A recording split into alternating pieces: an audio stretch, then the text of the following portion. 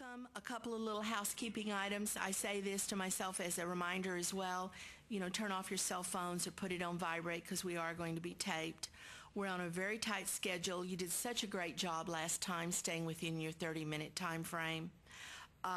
We will, if you've all picked up an agenda off that small rolling table over this direction, we do have an agenda. We have lunch, which is scheduled for 12:15 to 1:15. The food will be brought in.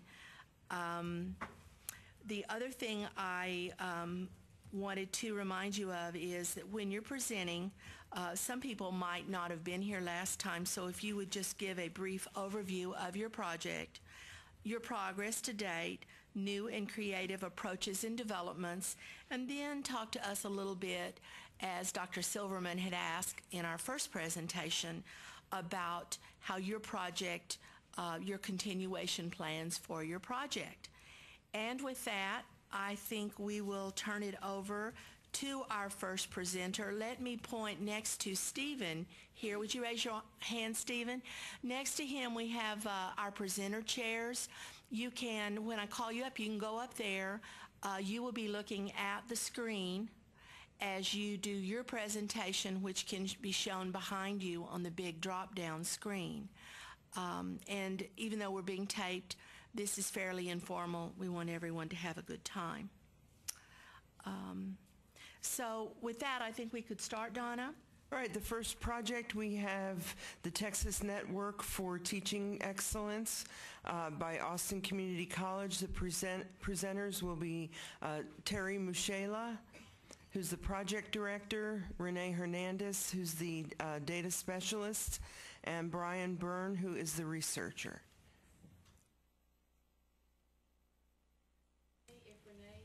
Yes, sure.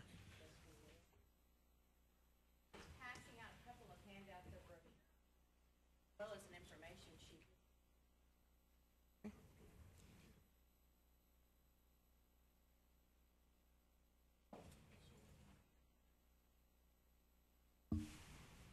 We've allowed about 30 minutes for each project with about 10 minutes to set up in between, but certainly if we, you know, you don't have to feel like you have to take that whole time, and maybe we can get out of here before 5 p.m. this evening. Start on time, end on time, right? It's a good way to go. Okay, Renee is pulling up, I believe, the website for the network. Let me give you a tiny bit of background. I believe this is our 4th year in the project. Time flies, huh? 4th year with it. Renee, and what the network is, she's calling up our website as a statewide professional development site, free professional development for faculty and staff across the state, both in CTE and in basic core courses as well, since those tend to overlap with professional development needs. And we have added a new component that Brian will talk about after I've covered the network, and that is we were tasked last year with putting together some valuable and centralized information on career pathways and articulation agreements. So let me kind of give you an overview while they're still calling up the network. If you have the handout that we've distributed, this is sort of a list of what is going on with the network right now. We have, as users, 53 community college districts and 98 campuses. Right now we have a total of 1,600 registered users. That goes up, has regular bumps right now. It's going to ease off a little while as everybody gets busy with the semester winding down, then it will bump up again. And users from non-community college institutions. This is a statewide project, and it is on the internet, so access is open to users from everywhere, really, because it is a free site. One of the things that we do is, among many other things, is we offer regular webinars. Not only do we host webinars for entities outside of the network that are associated with statewide projects, but we host free webinars, free and open to everyone in the state who would like to participate.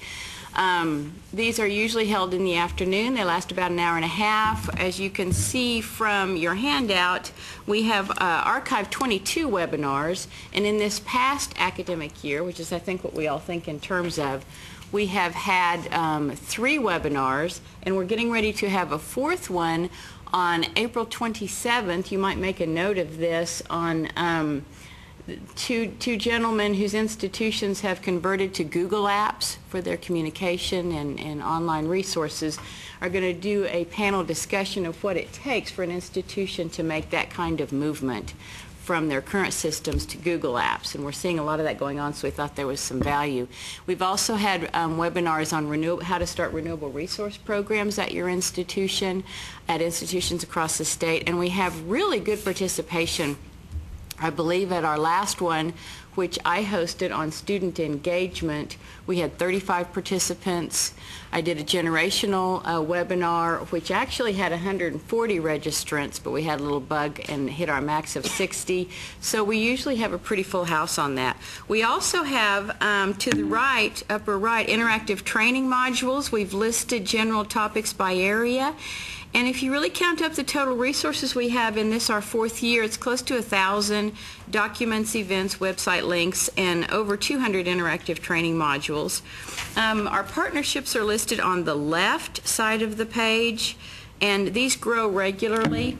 Recent upgrades are listed on the right. We are continually updating the site, not making it look drastically different, but different enough so that it does not end up getting a stale or dated feel. We have the blog feature.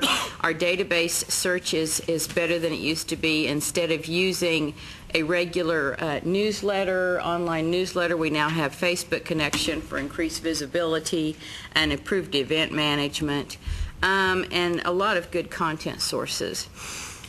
What we're really pleased with the network is the reception that we are receiving.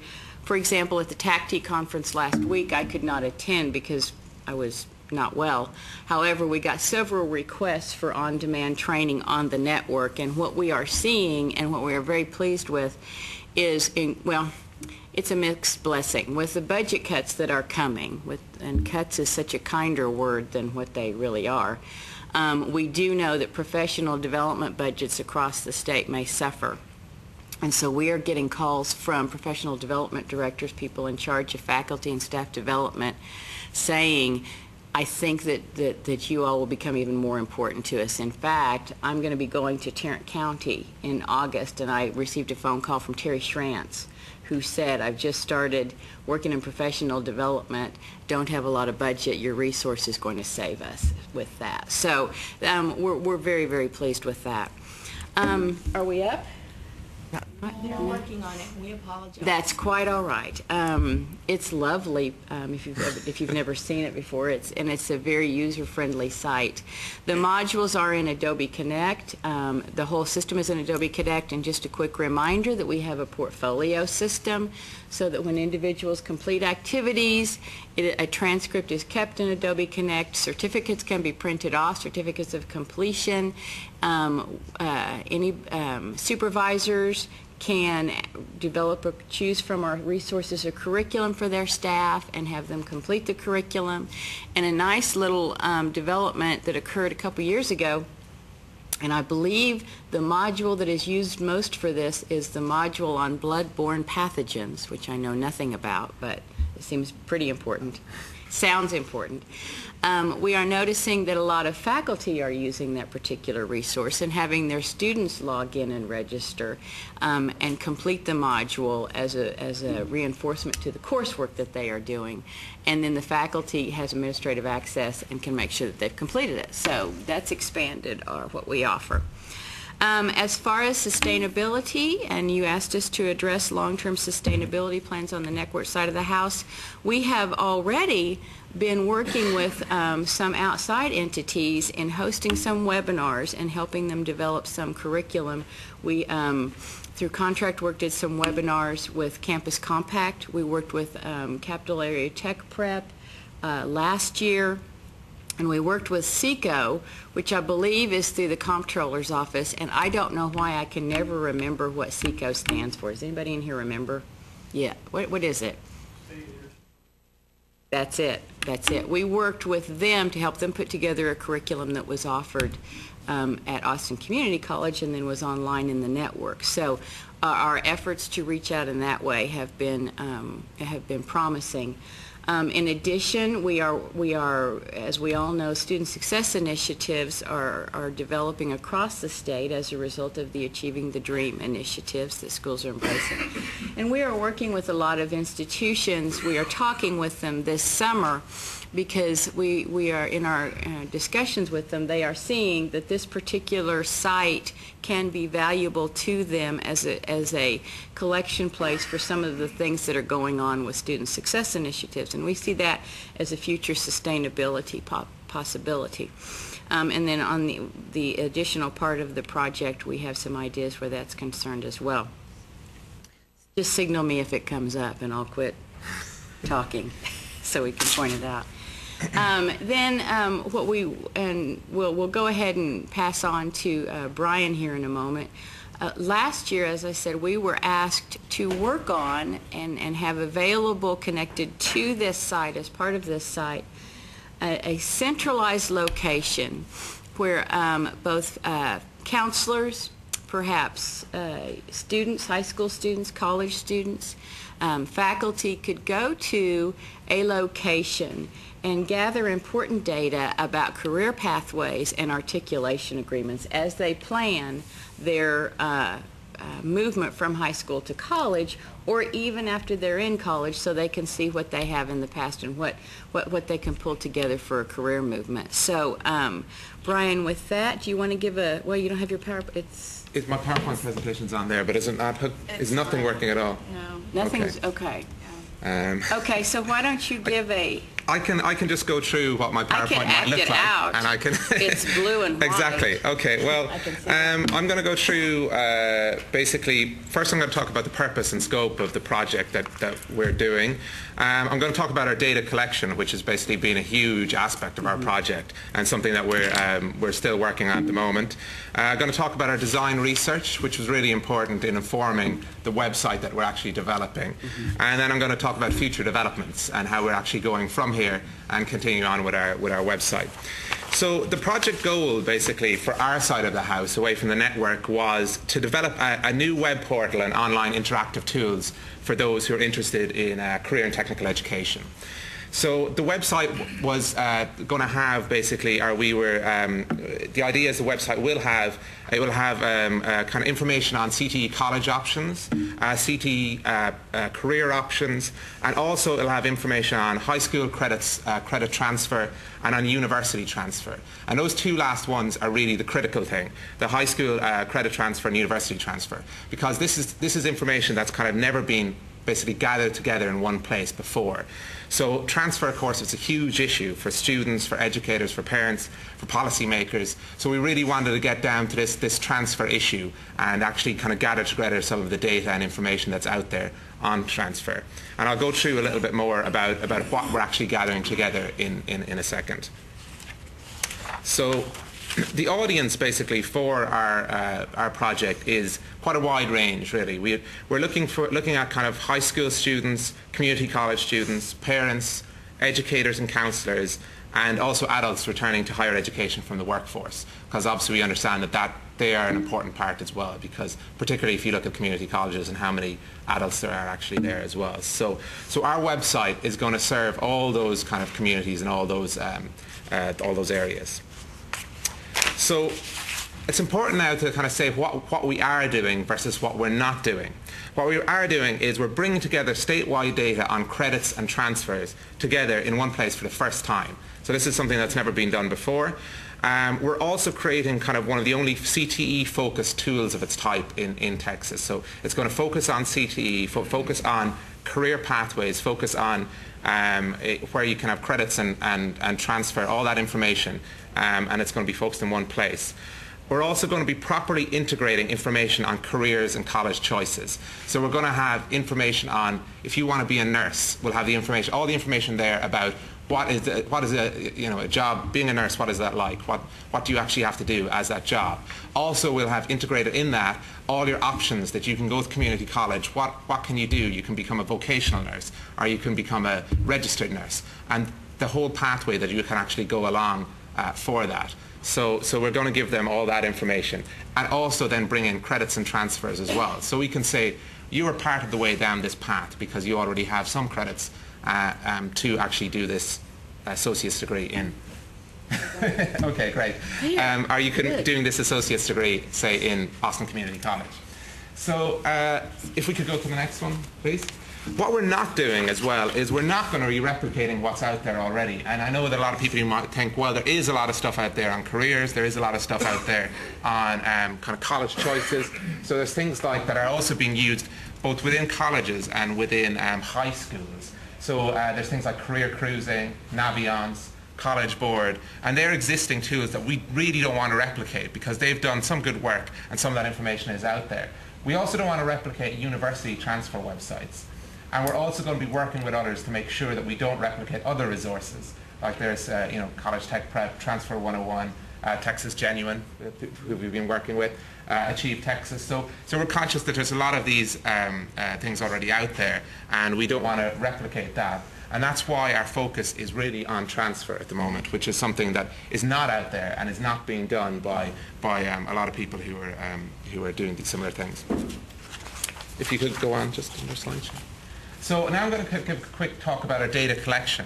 And so when I'm talking about transfer and talking about this information, we have to gather a lot of data together. And so what we were gathering together initially, say, was Tech Prep. So we were working with the consortia to actually get the information on what are the actual Tech Prep articulation agreements out there.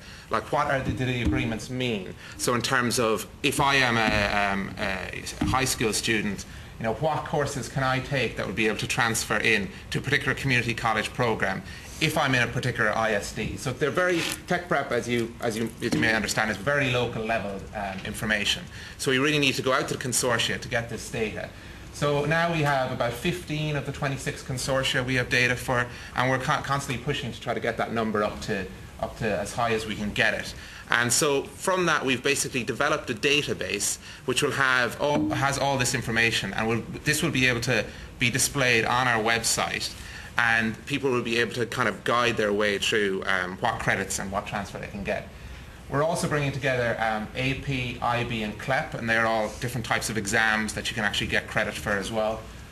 We've basically developed a statewide database on that now, and that required a lot of work as well. What we have to do is basically go out to individual course catalogs for every college in the entire state and extract their information on their acceptance of credits. And also where that information wasn't there, we've had to actually kind of go to the colleges individually and kind of ask them, do they have extra information on that. We're also bringing in dual credit, so we're in the process of collecting kind of all the offerings of dual credit around the state in each community college. And we also have sourced some career data from careeronestop.org, and this is basically, they're going to provide us a kind of a free feed of information on careers. So if, information on, if you want to look up nursing, you can find clear information on what the daily tasks are, what you actually, what the wages are for Texas, what the employment opportunities are. So doing that and taking that from Career One Stop has allowed us to focus on really transfer information. We've got college options information from the Higher Education Coordinating Board, their list of basically college and associate's degrees and certificates. And we've also developed linkages from, and I think this is a really kind of important thing, from community college health science programs to university programs. We focused on health science this year, but with a view to doing all the career clusters. So obviously there's 16 career clusters, of which health science is one of them. And as you can see, we're basically constructing, if you do dental hygiene, what is your in a community college? What's your option if your route is basically eventually to go on and actually get a university degree? So you could do an associate's degree, or you can go along the Texas core curriculum route. And we want to give students information on how they can actually, what they should do to do that. So if we could continue on. And so in designing our website, we wanted to make sure that we knew who our users were and what they wanted. So we thought it was very important to connect with our users and understand what our users wanted in terms of both information and how the information would actually be displayed. So we did 4 focus groups with high school students. We did 2 with community college students. And we also presented and hosted with discussions with at our conferences and meetings, just to get an idea of what the actual users wanted. Yeah. So from the user research, we wanted to get 3 things. We wanted to get ideas around design criteria, around the context, so what's the context that we're working within, and also develop what we call user stories. User stories are basically a user comes into the website and wants to find out information about what credits they can get for a nursing program in Austin Community College. So their idea of stories of what they actually will do on the website. And we develop those as well, and I'll show you what they were like. So we found in the context was really important that there was little knowledge of transfer issues among students. One good quote we got from a community college student was, when I asked her, how did you know that your credits will transfer? And she said, you apply and hope to God that your credits transfer. And so that was, when she was applying to university, they just didn't really know. And it was just a kind of a put your application in and hope that it happens. So there was very little knowledge there about how that whole credits and transfer process works. They didn't know what CTE meant, or tech prep. This was the high school students we talked to. There was no concept of what these terms meant. So it was very important to know that in the context of what we're actually going to present on our website. Also, existing support mechanisms like counsellors within the high schools, really, they weren't giving people what they needed. Design criteria, this may seem a bit obvious, but it basically came out from what we showed them some ideas for our website, some actual kind of what we call wireframes. And from that, they were able to say if they liked it, if they didn't like it, what their reactions were. In the end, they wanted something clean and simple with few elements or selection options. So when you come on a web page, you've got 3 options of where you want to go, and that's the maximum. They want quick access to information. They don't want barriers between the information that from them and the information. They also wanted step-by-step guides, so to take them through exactly the process of how they might get credits and transfer. And then they wanted the right language, and that goes back to the context in terms of talking about CTE and tech prep. The website user stories, and this then gets to what exactly our website will do. Our website will provide a few different kind of services, but one of the things will be, and this is a good user story to show you one of the things it will do. So a freshman in Alvin Community College can use the website to see what courses he can take in high school and will get transfer credit in a nursing program at Alvin Community College. So he comes on and he says, okay, I'm interested in nursing at Alvin Community College. We can pull up all the courses which basically are there that you need to do as part of that nursing program. Then we can highlight which ones actually you can get transfer credit for. So we'll say 2 of these you can do dual credit. 1 you might be able to get AP credit, and one you might be able to get tech prep. So then we can say you can get 15 out of 72 credits while you're actually in high school. So another one is a community college student can see what university options she has after her associate's degree. And this is something that came up that was important for students, was to know what does the associate's degree actually get them. Where we talked to community college students, some felt a little bit disappointed once they'd done an associate's degree because they kind of put themselves in a corner and they didn't realise that some of their credits, like their WECM and workforce courses, wouldn't transfer. So we want to be honest to students about that. High school students can explore information on CTE, career wages, licensing requirements, and that's all the stuff that we talked about careers again. Future developments. So we're now working with a contractor to develop the website and the related web applications. We're going to continue to collect articulation and transfer information around this year, and then we're going to launch the website in the late summer.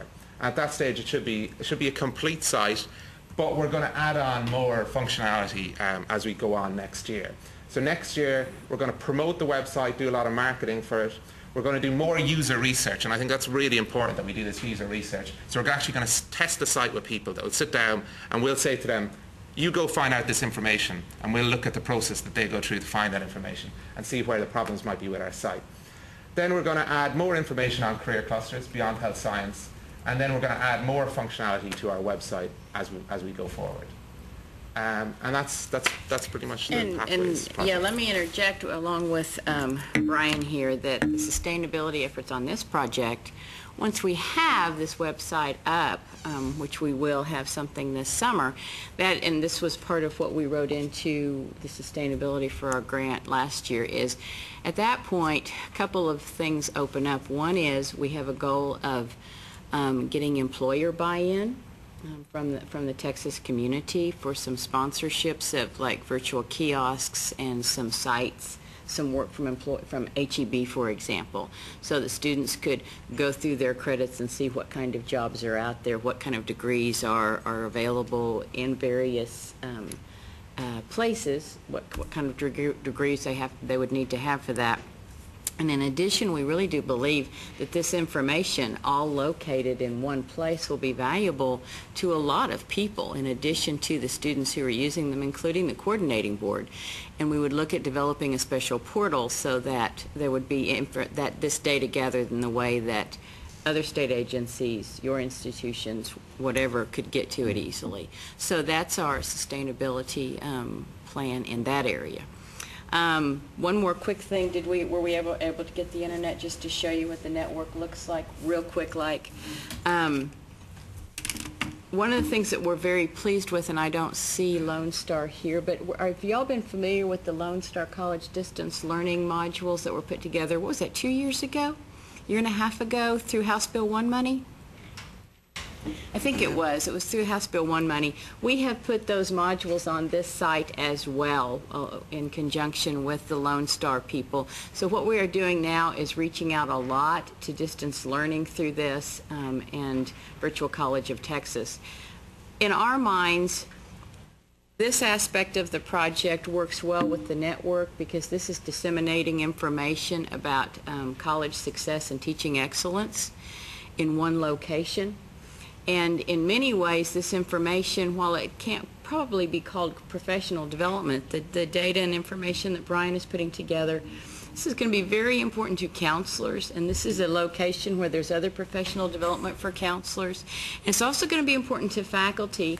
I don't know how it works at your institutions, but faculty advising we see is very important for student success, and knowing some of the criteria for success for students through that data is going to be important.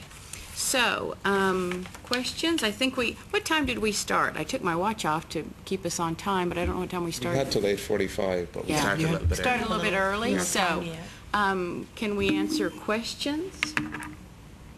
Terry, how do people find out about the website? How About do the schools network? find out? Yes.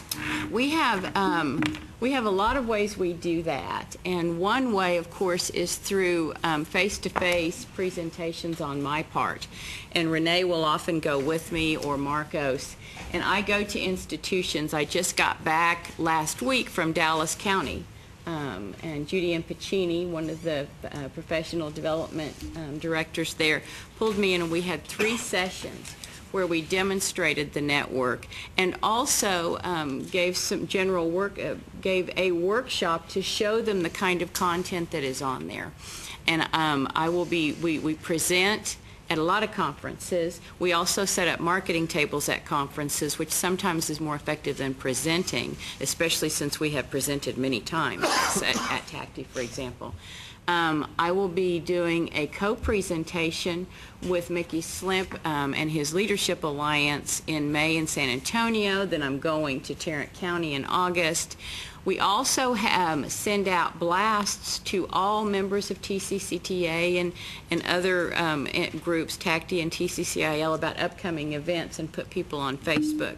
So we go in person because we know that still has to be done, but we also connect with people electronically and promote it in that way. I think you all have seen our website before, so we don't really need to demo it.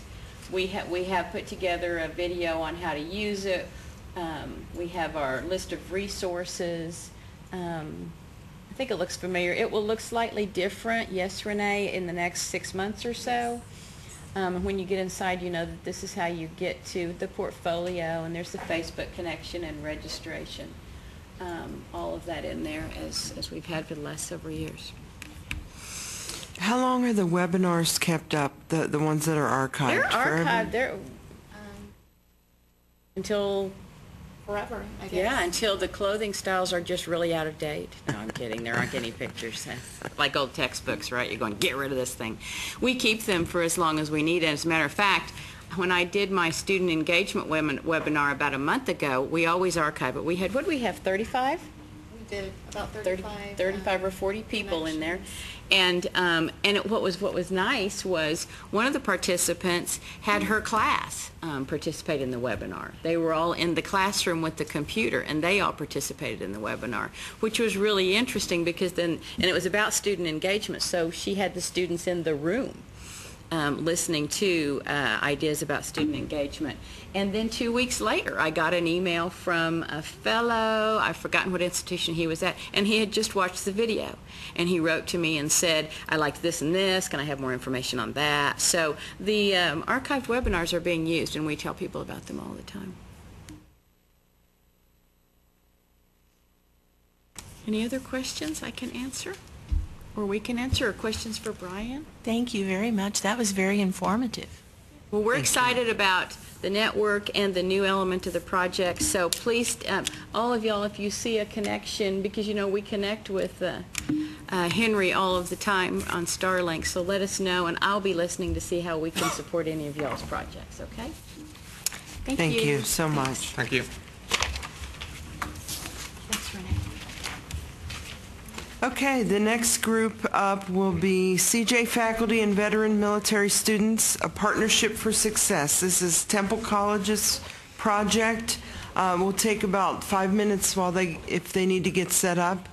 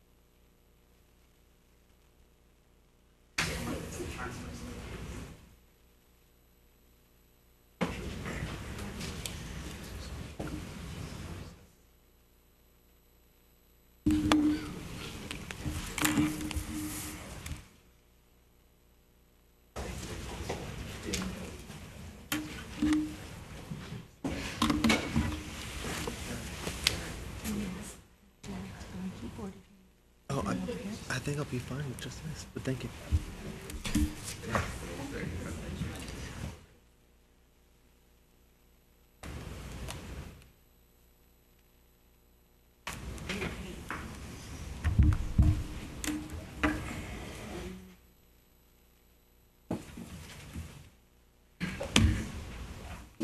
Christine is going around. If you plan to eat lunch or have ordered lunch, she's going around collecting the $10.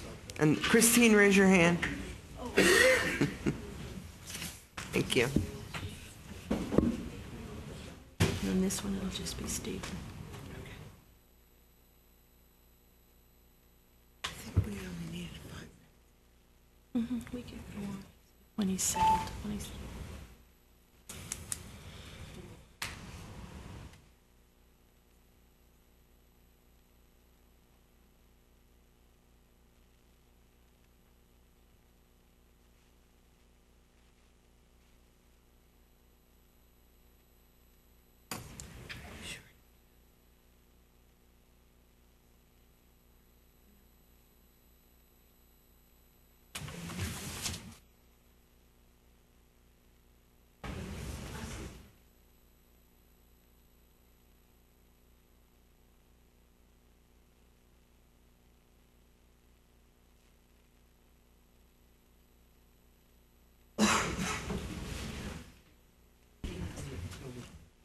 Stephen, are you ready?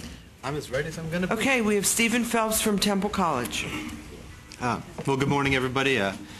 My name's Steve Phelps. I was supposed to have Dr. Keeling Olson here with me today. However, she had some issues going on with her children, so she wasn't able to make it, unfortunately.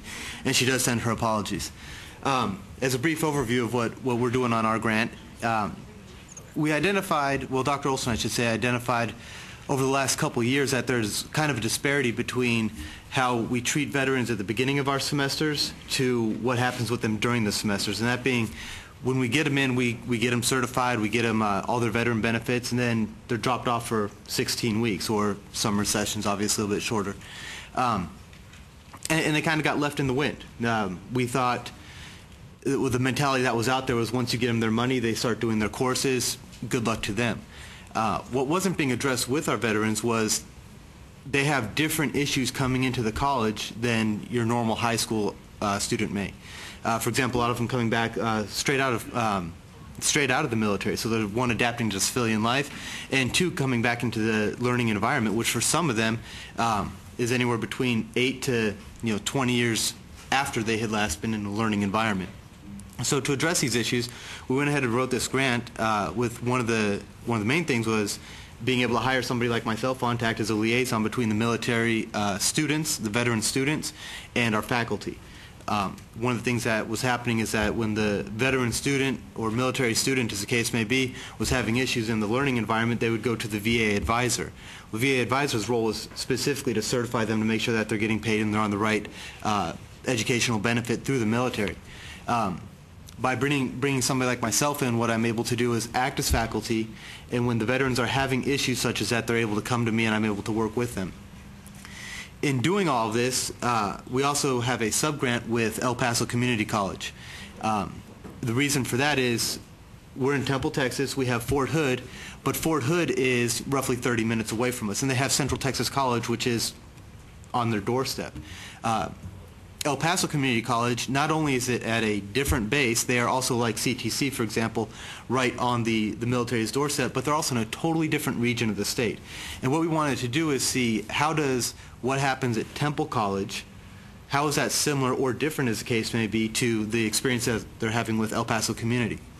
Another non-similarity that we have between the two colleges is that with Temple College, we are literally right across the street from one of the Veterans Administration hospitals. And with the dormitories that they have there, a lot of times veterans will get shipped in there as they're going through rehabilitation programs or vocational rehab, as the case may be. And when they look to increase their educational background, they come to Temple College. So we get a different type of veteran there. And in that, one of the things that we've also recently realized, I don't want to say realized, but been made aware of, we have one of the veteran students came to us and identified another difference of we have what he called the jungle veterans and the desert veterans. In other words, we have the veterans from the Vietnam era coming in, totally different subpopulation of our students. And then, of course, we have our desert veterans, which was from the last decade or so. So all these are the things that kind of initiated into the grant and the things that we're trying to address. And specifically, we're looking what can we do as far as best practices go in working with these veterans, improving our relationship with them as a college, and not just as Temple College, but as any other college that they may transfer to or be transferring from or going to, as the case may be, for four-year universities. So that being said, I'm kind of going to go over some of the things that we're doing. I'm going to be alternating a little bit between the Temple College experience and the El Paso Community College experience to kind of illustrate some of the differences and the different approaches that we are taking. And bear with me as I run the remote control. Some of the things that we wanted to establish within Temple College and solidify some more over in El Paso Community College was establishment of a Veterans Club. You have your United Way clubs, you have your various the student Baptist unions. There's all kinds of different clubs out there, which our veterans may or may not be part of, but we didn't have anything that specifically was focused towards the veterans, a population of our students that share similar experiences. So we went ahead on Temple College and established that. El Paso Community College already had something in place, and they built upon that. And with us, we joined what's known as the SVA. You may or may not be aware, that's the Student Veterans of America, and it's a national organization.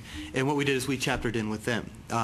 We kind of piggyback on what they already have. It helps us form our focus for our group, and it helps us get ours up and running. I guess it would have been spring semester of 2010.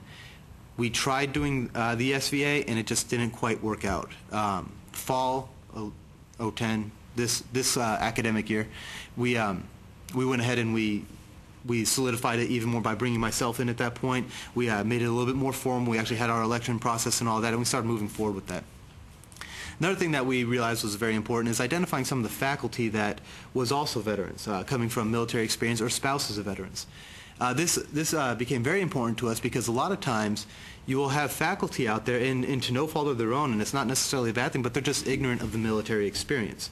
So it's hard for these students to relate to them. Oftentimes it's easy for somebody to relate to somebody that shares your same backgrounds, whatnot, as far as maybe your family goes growing up. But when you're coming in as a veteran, it's a little bit more difficult in some cases, not all by any stretch. So what we've done is we've identified various faculty members that are veterans. Whenever we have a student that is having an issue academically or is maybe talking about, I want to explore this field or whatever the case may be, we try to tie them in with those faculty members that they themselves are also veterans. It improves kind of the reliability of the information in the veterans' eyes, and it makes it easier for them to talk. They understand each other's language, they understand the experience to some degree. We wanted our campus to be considered veteran-friendly. Now, there's many different areas out there we can be considered veteran-friendly, whether it's through the GI Jobs websites, SOC accreditations, military-friendly schools, and all these things. But we wanted to be military-friendly from our point of view to the students, and we want that to be reciprocated. We want the students to look at us as a veteran-friendly campus, because we can have all the certifications and accreditations that we want, but if the students don't have faith in that, then we're dropping the ball. It's not going to do us much good. And in doing that, we sent out our initial survey, which went out October of 2010. And that initial survey was basically asking, what do you think about the campus? Do we meet your needs? Are you aware of the programs that are out there? Various questions basically to gauge their satisfaction and their perceptions of the college campus.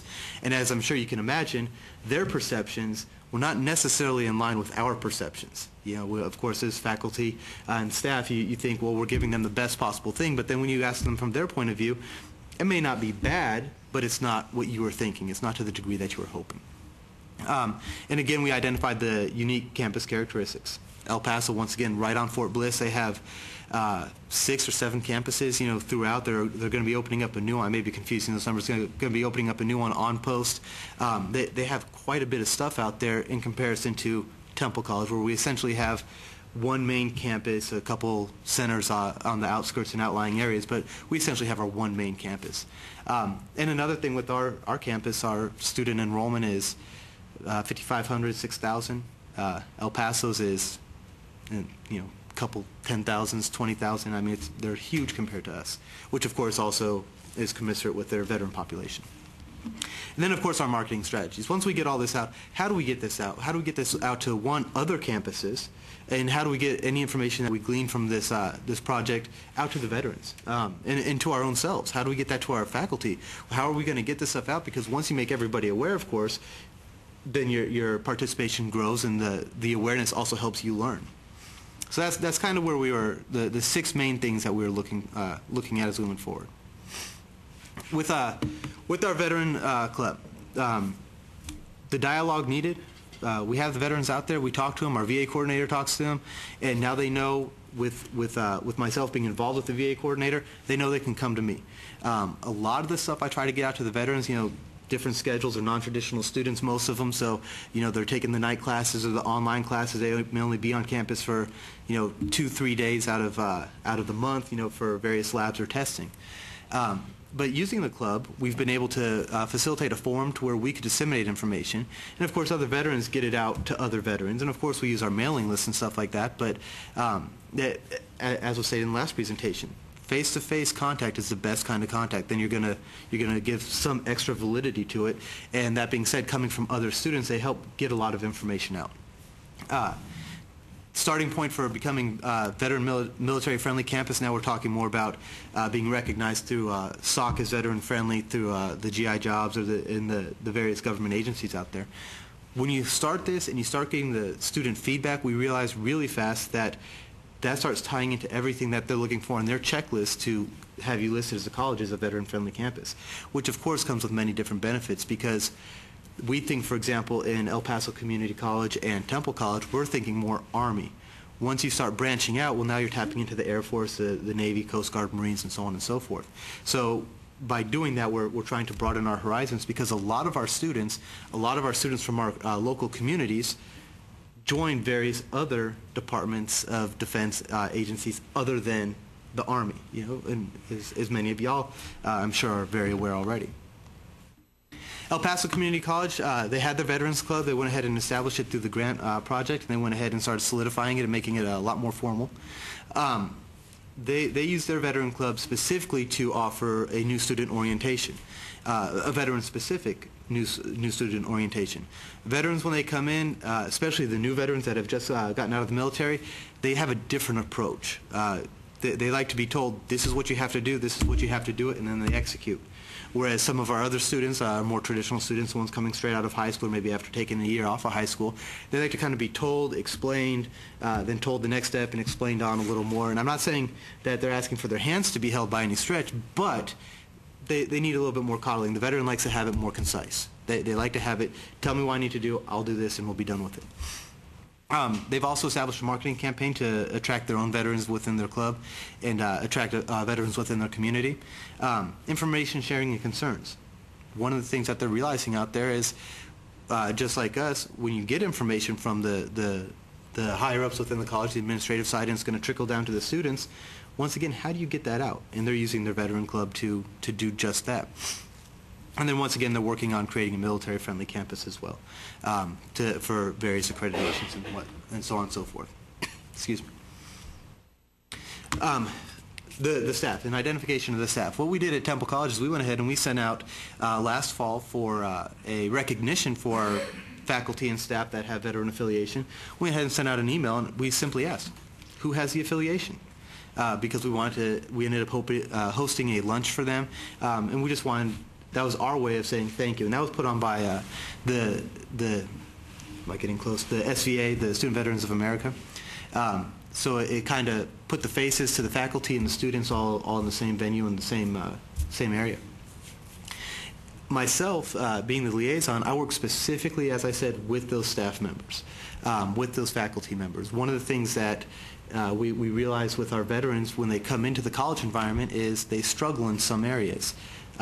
Some things that people may take in general college, your general biologies or whatever, you can generally be expected to come out of high school with very little information or very little knowledge about that anyways, and you can start from scratch. Same thing with the veterans.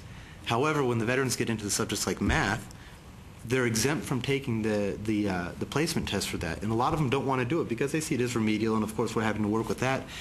But they find themselves in these math classes and they're struggling. It's been 10 years and all of a sudden they're trying to remember what a quadratic equation was.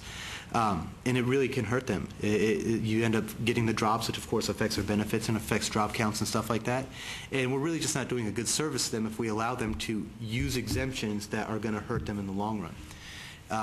That being said, we've worked with our math department, for example, to say we have some vets, they're coming in, they're not too sure about what they're doing with their math. We've already advised them into some remedial courses to bring them up to speed.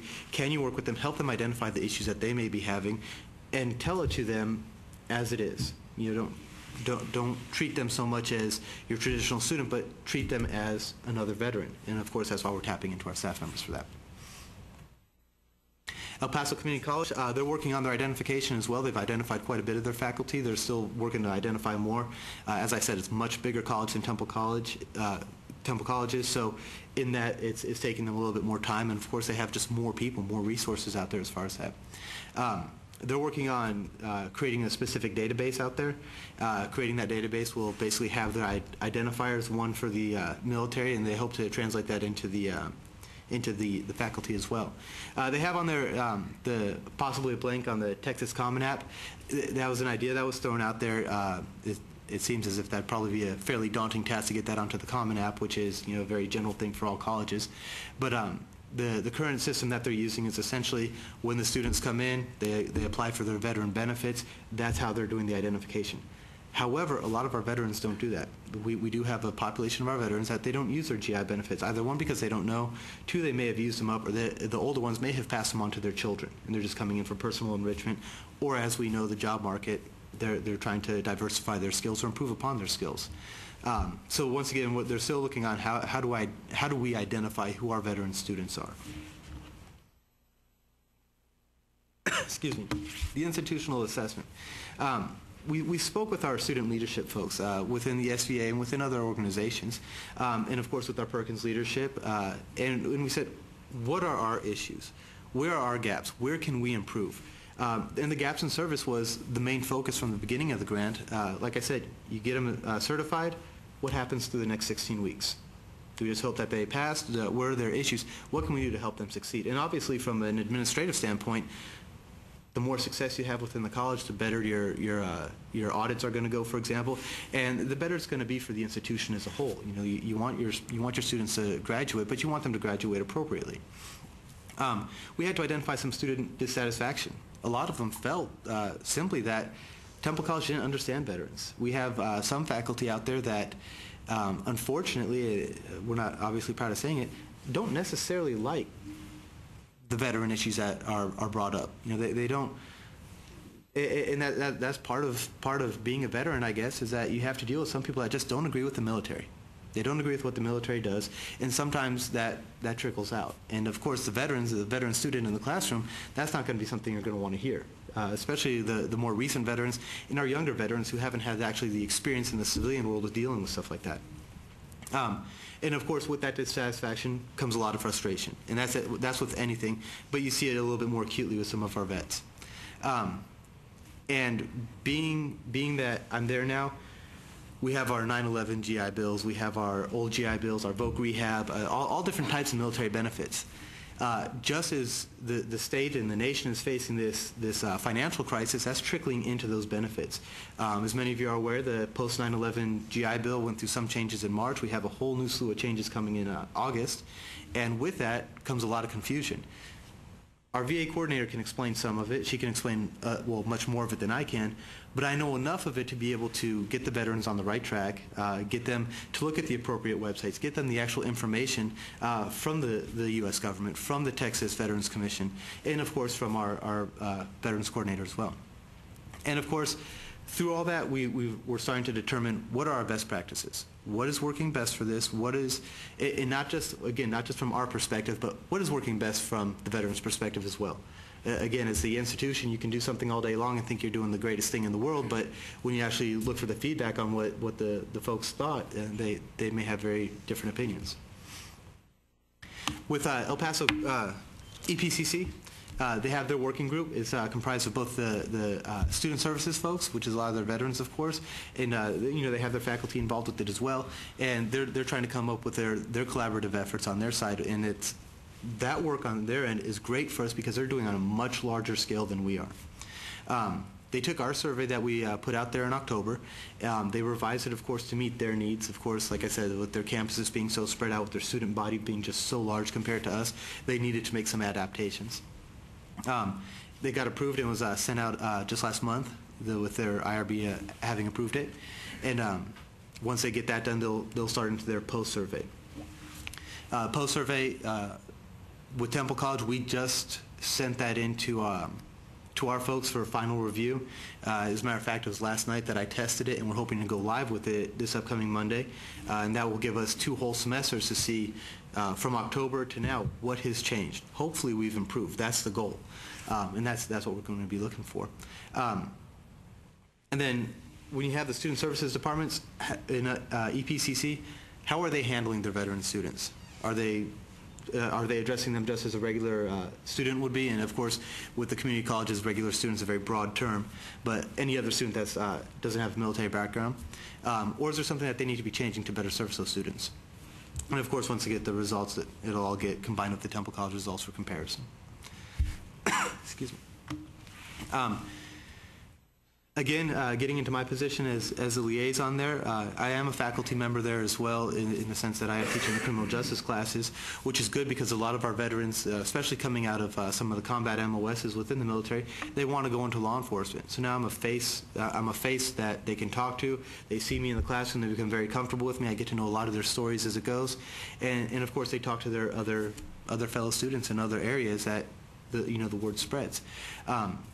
And in doing that, my working with the VA coordinator, my working with other areas of the staff and administration, I'm able to have a much better understanding of what's going on, and I'm able to relate to them. I myself am a veteran, and they know that. That being said, when they come to me, they feel that they're not so formal with me, and I don't ask for formalities with them. Because when I'm acting in my role as liaison, I'm there to hear their concerns. I'm there to work with them. And so far, of course, this is coming from my perspective. We'll find out after the survey. But so far, I think we're making really, really good headway with that, and we're getting very positive results from that. Once again, our pre-survey was in October. Our next one should be going live Monday. And survey results, we're looking at specific target areas.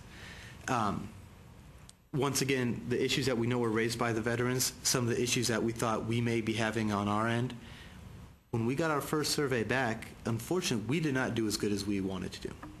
Overall, our survey results were very low as far as satisfaction. And when I say very low, some of them were as percentage-wise up in the 60s, a lot of it in the 50s. But what we wanted to see is we wanted to see the lion's share. We wanted our bell curve basically to be skewed over towards the positive. And that wasn't so. And that gives us a direct area that we know we need to work on. And being that our college, it's indicative, we think, and we'll find out much more from El Paso community, is probably indicative of many of the colleges out there. In relation to the state of Texas, Temple College, we have generally the same amount ratio-wise of veteran students as any other college may, because a lot of our students are ones that were already from the community that we live in. And of course, that'll be different with El Paso due to the fact that El Paso will have active duty members there as well.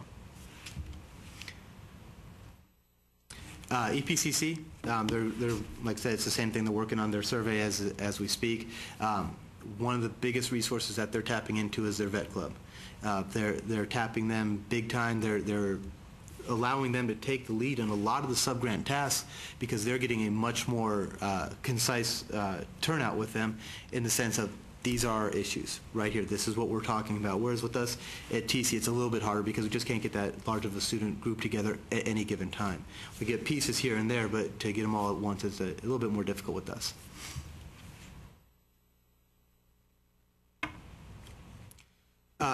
Some of our characteristics, again, I spoke about that a little bit in the beginning. We have the VA hospital, which lends itself to an older generation of veterans coming in.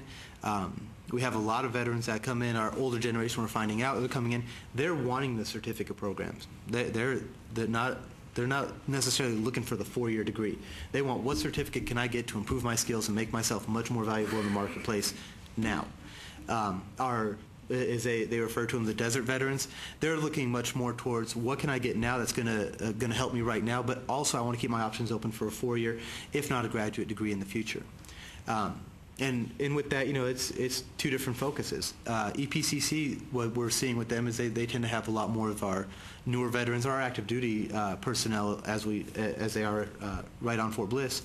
And with that, they're getting much more of the focus on the 4-year degree. They're looking, I know where I'm at now, I want to see my future and see where that goes.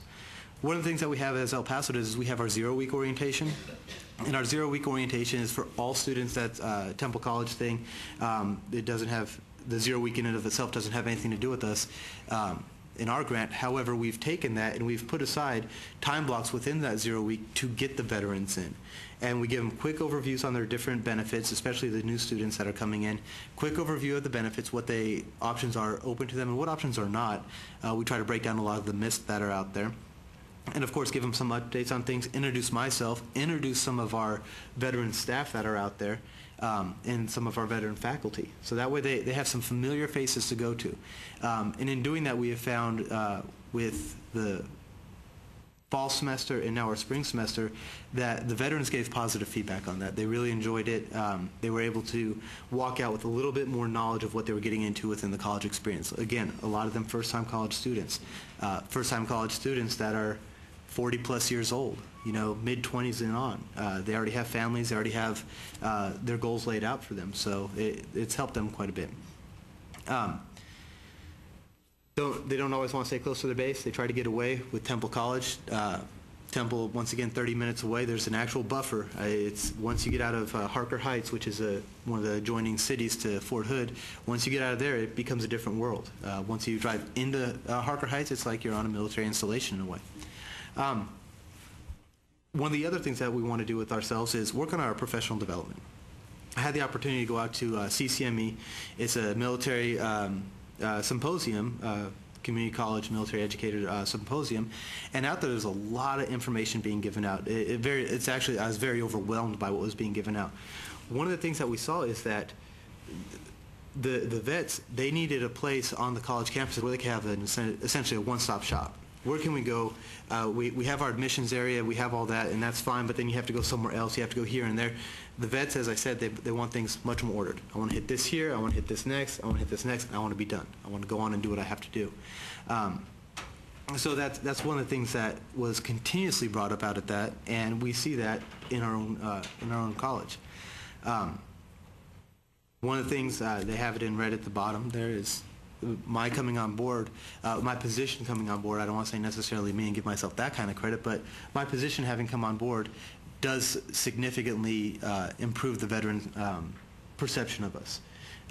They know, once again, they have a face they can go see. They have somebody that they can talk to, somebody they can vent their concerns with, and try to get some resolution to some of the issues. I have once again, as a faculty member, I have the ability to navigate the administrative side of the house as well and see what we can do to assist them. EPCC, talked about it once again in the beginning of the presentation. They have their student group. They're right on Fort Bliss. They're right there. They're working on doing the campus on Fort Bliss. That's a big one for us because that's going to be nearly 100% veteran or active duty military students out there. They're working on a Public Safety Institute. It's going to be one of their further away from Central El Paso campuses. However, a lot of our law enforcement that you see out there, a lot of our paramedics, firefighters, are veterans. It's a natural transition for a lot of them, especially coming out of combat MOSs. And then they have their ESO, their Education Service Officer, who's going to be working for the Homeland Security and other certificate completions this year. Another thing that they're working on that they have the resources to be able to do.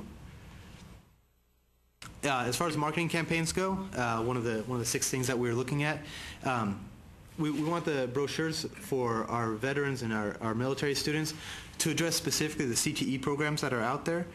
In addressing those CTE programs, a lot of them immediately we found think certificate. I don't want a certificate, I want a degree. And what we're able to do, of course, is through the various associates that are out there, get them sometimes a certificate and the degree at the same time, and then get them ready for the 4-year university and ready for the job market at the same time. Of course, we want to see them go to a 4-year university, but again, a lot of these veterans are older students, and they don't want to go to 4-year university. They want to get what they can now, get into the workforce, and start working at it, which, again, in the times that we're all facing, is understandable. They're very pragmatic about their approach to it. We want to have our programs, we want to go with a holistic approach. We don't want to just get them in, get them gone, get them graduated and look good. We want to make sure that we can follow up with them at a later time and know that when they have their friends, their family members or their buddies getting out of the military, they say, you know, I had a good college experience. You should try talking to this person. And this person not necessarily having to be the admissions folks or the registrar and stuff like that, but it could be myself or it could be another one of the faculty that they've had a positive experience with. The little slogan that we use is veteran friendly, veteran proud. We want that to go out there to our veterans. We want that to go out to veterans across the state, you know, knowing that colleges in Texas, we're proud of our veterans. And we want them to be there. We want them to be part of our learning environment because, again, we need to improve ourselves in order to improve, you know, the state, and of course we can do that through our educational systems. Identify the interest in serving those students. A lot of the students come in and they know what they want. A lot of the vets come in and they know, look, this is what I've been doing. I've been doing it for X amount of years. I like it. I want to do it. This is what I want. How can they look at us? How can you help me? And the starting point that identifies other specific programs. You know, once they get in and they start talking with us, a lot of times, especially within the CJ field, they're sitting there like, you know, I always like law enforcement and stuff like that, but I don't want to be a cop. Well, there's a lot of other options out there. Once again, you have the Homeland Security stuff, you have corrections, you have parole, probation, and that's just within the criminal justice area. You get a lot of them coming in, well, I want to get into the medical field, but I don't want to be a doctor or a neurosurgeon or anything like that. Well, we have our respiratory care, we have our radiology techs, we have all our nursing programs and stuff like that. And a lot of times, they're just simply not aware, because the military provides them a specific MOS. This is what you do, that's it. El Paso community, they're working their initiative with their grant liaisons out there. They're coming up with additional marketing materials on top of what they've had. And they're trying to enhance it with that input that they're getting from their student body, from their veteran students and from their student service officers. They're trying to make the access to their military benefits on their website a little bit easier. They're trying to make it more streamlined for the veterans, so that way when they get in there, it takes the focus away a little bit from just getting funded, but to getting funded and then continuing on with the education throughout the process. And they're in the process of becoming military-friendly school for 2012. Not saying that they're not military-friendly now, but with the different accreditations, the more that you can have out there identifying yourself as military-friendly, the better off you are, because it just, once again, increases your marketing on a nationwide level at that point. Can you tell us a little bit about how you get that designation and who it comes from? It depends. You could be a SOC certified school, but then SOC, which is Service Opportunity Colleges, they also have military-friendly designations, and they have their checklists and their criteria for that. As a matter of fact, many of the colleges y'all may have recently got an email with a survey on it, because I think they do it every 2 or 3 years, where they get it out and you get registered into their databases. So somebody at your college may have already got this. And then you have your GI jobs or your GI college websites, and they have their similar criteria, typically in line with the SOC criteria, but then they have their own, what is a job placement, what's the graduation rates and stuff like that. And then, of course, you have your Army Times or your local college ACAP offices within, that's exiting military service offices, and they'll have their own veteran-friendly criteria as well. So what you want to, the idea is get your SOC accreditation, get your SOC military-friendly, and then you start applying that to all the others. And again, the more you have, the better off you are. So it's a shotgun effect in a way. Building on Donna's question, Stephen, tell us, so that we can relate to this, what would the advantage be to an institution of having the veteran-friendly designation, and how would that support closing the gaps? Well, veteran-friendly designation specifically, a lot of times when the vets get out, they get into the job force, they're exiting the service, and what they're told is, here's where you could fill out your resume, here's where you could go find a job. When you become veteran-friendly, you start getting put into the publications that go directly to the veteran, not necessarily to their exit areas, not necessarily to the colleges, but directly to the veteran themselves. By getting that, you start to see the veterans have more awareness of it. You put that out there, and then suddenly they start thinking, well, maybe I can do college at the same time find a job. And in closing the gaps, when you bring them into this environment, you're able to give them a concise description through the veteran-friendly status, because that veteran-friendly status, they'll put out there your the various programs you have, or they'll at least link them to your college, and through those program designations that are out there, of course, now you hit your college website, and whatever you've already been doing as far as closing the gaps, you have that already in place. It leads them directly to it. It gets them from the just entering the civilian world to the now I'm entering the college environment, and of course from there you build on that. I had a thought while you were talking also. The network had talked about the database that they're developing, and you talked about working with El Paso Community College as your partner on this project. I believe you mentioned a database as well. That's college-specific database. As far as who do you have on your campuses that are veteran students or faculty that are veterans and stuff like that. One of the things that they did mention, which I took note of, was the professional development stuff. Tying into all this, how do we get that out to our faculty and staff? How do we get that out? We can get it to our own institutions easily. Using the network system, well, we can now put it out there for other colleges. Simple professional development on simple things. Not 5, 10-hour type classes, but 30-minute presentation on some of the issues affecting our veterans. PTSD, TBI, transitioning, some financial issues that they're running into, stuff like that. Quick 15, 30-minute little presentations, that'd be classic to get that out there to them. Or perhaps a webinar on the topic. Absolutely. Which is broadcast across the state, and people can participate. So I had intended to get your card. Yeah, and like I said, you took note on that. But as far as the database, to answer your question specific on the database I was referring to is within the college system itself, within the individual institution, to be able to track the veterans a little bit. And speaking of that, the next steps, going straight into the database stuff. Texas A&M, Central Texas, well, I'm sure it's the entire A&M system, they have what they call the Warrior Core program. And what the Warrior Core program is while the students are at a 2-year institution planning on transferring into the 4-year institution, they can talk to an advisor once they're partway through their associates, and they can say, I plan on going to your college. What do I need? And at that point, they get entered into what's called the Warrior Core program. They basically sign an agreement saying, this is my intent, here are the classes I need to be taken. We take those classes, and we look at them, and we're essentially in line with them already. But we say, what are some of the specific classes that we might be able to offer, one, of course, at a reduced cost, and two, to have them set up a little bit faster for quick graduation once they get into the 4-year universities. So that is also a database from them, and what we're planning on doing with that, what we have kind of in the works, is take that information, and we'll be able to better track our student success. We got them at the 2-year university. This first part of the grant is essentially identifying the needs.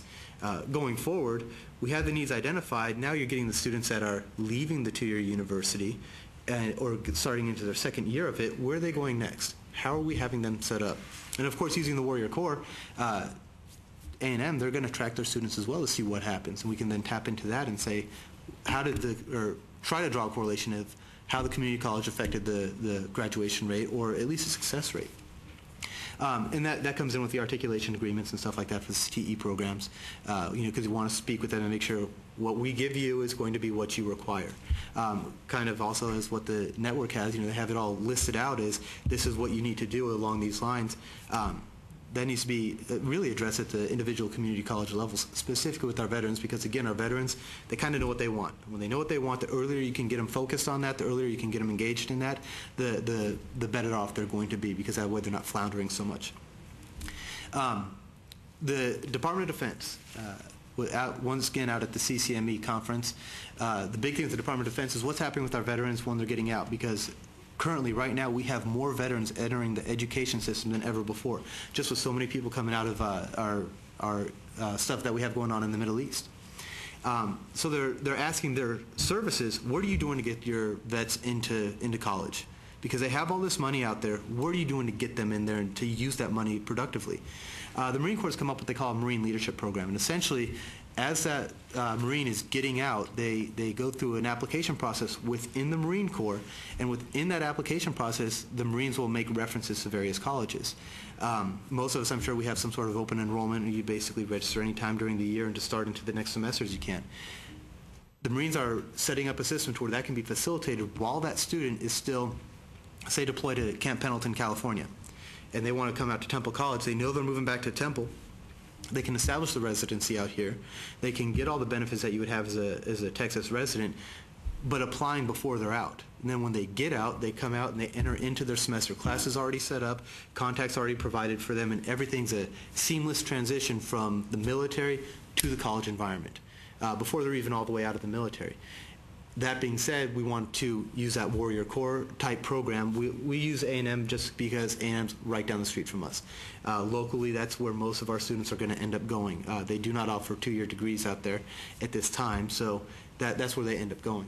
And so we want to see how does that work with A&M. And of course, we need to expand on that as time goes on, especially if it's working well. SOC, Service Opportunity Colleges, once again, we touched on that. And then understanding the veteran issues, again, the professional development. What can we do professional development-wise? A lot of the issues out there, PTSD, TBI, big, huge ones, big, huge keywords out there right now. And we're seeing a lot of stuff happening with the veterans. Online learning environment, very good for some people, very bad for others. If a vet's suffering from serious PTSD, it might be what they need, but something that you wouldn't consider based off of the PTSD diagnosis or PTSD issues. But a lot of different things that are out there, a lot of information that we've been able to gather that we need to make it concise and make it usable for everybody, more than just ourselves. Nope. Any questions? I have a couple of questions. You mentioned something about like the identification problem with veterans. Mm-hmm. Do you have any solutions with a common app or? That's what El Paso Community College was looking into, and they're trying to explore. I guess one of their issues is, do you want to identify somebody as a veteran on a common app if that person is not necessarily going to want to be identified as a veteran? They may not have had a good experience themselves, or for whatever the case may be. And of course, you also need to be careful on all the other issues that may come out of that if people ever have access to something like that. One of the things that was also tossed around after that is, why not just in the application process put it within the application itself, whether or not they're using their military benefits. A lot of the applications ask for veteran status specifically to guide them towards veteran status, or veteran benefits, I should say.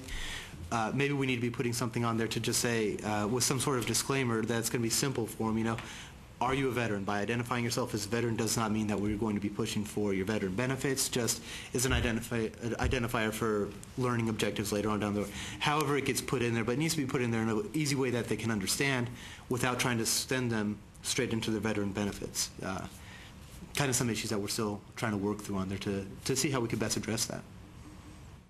Okay. And there was a couple of questions. Do you know the percentage of CTE veterans at your institution, or is it a? We don't track it that way by veterans right now, so that's a hard number for us to gain. And as a matter of fact, with I mentioned the SOC survey just came out for all colleges to do.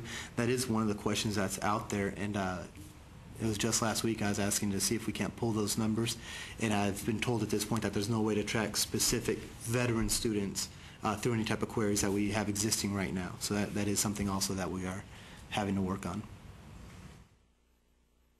And right now, the statewide impact is just between Temple College and El Paso, right? For right now. For yes. right now. And what the purpose of this initial grant is find out as much as we can find out on our end, and then put it into some sort of package, whether it be brochure or using the network to disseminate it statewide. You know, how can we get out to, of course we have the NISOT and the TACTI stuff that we're going to and putting our stuff out there as well, but you know, that's not going to have 100% participation as y'all well know. So getting it out there is the end result for this grant. We want to make sure that what we have learned, good and bad, gets out to everybody, you know. And I think it would be really helpful if you could develop some sort of, you know, step-by-step outline for Yes. schools who want to go through this whole process of doing the assessment and then developing programs for veterans. Yes, we agree. We've been talking about that specifically. What are the steps to address the issues while they're on campus? But what about getting them on campus and getting the same recognition that we hope to get from the veterans that we hope to get out of this grant right now? You know, we want to kind of get rid of the bad stuff and keep the good. Do you know the number of the veteran-friendly institutions? Is there a list somewhere? Again, it depends where who you're going to. The SOC does have a list. It's going to be updated here shortly with the survey. There are quite a bit. Texas specific, I do not know. I know throughout the nation, there's a magazine that gets put out. It's not a SOC veteran-friendly, but it's through the GI Colleges magazine comes out, and it's page after page after page of veteran-friendly institutions, online, 4-year, 2-year, and technical schools is all listed in there. So, Thank you so much, Stephen. That's a lot of information to absorb. I think we're at the point where we'll be having our next presentation. Okay. Were there? thank you. A couple of questions. Oh, all righty. Go ahead. You may have addressed this, but can you tell me how many veterans are in community colleges in Texas? I do not know that number. That's something you try to get from. That's exactly what I was trying to figure out. We actually, at that CCME symposium that I was at, they were trying to get that out there. The problem is each branch that is issuing the benefits has a different counting method, and tracking where they're actually at right now becomes quite difficult. And unfortunately, just by the way federal regulations are written, a lot of the veterans get counted as dropouts, but they're not really dropouts. And with that count coming out, they don't know how to compare it yet. And I don't know if there's going to be resolution to that. One other thing, could you just take a minute and expand a little bit on the professional development needs?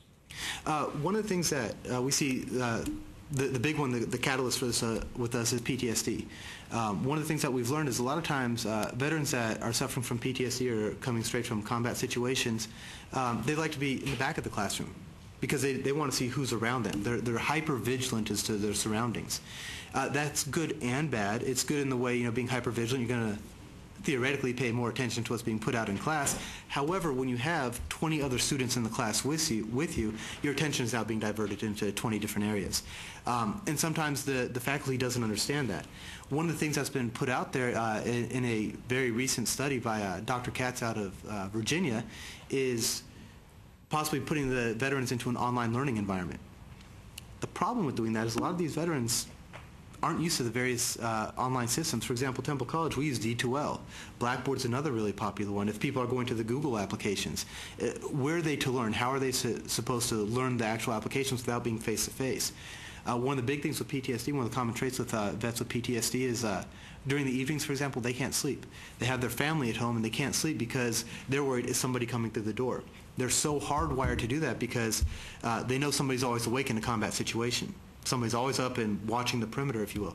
Who's watching the perimeter at their house? So they stay awake all day and they tend to do their sleeping, or awake all night, they tend to do their sleeping during the day. Obviously, as far as classes go, that throws a big kink in the system because most classes are, morning to about 3 o'clock. And then, of course, you start getting your evening classes where they're trying to be home. So little issues like that, which may be innocuous for some vets, are very substantial for others. And, of course, if you have one person going out there with a really bad experience, that's going to spread to others. They're going to hear the bad of it and not the good. So we need to make our faculty aware of that. Make our faculty aware that sometimes these vets, out of nowhere, will just miss a whole bunch of class. And of course, we all have our attendance policies and we all have our contact hours and stuff like that. But sometimes, you can have an A student out there that just all of a sudden disappears for a couple weeks. And our faculty, they really need to make the effort to reach out. So what's going on? Because sometimes they just fall into a deep depression, or they want somebody to say, hey, come back, you're still with us, we got you, we'll work on this. They need to know they have that support. So addressing stuff like that and maybe ways to address it tactfully without coming out and raising further issues with the veterans. And of course our best practices that we're developing ourselves. Were there any more questions? I actually had a question based on what Henry had asked. Are you seeing any differences in needs between the female and the male veterans? Yes and no. Specifically in front of my face, I haven't seen any. What I've been hearing through doing all this, female veterans at times, depending upon what their job was in the military, they can at times have worse issues with the PTSD than their male counterparts. Reason being, a lot of our female veterans were in medical fields. Not necessarily combat, they're not necessarily on the front lines per se, but mortars don't just hit the front lines, artillery doesn't hit the front lines. So they deal with that, of course, which keeps them on an even par, but a lot of them work in the medical fields. And as you can imagine, in the medical field, you're not having soldiers coming up to you that are healthy. A lot of them, are coming in with pretty traumatic wounds. What you see on TV with all the injuries that are out there, obviously somebody dealt with in the field, and that's where we see a lot of the issues with them. It's a different aspect of it. Okay, thank you so much. We'll have a short break and then Starlink will present. Thank you.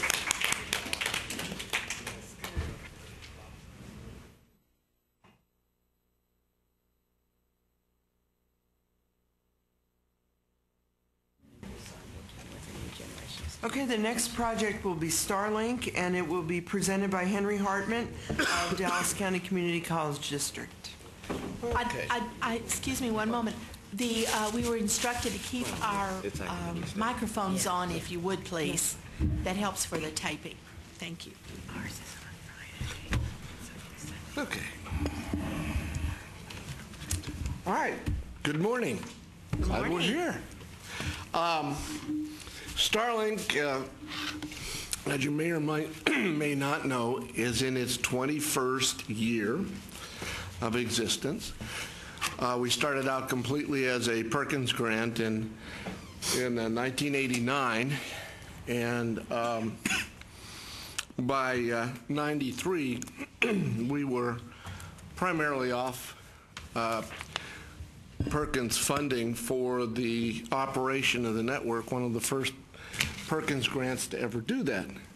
And we're very proud of that. At this point in time, the Perkins money goes primarily for production of professional development and very, very, very little to operation, because we've got state and PAC and a very aggressive marketing campaign throughout the U.S. and Canada. We actually have 220 colleges in the Starlink network. One of the main things in our Perkins grant, of course, is to manage the network so that all the colleges can get the programs that we produce. We have, we do this in a number of ways. We have institutional representatives at each campus, and these are selected by the campus president. We send out a monthly newsletter on constant contact, plus specific information periodically to our institutional reps, who are our contact on the campuses and expected to pass that information throughout the campus. And many of them do excellent, excellent jobs. We have a member services team who basically, through email and telephone and face-to-face, meetings, service all of the colleges, the community and technical colleges in Texas. We send flyers out on all of our programs. And of course, our website is a major part of Starlink's communication. We have just redone our website completely, and I hope you all have had a chance to see it. These are two of the pages on the website, the splash page and the members page. At this point, a community college employee will log in with a campus code first time, and then after that they'll just go up and log into the program with a password and can get all the materials that we have on our website that include a lot of resources around the country for professional development, plus our programs and our packets, and the library, which is very, very important.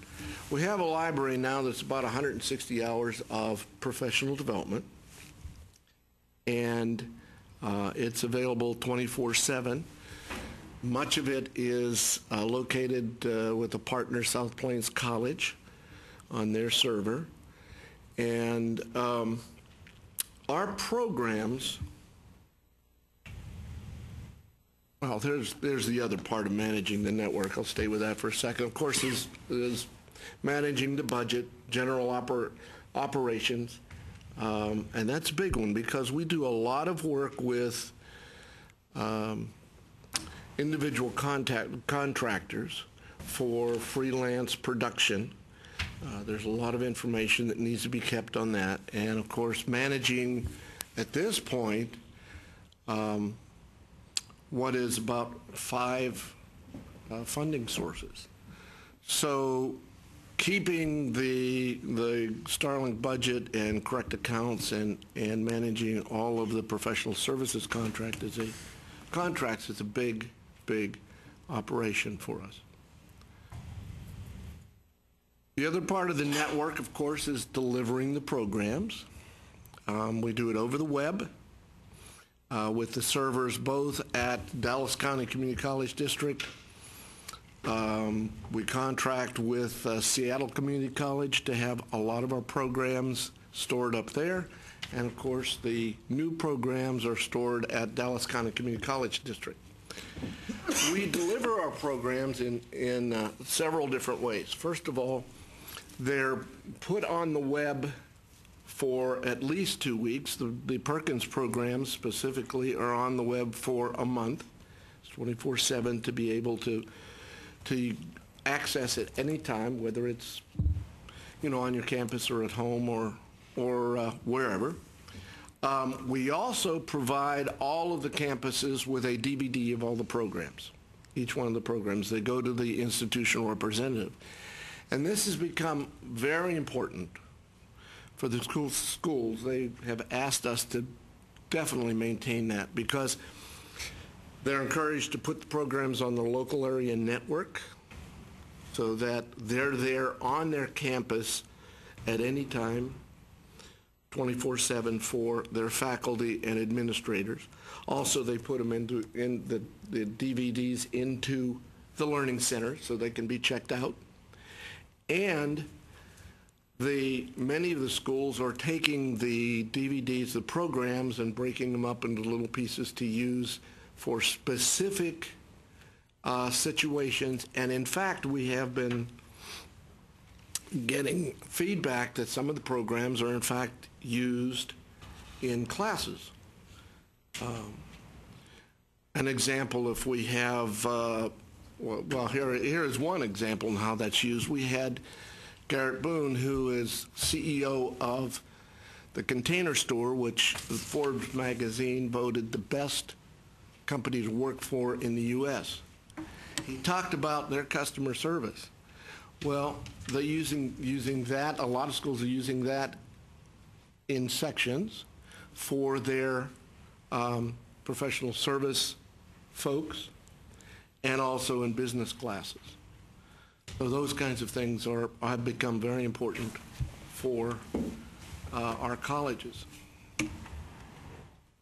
The interesting thing is that not only are we have the website where, of course, the college employees can come to us to get the information, but the fact that we're pushing the information out to the colleges, I think, is a little different, so that they have it there. They don't have to necessarily come to us to get all the professional development that we provide. Just wanted to make you aware of the programs that we have done this year. And here's a list of a number that we've done. We do 5, usually, depending on funding, 5 professional development programs that we produce. We contract with the National Society for Leadership and Success for 6 programs. And they'll provide us people like Stephen Covey, Goldie Hawn, a number of major people. Nigel Barker, who is the fellow that is on the America's Next Top Model. Model, right. America's Best Model. A lot of these things are not only for students, but also faculty like them too, because they talk about networking, how to use Facebook, how to handle your finances, so that it broadens Starling's usefulness to students as well as faculty and administrators. So those were the fall programs. These are the programs that we're doing in the spring. And we'll talk about the specific Perkins ones in a couple of minutes. And the programs that are still coming up. We have the reporting. Global Resources comes out on Monday. It'll be on for 2 weeks and then be put in our library on how you can use global resources in your classroom. The reporting to the state, the Carl Perkins grant program, and then transfer students. How to help transfer students succeed is our June program. We have just gone out, actually 2 months ago we went out for the 2011-12 topics, and they're going to be out to the institutional reps very shortly for what we'll have for next year. Specifically, under the Carl Perkins grant, well, there are two programs that we're producing. One we did with Michael Brustein, who is probably the guru for Perkins in all kinds of ways, and then we used him in terms of allowables, what you can spend your money on, what you can't. That went out with a flyer and was online for a month. It now sits in our library and also on the network. So it's available throughout the state, and the coordinating board has several copies. Hopefully you guys will put it on your website so it's there permanently. We've gotten a lot of very, very good feedback on this program. The other program that I'm currently working on right now, and I thought it might be kind of interesting to include you all here in a little bit of interactivity, we're looking for a title for the program that's dealing with reporting to the state and coding. Here's a couple of ideas that I've come up with. I would certainly like to hear if anybody has a really slick title for it.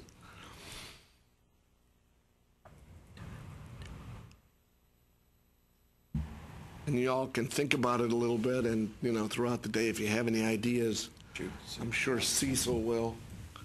He's always good at that stuff. But these are some of the things we're thinking about. So let me know if you have any ideas. Nobody really looks good in orange. Talking about ideas, one of the important parts of our library is a section that we call ideas. And the grant this year calls for us to produce 25 single concept small modules. These are things that you get a quick idea that you can take right into your CTE class and use with your students. We've found that we can produce them a lot faster than that, so this year we're going to be able, I'm sure, be able to do at least 40 of them, and they'll be available August 11th. And I thought it might be interesting to take a look at those real quick.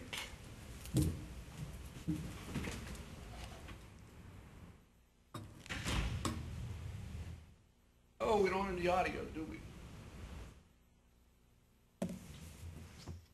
No? I'll go in the back. Sorry. Okay. Well, if we did, I wanted to show you a couple of examples.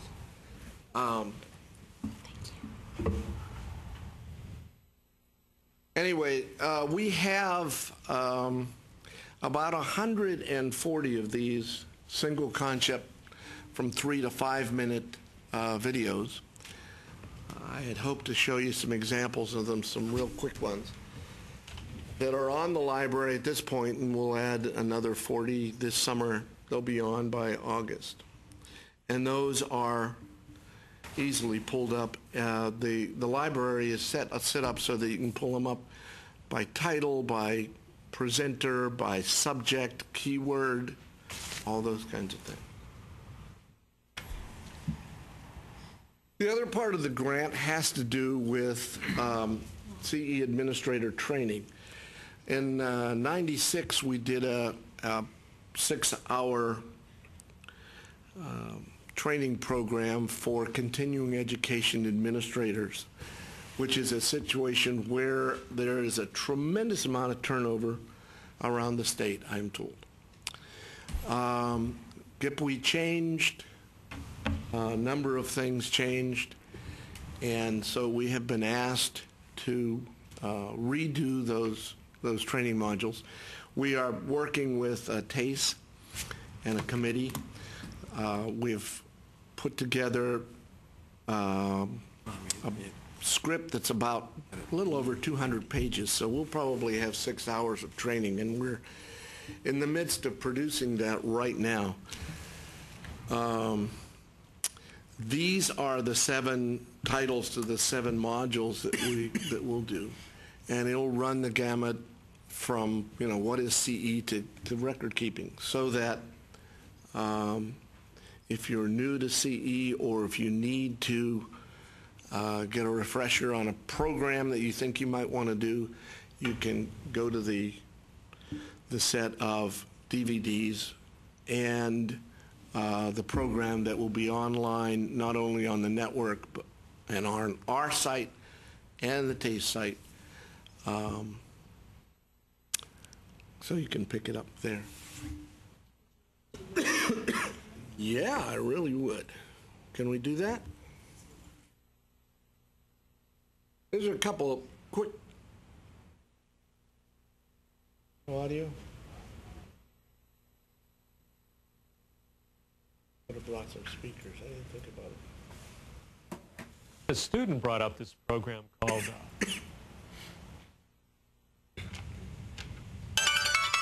These are just examples.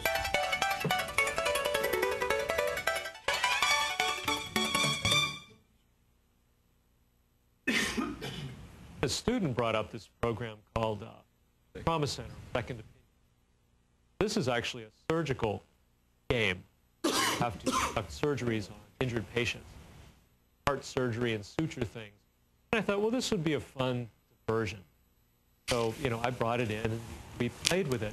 But what was interesting was our provost came by, nursing instructor. We talked about it and she said this would actually make great training because it teaches use of instruments, but particularly protocol. It teaches them that they have to do this, and then this, and then this, and this, within a surgical surrounding. Anthropologically speaking, online learners don't want to read a textbook on their screen, so don't produce one. Engage them in something else. Still central to the content and course and provide a great deal of interactivity to support the content. One type of engagement is pre-recorded video, and the most dominant of these are exercise videos. You can produce these exercise and content videos yourself, but you're going to need some decent lighting likely, and you'll definitely want a modest digital video to perform this. There are a number of independent that are available to be used on the web. Java applets abound, as do Flash animation. Quick searches will provide you a huge number of resources. This particular simulator has 3 different kinds of endoscopy procedures: bronchoscopy, flexible sigmoidoscopy, and colonoscopy. Since we're going to be demonstrating bronchoscopy, we have a little head here, and we would insert the bronchoscope into the nose. It has what's... I won't subject you to that. Unfortunately, there's something wrong with it. Did have another piece. This is the part of the opening to the CE administrators training.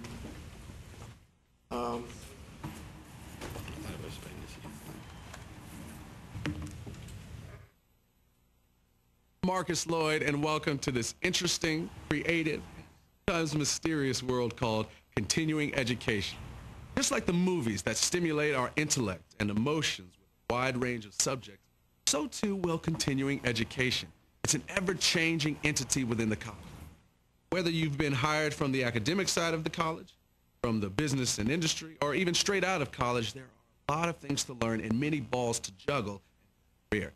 Even if you are a seasoned CE player, we hope that you will see this video as a resource to rely upon. So welcome and follow me into the studio as CE Goes Hollywood. We've been blessed to have enough money in this grant to go out to Hollywood and shoot this. I like your black drop. The committee wanted to do it with a motion picture theme to it, so the whole thing is built around the movies and that kind of stuff. So with a lot of little clips and things. So just an example of how that thing is working. Hello. Creative. I can't get to the next.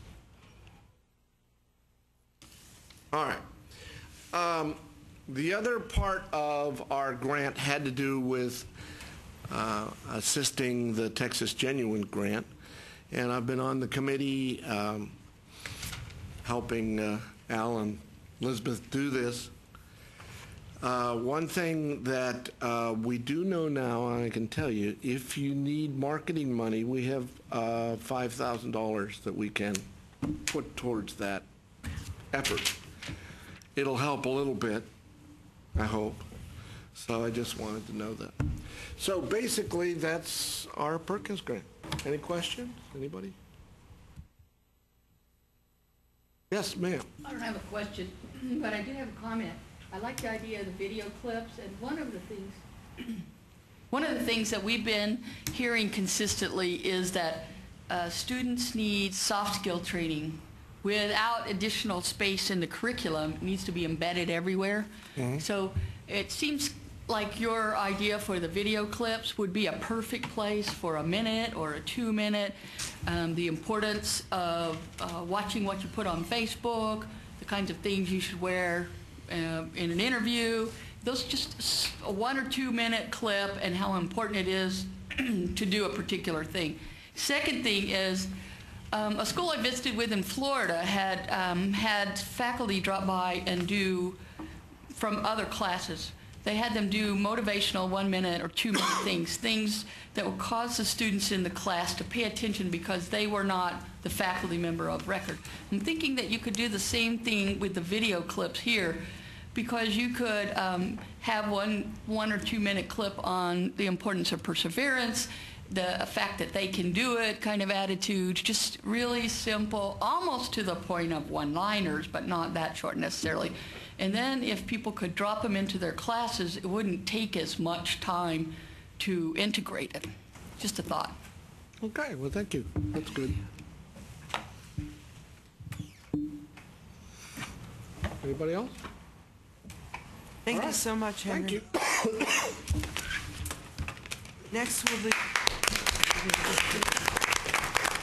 Next we'll have El Paso Community College, the marketing campaign. While she's getting set up, there's still coffee and refreshments. Elizabeth Steele, project coordinator, will be presenting. How did you get so lucky to be on?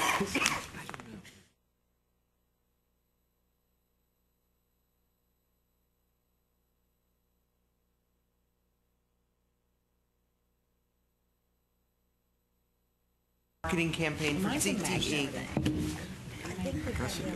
Good morning. Good morning, everybody.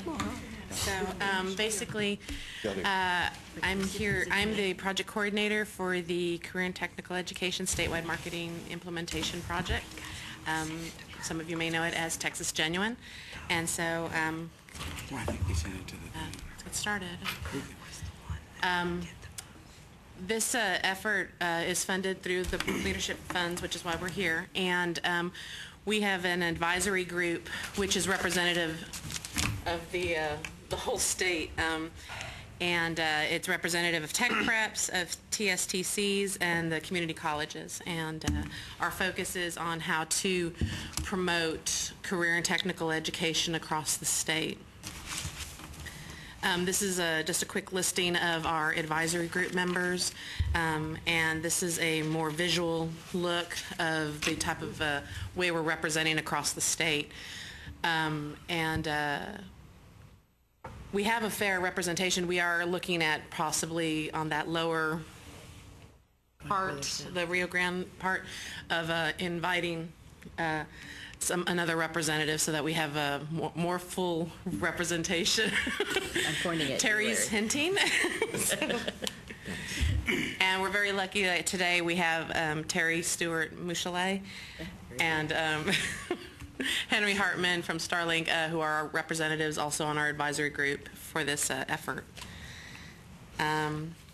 We thought we would go ahead and go over some of the last fall, the project director, Al Lawrence, was here, and he kind of went over the overview of the project and how it came to be. And so in discussing what we would present today, we thought we would go ahead and present some of the activities that have already taken place and how we were fulfilling our objectives for the grant that we had applied for and received funding for. So basically in October, we were fortunate to be able to do a quick presentation at the TACCIL conference last fall. We went on right before the coordinating board with McGregor. And so we were very lucky that we were able to have that few minutes in order to present Texas Genuine, how it came to be. For just a quick brief overview, it is a research-driven effort. Through the coordinating board, through the advisory group, we were able to determine that a brand message needed to be developed in order to market and in order to showcase and to celebrate career and technical education across the state of Texas. Why is it important? And we needed something that we could all get behind. So through research, an RFA was put out, a marketing firm was hired, and through research across the state via focus groups, surveys, they did some other types of online survey presentations, and we did focus groups with high schools, with businesses, with current students, faculty, and staff. And they kind of pulled out, through this research, the key elements that were so important to these people, to these groups. And it turned out that through all that research, that Texas Genuine came to the surface. Most specifically, Texas. That was the main thing. I always do that. Texas. Yes, Texas. It's we are very a proud state, and so it definitely had to be part of it. And the fact that the fact that we are real, we are authentic, we stand behind what we say as Texans, and so we stand behind what we say with career and technical education, and the importance that it's not just the career and technical education you might get at some other proprietary school. It's the one that you're going to get at your state college or your state technical college. So we also had a project advisory group meeting that met after that in order to discuss. We had determined part of our plans were to host 2 workshops, one in the fall and one in the spring. The fall workshop was, the main invitees were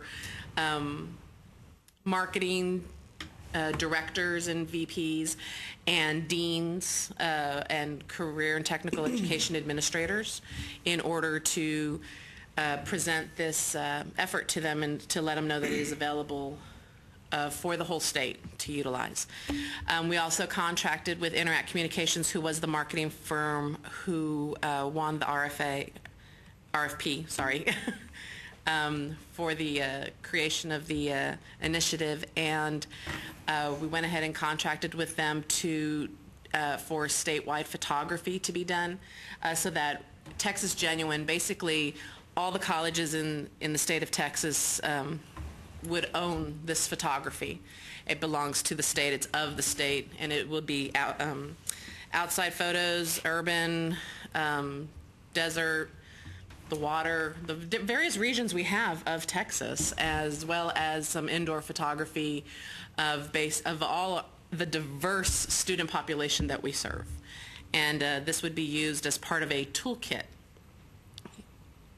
that would be given out to attendees of our workshops. In November, Al Lawrence, our project director for this project, was here to present, and then we also had our fall 2010 CTE marketing workshop. Again, as I mentioned, we had invited specifically folks, like I said, from the marketing departments of each college, as well as the career and technical education deans and tech prep representatives were also invited to this event. And it was held here in Austin. It was a one-day workshop, and it was very well received. People were very excited, and on-site surveys were quickly done to determine what is it that the colleges need in order to embrace this and to go forward with it so that they can go ahead and implement this initiative with their current CTE programs.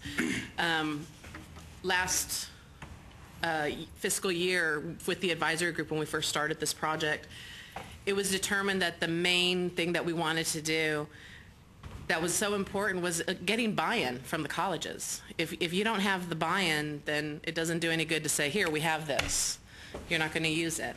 So buy-in is very important. So we went to the source. We went to the deans. We went to the marketing groups, because they're the ones who have to look at, how is this going to work for my college?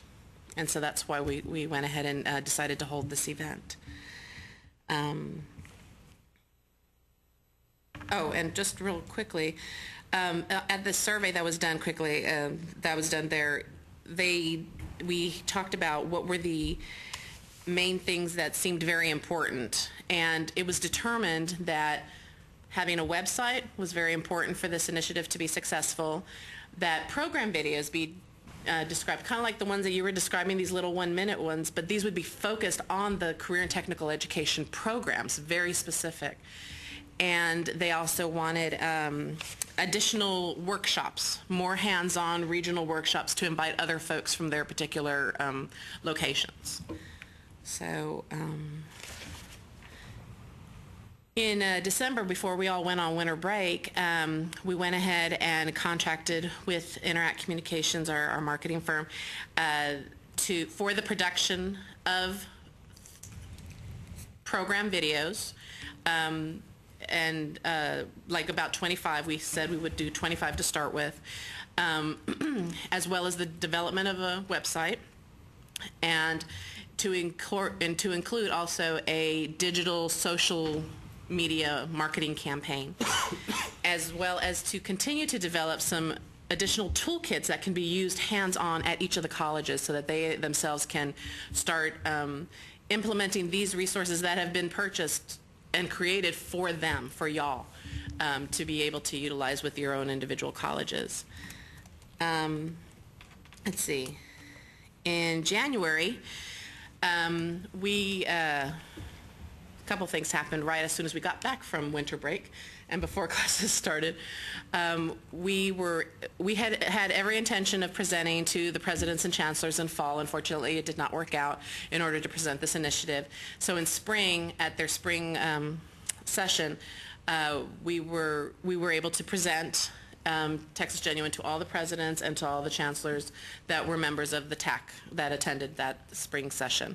And it was also received very positively. They had questions and we were able to answer them, and we told them about the spring workshop that was coming up that we had wanted their support in, and they were very supportive verbally in regards to that effort.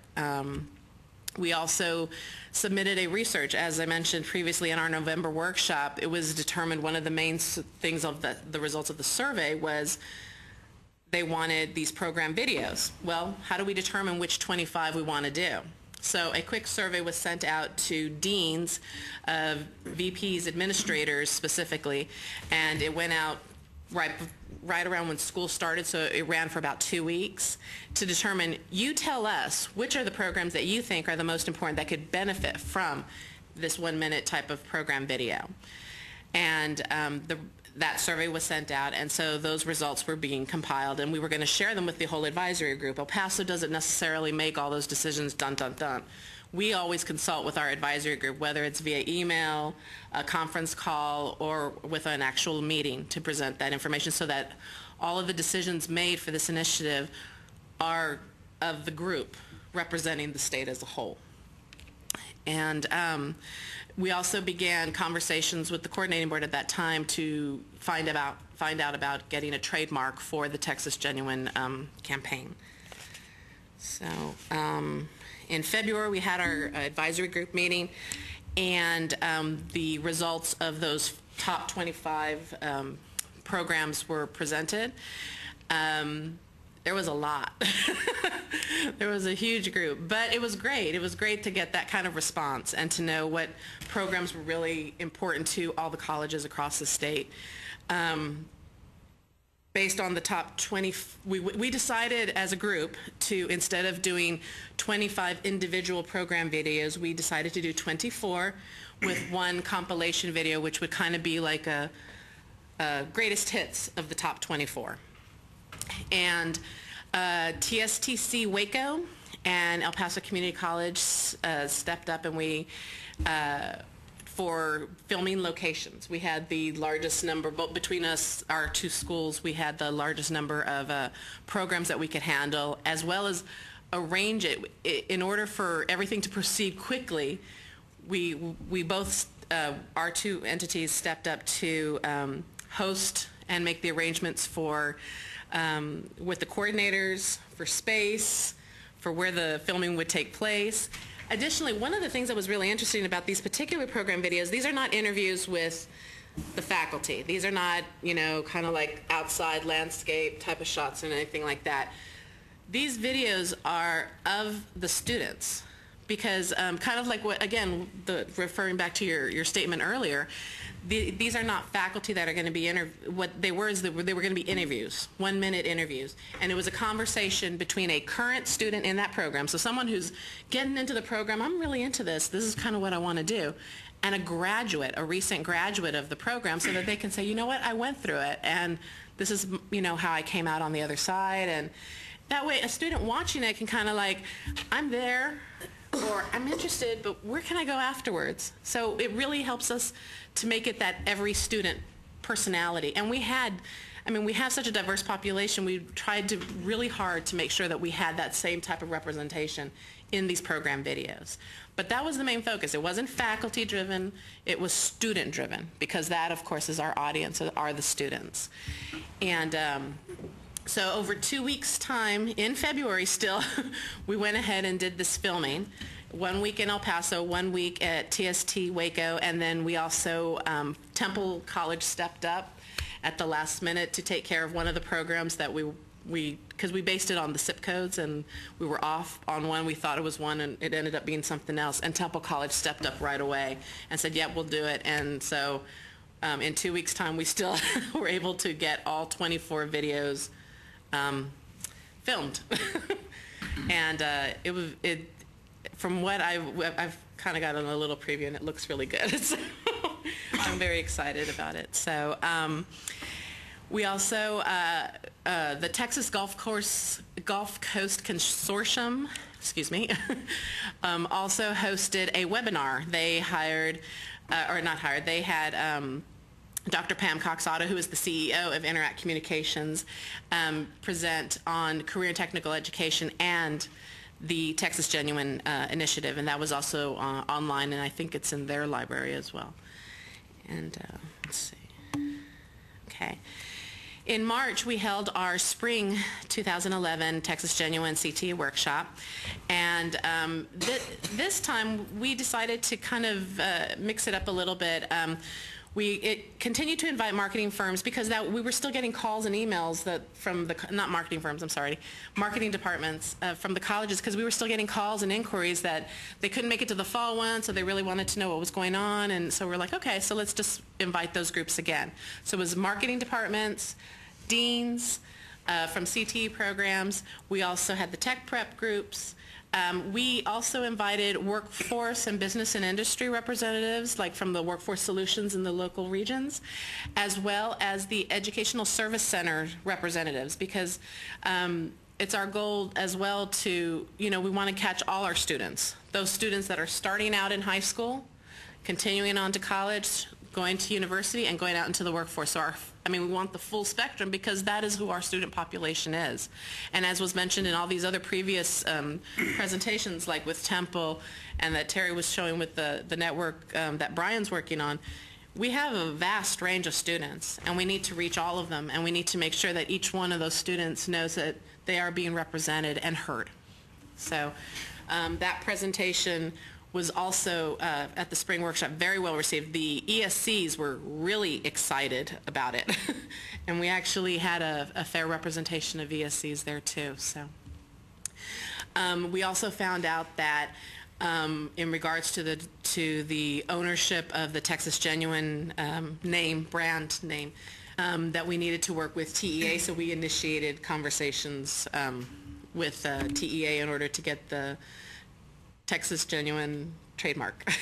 So, let's see. In April,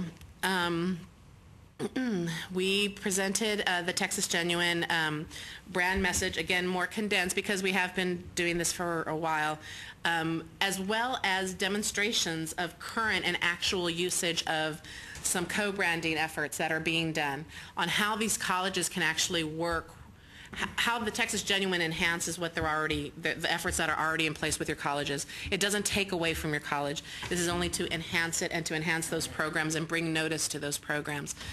And so we presented some of those demonstrated efforts with a panel from El Paso, with the Upper East Texas Tech Prep Consortia and how they're working specifically with their ESC in order to demonstrate this co-branding effort, and with Alvin Community College and how they're also working with their workforce area on demonstrating that.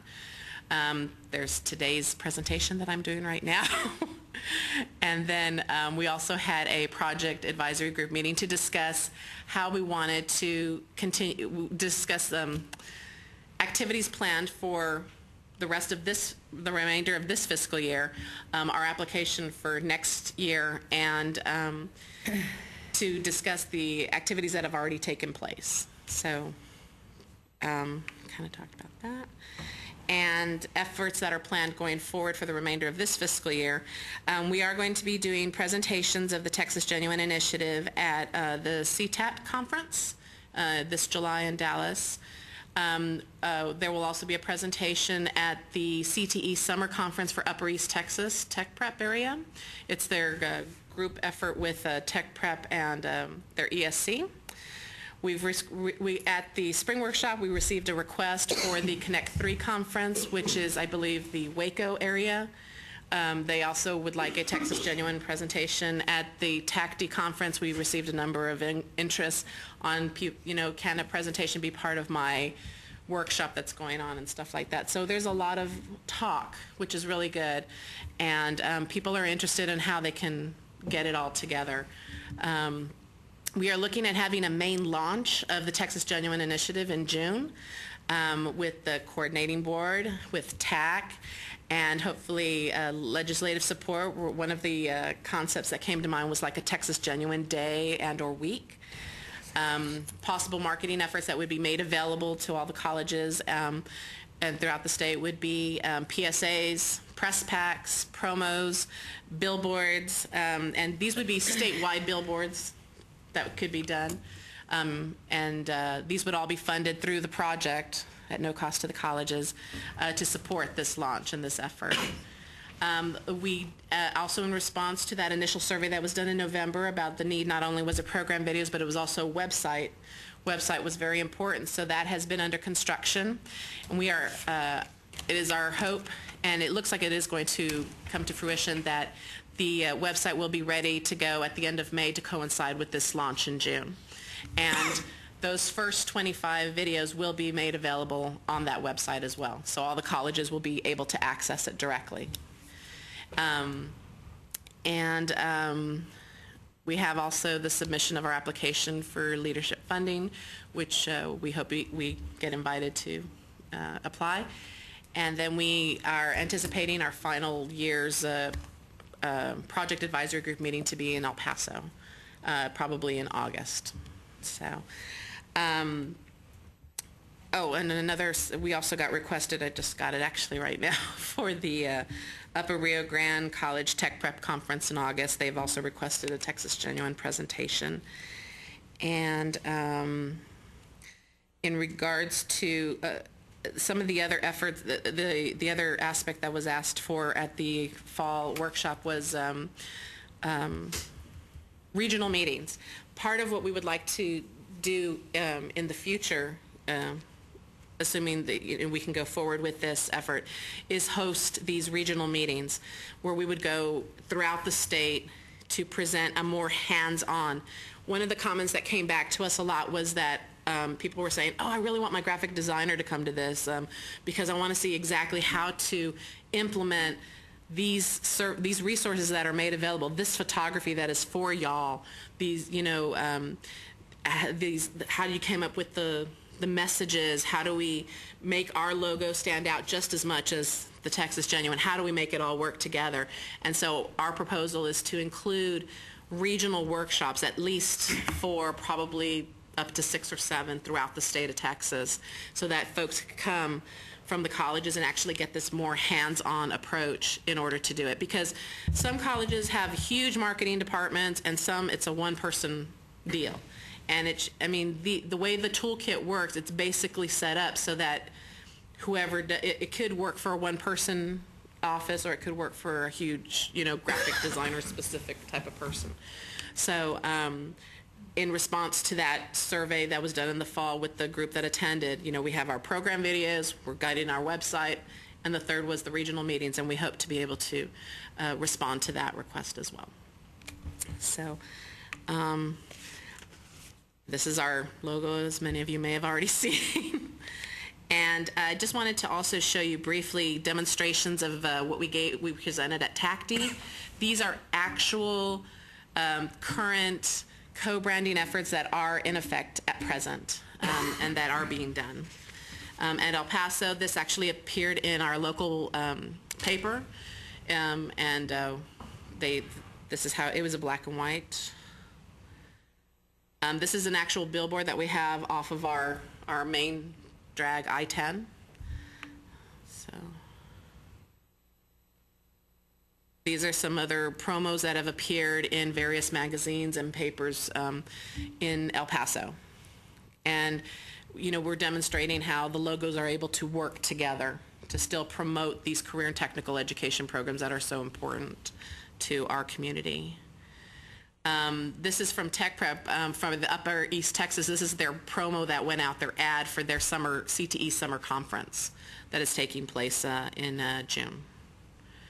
And they went ahead and had bags designed with both the logo and with the region comment at the bottom as well. Again, demonstrating the co-branding effort. In Alvin, this is some of the promos that they've done, and again, they're demonstrating, this is actually some of it from the toolkit. This is also demonstrating gender equity, which again is also a very important aspect to remember. But they're showing how the logo works with the advertising effort as well as with their own logo. And this is one that appeared in their paper as well, just to show the black and white aspect. And that's it. So this is what I came to present today. Any questions? I do want to say that. I'm sorry. I saw it on the back of your car. When I came up, that's catchy right there. I mean, I noticed that. It stood out. Okay, good. Thank you. What was that?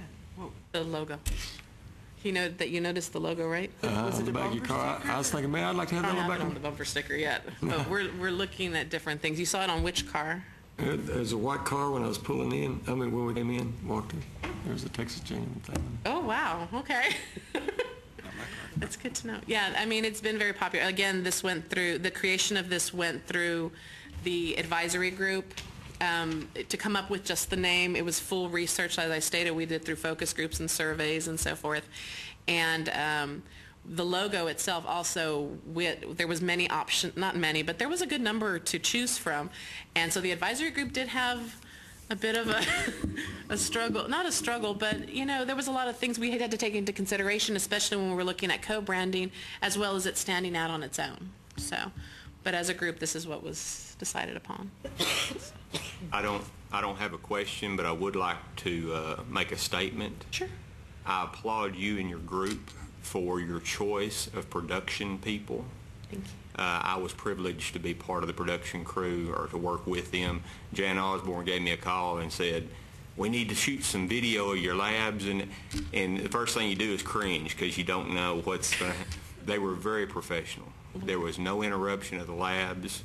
The way they dealt with the students was just wonderful. Good. So, and also they had answers to my questions as to what it was going to be used for. They were very knowledgeable of why they were there and what they were doing. Good. That's good to know. Just an attaboy to your crew. Oh. They did a very good job. Thank you. Well, and the marketing firm that won the RFP, Interact Communications, their focus is specific to your colleges. They will not work with universities. Their focus is very much to your colleges. So they know our audience, which is nice. Elizabeth, what's nice is if anybody in here didn't get to attend either of your sessions, it is worth taking a moment. We have a video of the fall one on the network, and it's worth taking a moment to see how well this marketing group worked. superior their presentation was and how well people responded. Yes. And it's a long video. It's the whole day, so I can't imagine you're wanting to take a whole day. But it's worth your while to look at how well they managed that, and it has the PowerPoint on that same site that Terry's talking about. I apologize. Pam has some excellent data that is connected to community colleges, so it's worth taking the time and skimming through it and seeing the good material in the PowerPoint. So, I would think that the greatest challenge or possibly threat to the success of this is probably apathy and ignorance, as it is with many things that are developed and dropped or whatever, because in advertising drives interest, and it's usually after several exposures does someone actually pay attention. And this is it does catch the attention of us, because we're all very focused on it. I would think the need for regional face-to-face, because I've dealt with marketing people for many years, and if they didn't invent it, they don't want to deal with it. And they typically feel threatened because, I mean, just experience. They change presidents, that type of thing, and it's such a win-win for everybody in times where we've got restricted funds to do stuff. This is a marvelous investment, and without internal advertising, if you will, not just here it is, come and get it, right, which is what we so often do with good ideas. We put it out there and say, come and get it, and people don't come and get it at the rate that they should. I would hope that whatever the means, that you have a way to do some regional things, particularly with the small and medium colleges, and perhaps the larger colleges could host it and invite the smaller colleges to come, or pick some geographic things. I mean, the piney woods don't necessarily foster lots of creativity, but we have quite a few colleges from north to south, east of Interstate 35, so you might look at that. Well, that's why we were, looking at more than just 4 regional workshops. We were hoping that we could do maybe up to 7. I think that's how the state is also somewhat divided, and just, and then also looking at, which we also intend to do, it's part of the new proposal that we hope to be able to submit, is having webinars. And really making it available, as you stated. That's why we did the photography, and it's very specific. It's original photography for Texas, and the videos and showing the hands-on it's there because we know about the funding situation, and this is an opportunity to kind of use these resources. So, yes, ma'am. I too want to commend you, but I have a couple of concerns that I had to bring to your attention, more that I'm sharing for other people than I. First of all, silos. Silos concern me because it's hard to find things sometimes, and we have in this room 3 different locations that have already presented. You're the 3rd one, that are Perkins Leadership Grants. The Texas Network and Starlink and now Texas Genuine, every one of them has a different place, and it takes a lot of communication to keep getting those out. I would encourage the coordinating board staff to find a way to get a one-door portal, just a portal that gets everything so that we can access easily and not have to go find those, and it's just a matter of making the links. The second concern comes from my institution. When you look at your map, the whole panhandle is missing. You, as you are looking at regions that you need to go to, I would encourage you to think about where you don't have representation. My institution had the entire college relations department, and we're one of those large ones, and they chose not to go with this, even though they think it is phenomenal work, because it doesn't send the viewer back to our institution's website. It stops them at your website. I don't know whether this is true or false or whatever, but that's the kind of communication that I would like for you to start having conversations with the regions that are not participating. And in our case, our college, because we could really be a leader in tagging off of this. So I just bring that to your attention in terms of where you might have a problem. Does that make sense? Yes. Well, the actual Texas Genuine website is not up yet. The only thing that was up and available that had the Texas Genuine on it was our registration for our spring workshop. The actual Texas Genuine website, which will be Texas spelled out, texasgenuine.org, which we hope, as I stated, to launch end of May, beginning of June to coincide with the major launch, will have access to every college. We are intending to link to every college. We are part of the setup is that you can look by college, you can look by program, you can look by cluster. We are trying to embrace all these initiatives that are going forward. When you look by region, you can see what programs, what career and technical education programs are going to be there. You can click, and this is, you know, we're going to have those additional links like with the one that Brian was talking about, and with Starlink, and with Generation Texas, and with College for All Texans. I mean, we're very aware of making sure that all these initiatives that are for our students, that we are all linked in together, as you stated, you know, making sure that we're all together on it.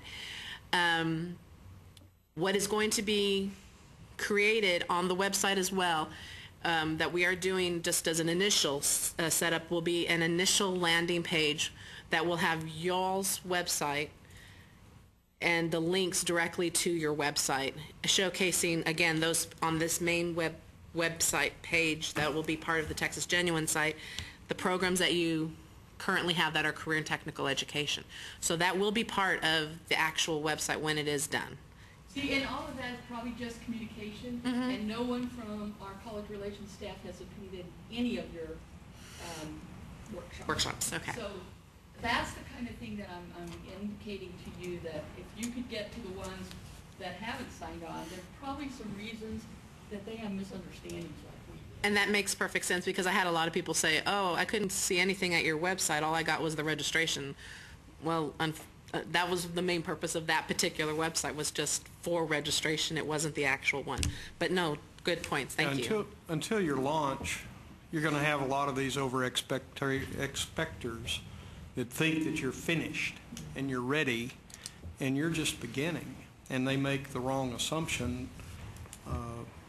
And the marketing people are very silo-oriented. I mean, they are extremely silo-oriented, and most of them are academic, and very few of them are career and technical. Even though 80% of the brochures on any college, or 80% of the college advertising or things like that, focus almost on career and technical education. It's quite interesting. It's an interesting dilemma. It may be something I can't understand, but it's going to take a lot of work to continue to work on that barrier, because the resistance is larger than you think. Yeah, we've encountered some of that. So. Is that it? Thank you very much. Thank you so much, Elizabeth. Okay, the next project will be the Weckham project, presented by Dawn Finley from Midland College. Let's take a few minutes to let them get transitioned.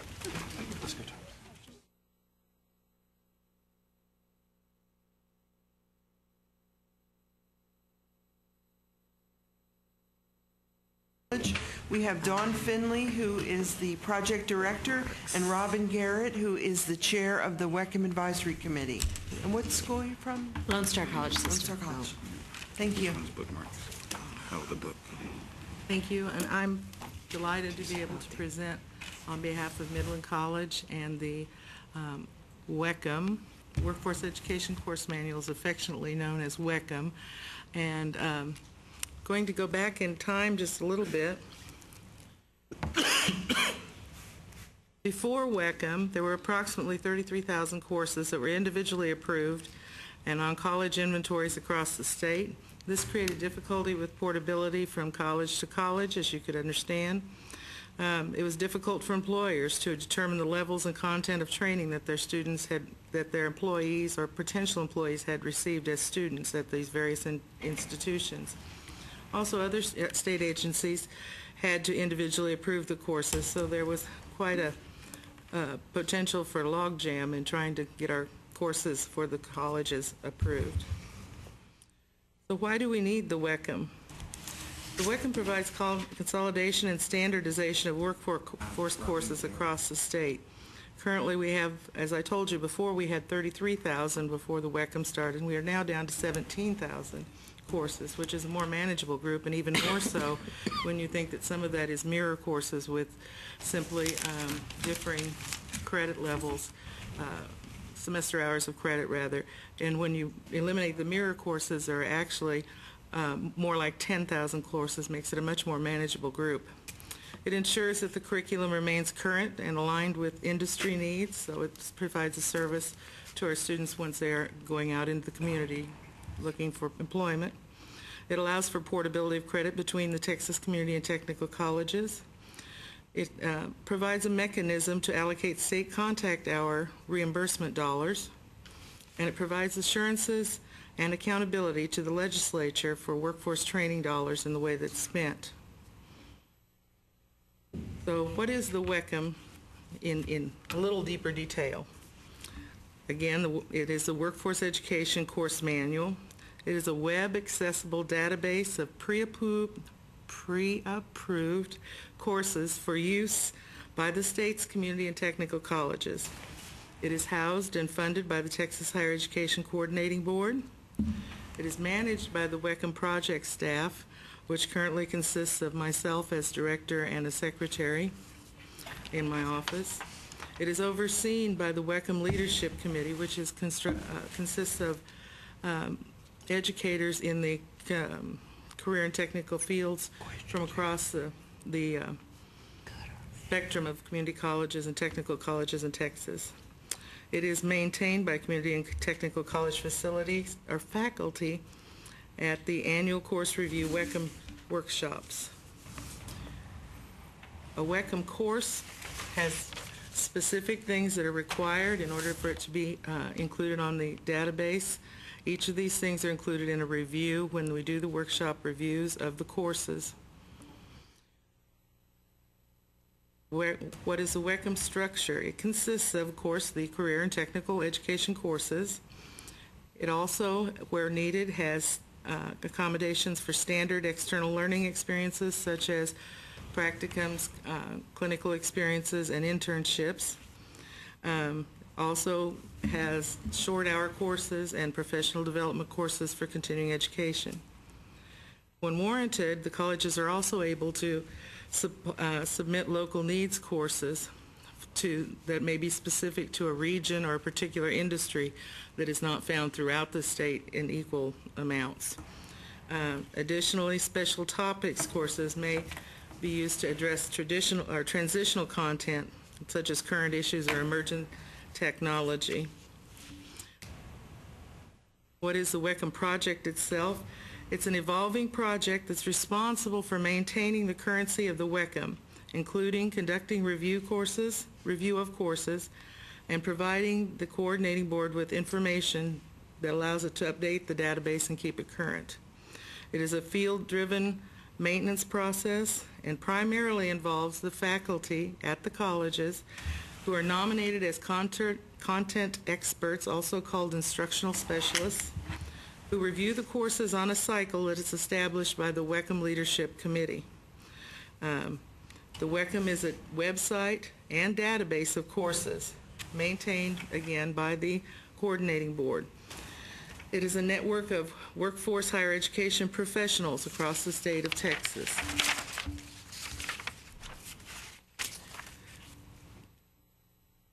There's the home page for the WECM, which is, again, on the coordinating board site is linked. This is the search page. On this page you can go in, put in a zip code, a rubric, a course title, a course description, and use, there are multifaceted ways that you can find the course that you're looking for to include perhaps in the catalog at your own college. Why is a WECM course unique from others? Perhaps that's the question that we're really here to answer today. A unique characteristic of all the WECM courses is that they include end-of-course learning outcomes that are stated in behavioral terms. They are an essential component of each course. They define the purpose of the course. They provide overarching minimum outcomes. They distinguish between other courses. They focus on student learning. Again, they support the portability of the credits between institutions. And perhaps most important of all of those things, in my opinion, is that it communicates to employers and other stakeholders exactly what that student has taken from the course or should have taken from the course, how it was designed, what they should have learned when they leave that course, and regardless of the institution where they took the course. The WECM is governed, so to speak, by the WECM Protocol, which is a document reflecting decisions made when the WECM was first created, and those are made by both the Coordinating Board and the WECM Leadership Committee since then. It addresses the structure, the types, the review models for the workshops, and the roles of the professionals in the WECM maintenance, and it also provides for the composition and operation of the WECM Leadership Committee. Of course, I've been talking a bit about the review, the WECM review, and why you would review these courses. It's done consistently according to decisions captured in the WECM protocol. The course review is based on triggers such as the number of local need and special topics courses submitted since the last time the courses were reviewed, changes in technology, changes in external agency requirements. A good example of this is this year we had our workshops already in place and thought we were scheduled tight for the summer, and we learned that the Board of Nursing had added additional requirements that led us to believe we should start thinking about another workshop, and indeed we did add a workshop for the nursing as a special this summer.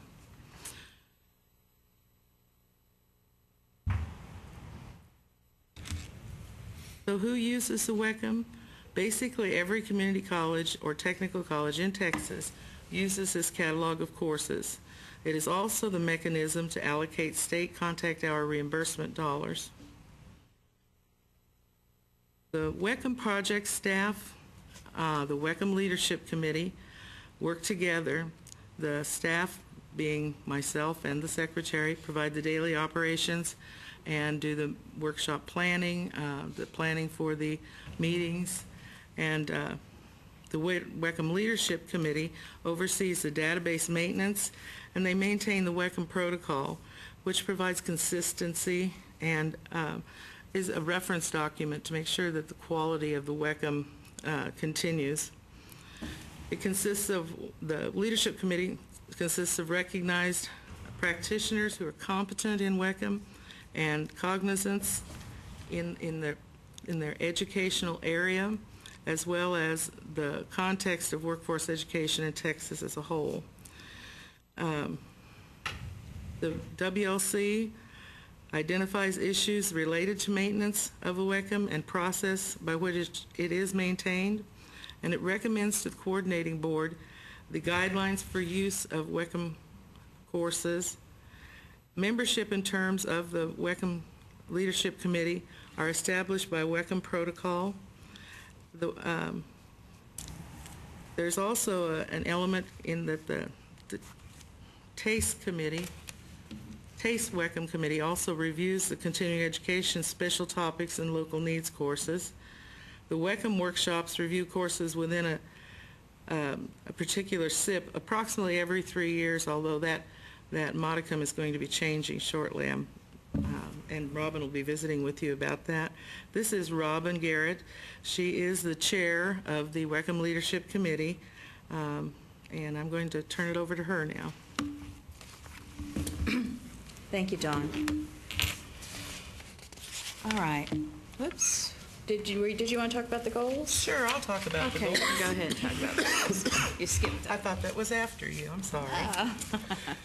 The goals are listed there, of course. The first one being to support community and technical colleges in the efficient delivery of workforce education courses. What do we do there? We review and respond to WECM comments that are sent by various people in the colleges throughout the state, and we do that within a week within at least a week of receiving the request or comment. Typically, I'm able to answer those in 1 to 2 days. The harder questions that, as I have not been at this position longer than a few months, I do go to the WECM leadership and get their expertise, and they assist me on that. But I've never had one that was not answered within a week. Ongoing throughout the project, the WECM Leadership Committee makes presentations. They assist in answering the comments. We use emails, listservs, websites, etc., any way possible to disseminate the information about WECM. Goal number 2 is to contribute to the currency and consistency of workforce courses throughout Texas. There are 5 WECM course review workshop plans for this summer, 4 that follow the regular 3-year tradition, and 1 again that I spoke of that is in response to mandates from the Board of Nursing. Third one is to provide issues and resources to the WECM Leadership Committee. Those meetings were held in October, January, and March, and another one is scheduled for August. This is a time when the WECM Leadership Committee does come together and discuss issues and resources that may be in the state and affecting CTE or CE courses. Fourth goal is to plan and conduct training in effective workforce education course writing, WECM database use, WECM electronic submission processes, and WECM protocol. An orientation or training will be conducted at the beginning of each workshop this summer. Goal 5 is to perform data entry and course editing functions for the courses. And these course revisions will be made after the workshops are completed, but they are also ongoing with the WECM comments coming in and database updates that may be needed. Now I'm finished. Now you're finished? Are you sure? We get to go.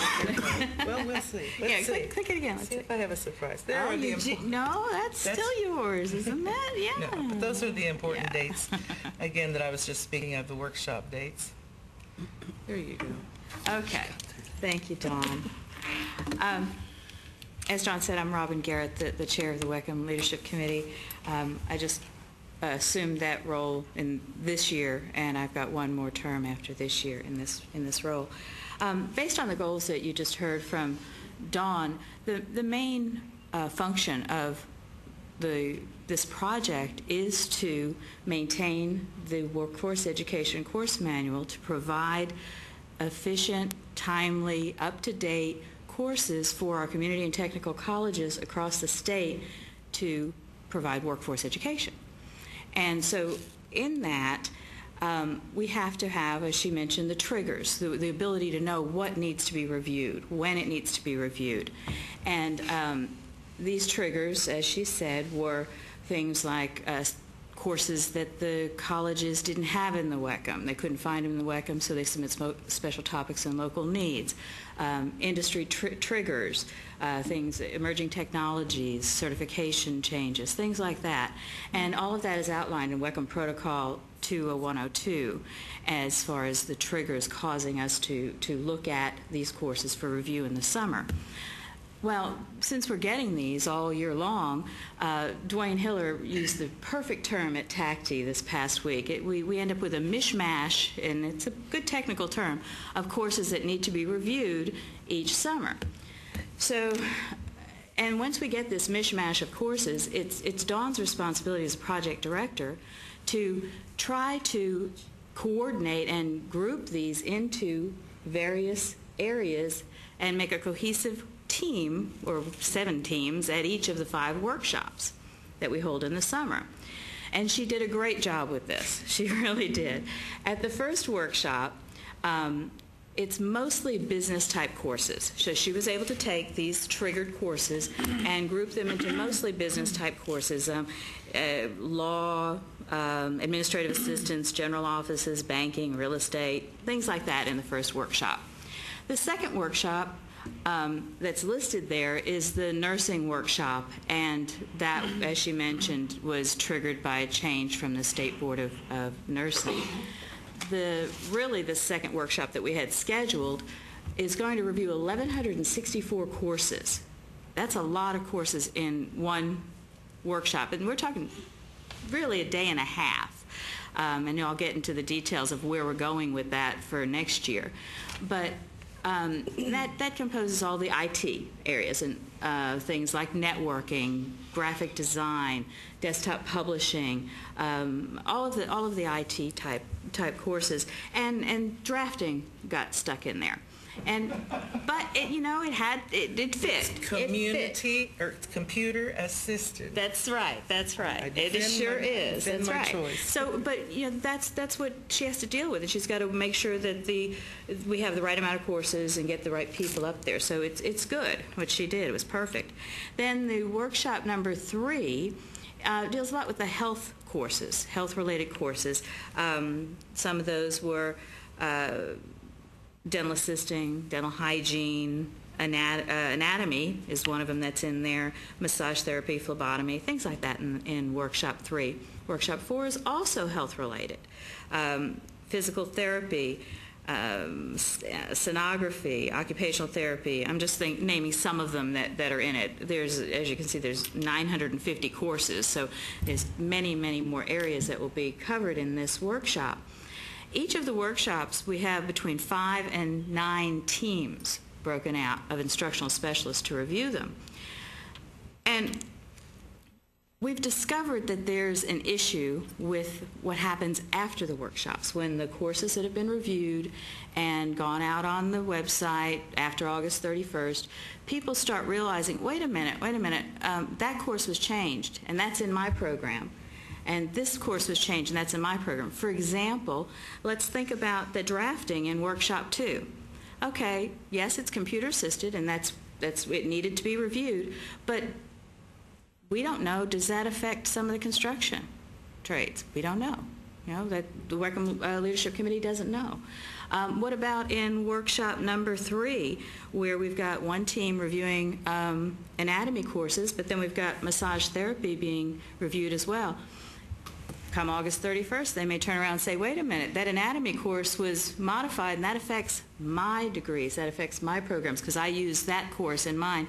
And so we've been hearing this in our comments, again, even in Workshop 4, when they get to work on their courses, and then they see later on that the anatomy was changed. Physical therapy, could that have an effect on that? We don't know. Well, we do know there is problems with that. We get these comments. And then, so when we move forward, well, the Wellcome Leadership Committee decided that they needed to form a task group to look at this problem as a problem statement. We need to look at this and see how we could fix it. And we've met 3 times as task group so far since October. And we decided that we should consider going with the career clusters at the beginning, the 16 career clusters and the programs of study. And that is a wonderful organization tool to keep us on track, to keep us together with what we need to offer. Now, we're not going to have 16 different workshops, one for each of these clusters, because you think about it, probably finance and business should be together. Correct? Let's kind of consider that. And more than likely marketing. We're going to have ties with that. And we need to look at common courses that go across all of these different programs that have been submitted to the coordinating board from the colleges. So we need time to review these programs that have been submitted to determine what the common courses are. And so what our plan would be is when the instructional specialists meet and they break out into their individual massage therapy and anatomy groups, they'll cover the courses that are specific to them. And then when they get back, we'll bring them back together to review the common courses that would be across all of the programs. Well, we still don't know what the common courses are across all the programs. And Dwayne Hiller is going to get us a database that we can work from to drill down and find that information out. And Gary Tomerlin from Tarrant has been wonderful helping us look at these courses and get to the point we're at, and he's going to help us determine the layout for the common courses. This is an example. I don't know if it's a true example because we haven't gotten there yet, but for instance, one of the clusters is manufacturing, one is transportation. Do you think in both of those clusters that a safety course might apply to both of them? Yeah, that could possibly be the case. And if one was reviewed and they were reviewed separately, and where does that safety class fall? All right, we're still going to use the triggers. Don't think that we're just going to say that just because these clusters are out there. We're going to group the reviews by clusters, but we still need the triggers to tell us when these courses and these programs need to be reviewed. And then finally we realized, and we spent a lot of time at our meeting a couple weeks ago, this task group met, was it 2 or 3 weeks ago, on the new workshop format, as well as the workshop format that we're going to have to begin to implement this summer. The new workshop format the full new workshop format won't begin until 2012 because we're not ready for this summer to begin the Common Course review and setting up the workshops in that manner. But the plan for the future is day one, the facilitators. So if we have 7 teams, we should have 7 facilitators will come to Midland for a half-day training on the new process. Then day 2, the instructional specialists will arrive and we'll give them a full orientation, and we'll also cover everything that we need them to know for reviewing courses, as well as the new process with the career clusters, the programs of study, and the common course review when we all come back together. We'll have many new instructional specialists that have never been to a workshop, so we need to treat it as if nobody's been there, but it's always a good refresher for those that have before. And then the course review will begin on day 2. We'll get them into their workshop teams as soon as possible. Day 3, if necessary, they'll continue reviewing, but we want to get them together as soon as possible to review those common courses that we've identified that cross the different programs. And then there's an additional thing that came to us from the Texas Education Agency. Kathy Parks is sits on the WECM Leadership Committee from TEA, and she brought to us that there's a mandate that the TEAC standards are reviewed and to assure, and I wrote down, she said relevance, and that they're relevant and up to date with the current needs of training.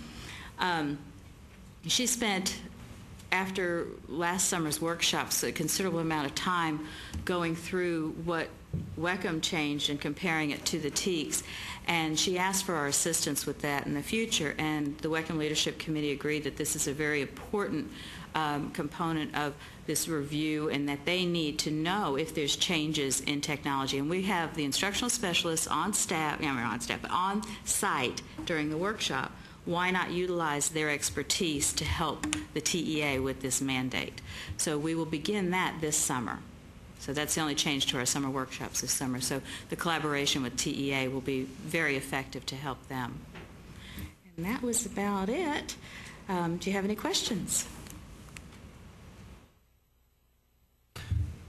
I have a question. Yes. You were talking about the crossover courses and your concern about individuals not being able to have input, just realizing things have been changed. Yes. How does that also extend to the fact that we have so few people that are actually at the WECM meetings, that as far as the number of courses that are taught across the state? If we've got 5 or 6 specialists, when I attended the last WECM workshop I attended, there was concern in my group that we were being asked to make decisions on some courses that were taught by a whole lot of colleges other than just what were represented in that room. So, well, when you come, you're representing the state. When you come as an instructional specialist, you are representing the state. And we take the stance of do no harm whenever we're in the workshops. We don't want to hurt any of the other colleges, but we need to be sure we're looking at the course to make it relevant. That's the bottom line. Any changes to the course, we don't want to change it just to change it. We want to be sure that what you're bringing to the table as an instructional specialist is your knowledge about what needs to be taught in this course, and based on the current technology, whatever is happening in that industry. And the other colleges should respect the fact that you were chosen with your expertise to modify this course. Did that answer your question, Connie? yes, ma'am. I would add to that only that there is a statewide nomination, and if those other colleges did not nominate someone to participate in the workshops, then I don't have the option of selecting them. And for example, this year there were very few teams that I had to weed out because there were too many nominated. We try to keep it to a workable group. I'm sure you can understand you couldn't have all 30 colleges perhaps sitting in the same room and have it productive in the short period of time that there is. However, every college has the opportunity to nominate instructional specialists. Yes. Well, plus the process allows for a comment period when courses are revised.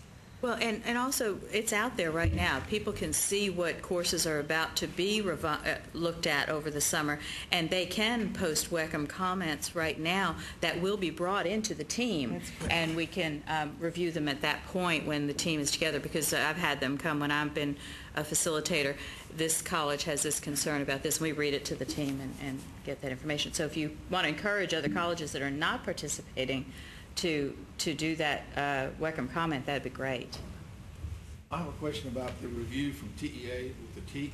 Mm-hmm. Is that to review all the TEKS or only the changed WECM courses that relate to it? This summer, we're only going to be looking at the ones that we're reviewing this summer.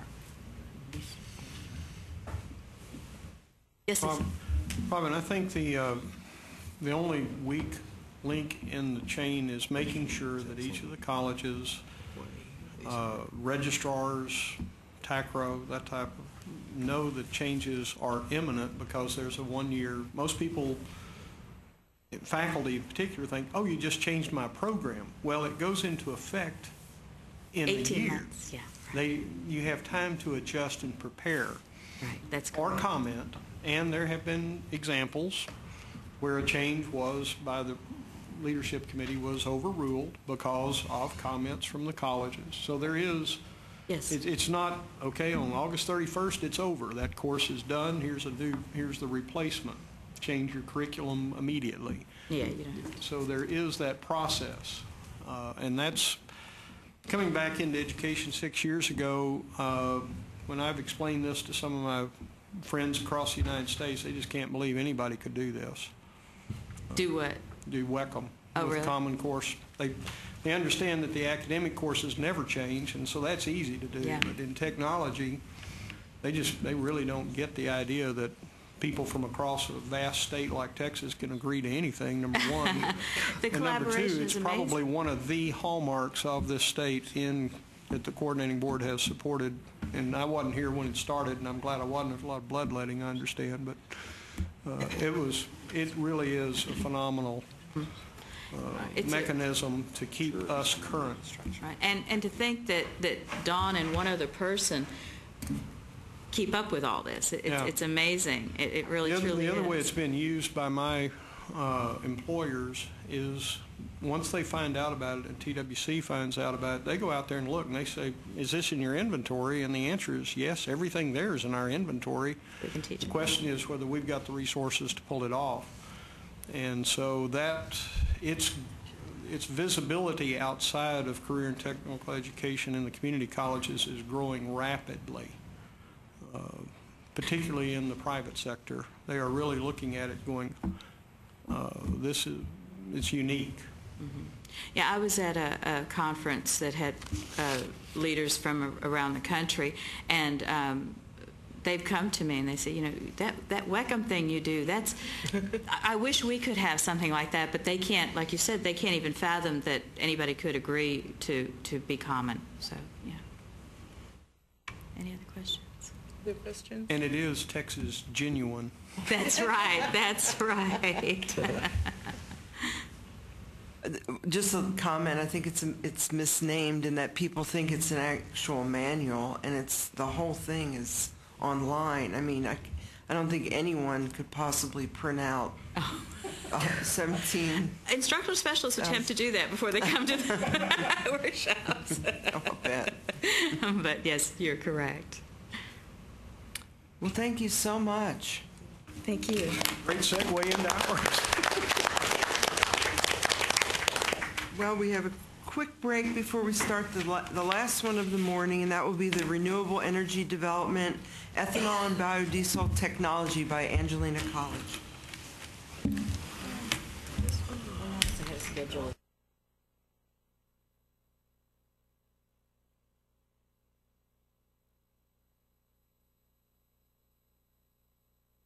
And again, this leadership project is Renewable Energy Development, Ethanol and Biodiesel Technology. The grant was awarded to Angelina College. The presenters are Ben Burrows. He is from Angelina College, and Jim Wiley, who is from Northeast Texas Community Northeast Texas Community College. Thank you. All right. Good morning. Good morning. How many of y'all are fed up with high gas prices? That's the main selling point. We're putting this together, courses to go into WECM. Funny enough, so thank y'all for presenting before us. But hope it doesn't bother y'all. I'm going to stand up. I'm kind of tired of sitting. Mainly, we went through the WECM courses and tried to see if there was any fuel production classes, which there weren't. And from the first time I came and talked in November, I am a little bit more prepared than I was then. This isn't my first week on the job anymore. But to jump right off into it, what we did for our starting points is we have recommended revisions to existing WECM courses, and then we've also put together in the packet that you have in front of you new courses to be implemented in WECM, hopefully one day. And the fact that the 4 bottom bullets are areas that are impacted by this new program that may come about hopefully next year through the WECM Course Committee. We have agriculture, the petroleum industry, fuel markets, and then available education programs. So to jump off right into it, here are the recommended revision courses that we have for WECM. It is the last page in your packet. If you'll notice, there's one side that has the original course, no, that's different. I'm sorry. I'm getting screwed up here. What we have in there is the revisions to the actual courses themselves. And the revisions that we put in there are in red, mainly because red draws the eyes in. You can see it easier. But what we did, as you can read them, we didn't change the course entirely. We made it fit into a fuel crop or a fuel production. Mainly because we're not trying to reinvent the wheel. We wanted to take existing courses. It makes it easier so that we don't have to change 50,000 courses. We can take courses that already kind of fit with what we're doing to make fuel. So the first one is woody plant material. And on the left side is the original from WECM, word for word. Okay? On the right-hand side is the revised, and as you can see on the screen, the red letters indicate what we did to revise it or change it up just a little bit. In the woody plant material, it didn't have as a source for biofuel. Right now, there's a lot of research going into using woody plant material, mainly in East Texas. We are in the piney woods. The timber industry is very, very large over there. So we pulled this one in because they are doing biofuels with it.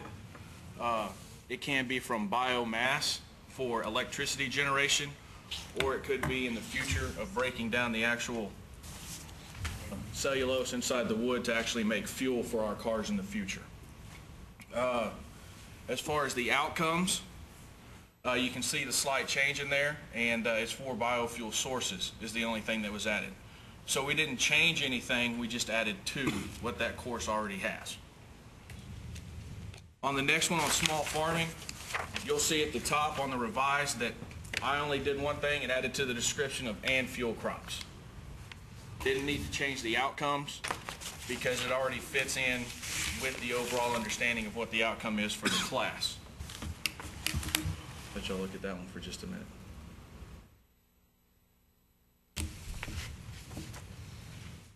The next class that I looked at was forage and pasture management.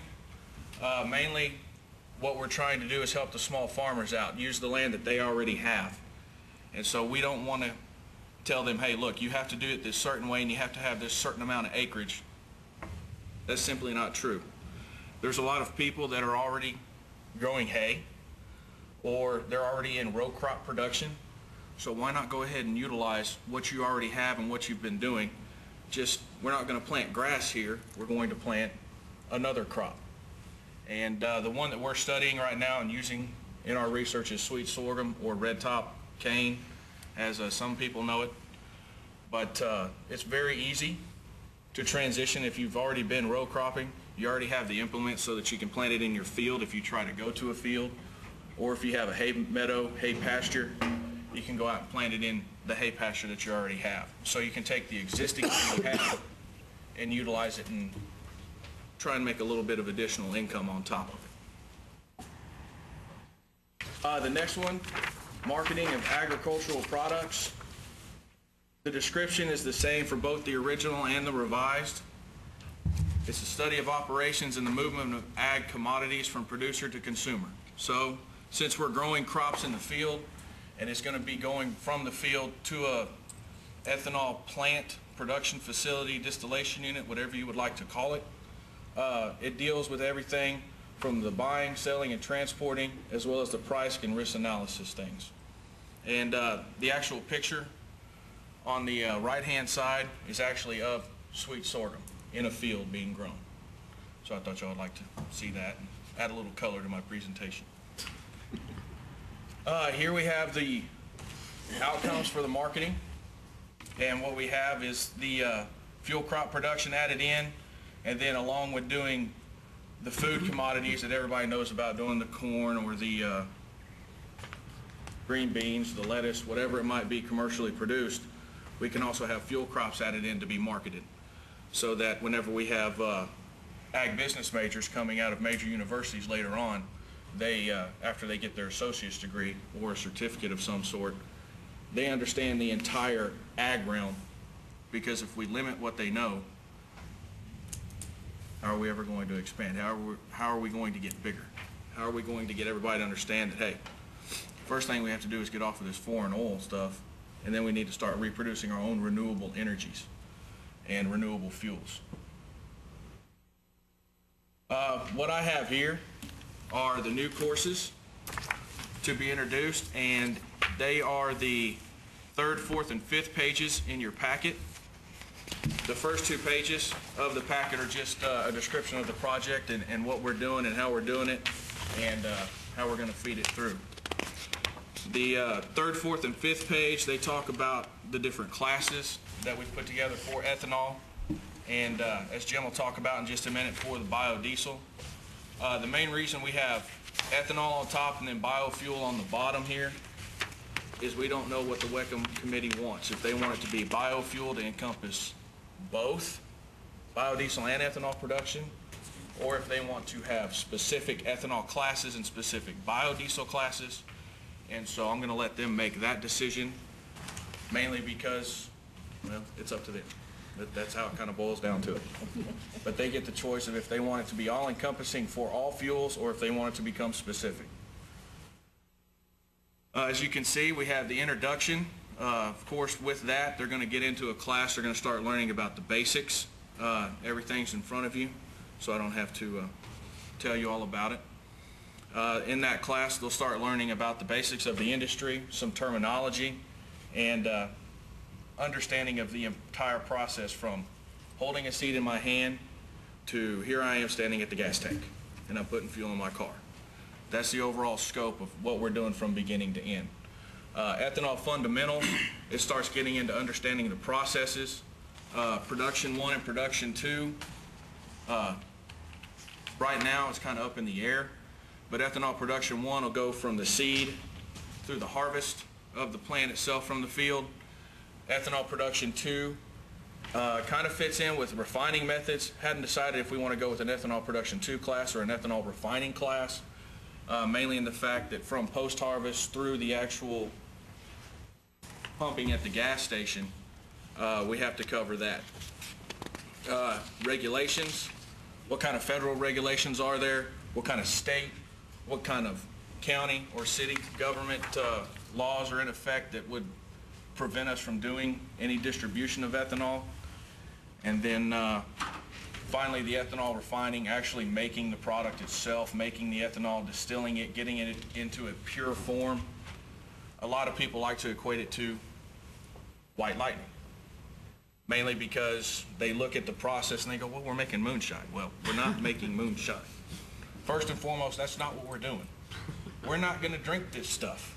I mean, there's a lot of toxins in there. And personally, I don't know if y'all have seen the shows on the History Channel about moonshiners, but they say you can go blind from drinking moonshine. And that stuff's supposed to be cleaner. And then we start making this fuel.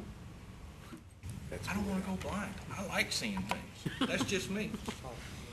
But what we have to teach them is whenever they do make it, they do have to denature the alcohol fuel. The easy way to denature the alcohol fuel is get a gallon of gas for every 100 gallons of ethanol that you make, pour it on top, and then it's unfit for human consumption. So it's an easy fix, but therein again, you have to make the public aware. Other regulations, you do have to fill out a form with the ATFB and let them know that, yes, I am making alcohol on my small farm. It's very important that people understand the regulations because, well, you can get called a moonshiner and then the ATFB will throw you in prison for, 5 to 10 years. So if you're going to do this, make sure you know the right regulations, make sure you know the right rules, and make sure that you follow them to the letter, for sure. Some of the production methods that I've discovered doing this that we will eventually teach students is either the single, the multiple, or the continuous. And what I mean by that is a single batch, you make 5 gallons at a time. And after you get done with that initial 5 gallons, you go back and you make another 5 gallons. And you just do it 5 gallons at a time. That's a single batch. Multi-batch would be having 5 5-gallon containers all working at the same time. And as soon as that's done, you do another 5. And that's multi-batch. Continuous would be more along the lines of what Miller Brewing Company does whenever they're doing their products that they're shipping out. They have the big vats, they have it flow in, flow out, and it's always continuously in operation, just to give you an idea of how it's done. The benefits of doing a continuous versus a multi or single is the fact that you can recycle all of your materials. It's a closed system, so you don't have introduction of other organisms in there, such as wild yeast that could contaminate your alcohol that you're trying to make into fuel.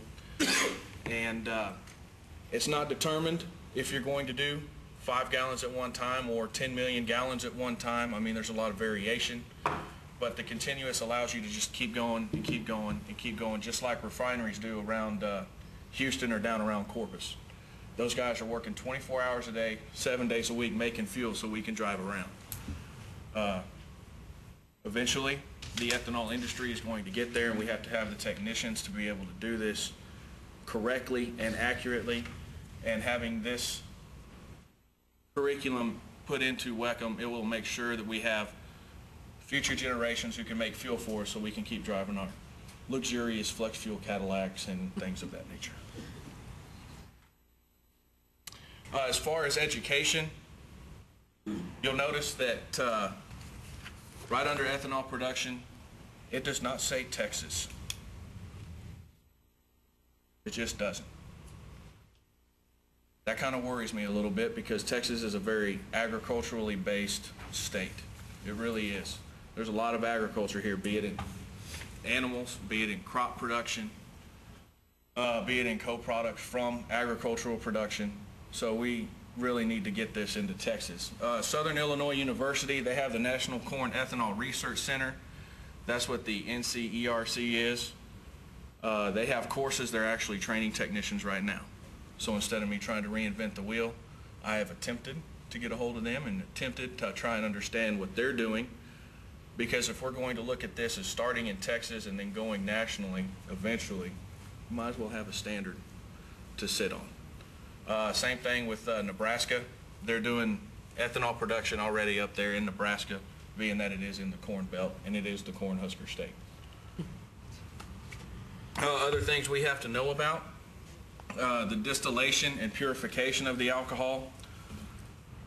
It gets interesting, to say the least. Figuring out what temperatures to boil the actual mash that we've made, be it from, right now, King corn in the ethanol industry.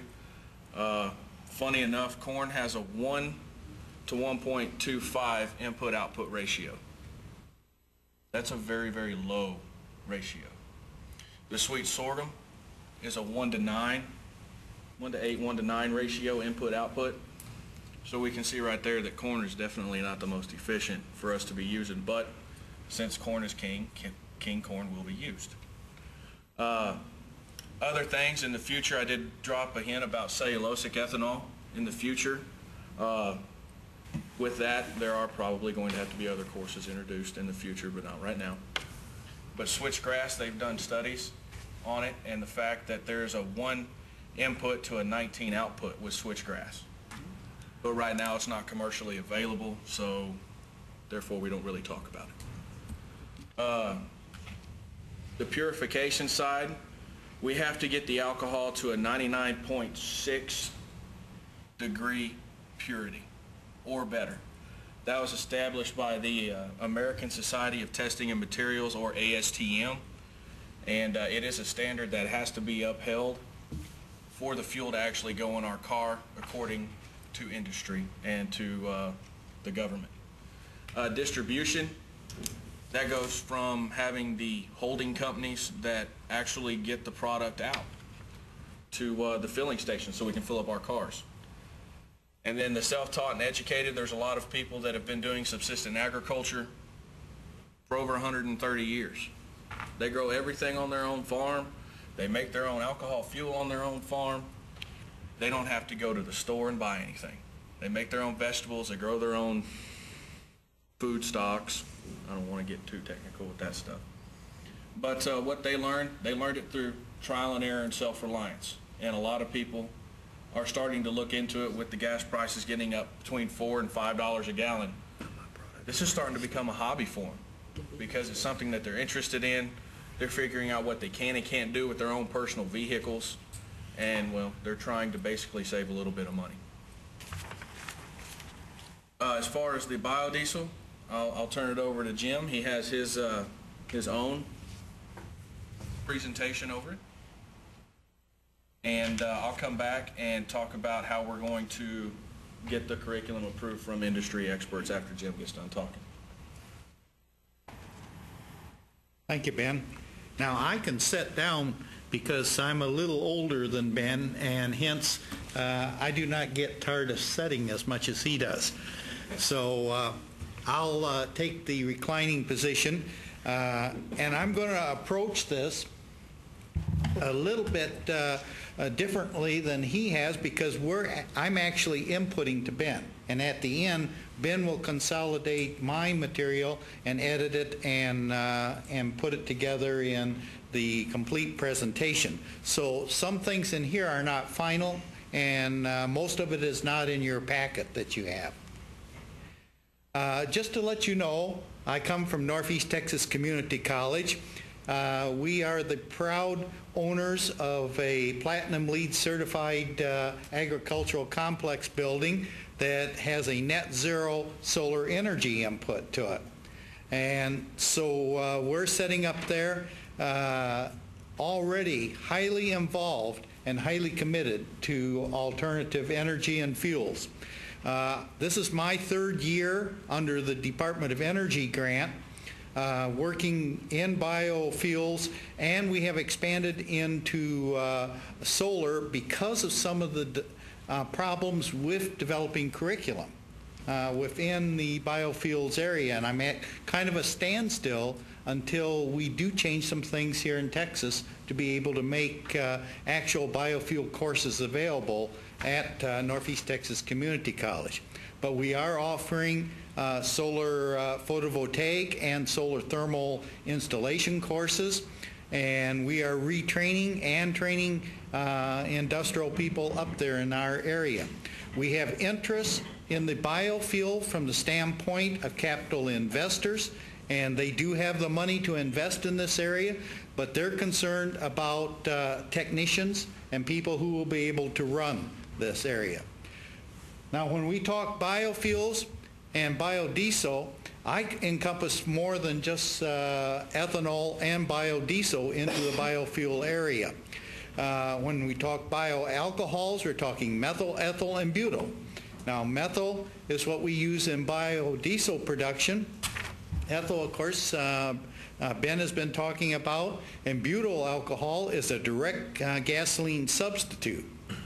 Then we look at green diesel, which is fractional distillation. And probably the best example of this was when I was at some of the conferences dealing with the alternative energy people from Tyson Poultry Industry. I shouldn't say that, I know, in Texas.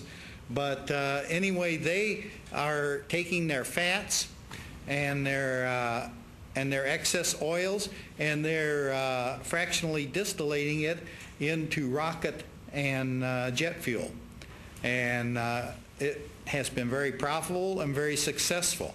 Then we have straight vegetable oils that can be used. I'm experimenting right now in our energy garden with a crop that is related very closely to the okra family, and the okra oil seed produces a oil that does not need to be esterified and made into biodiesel.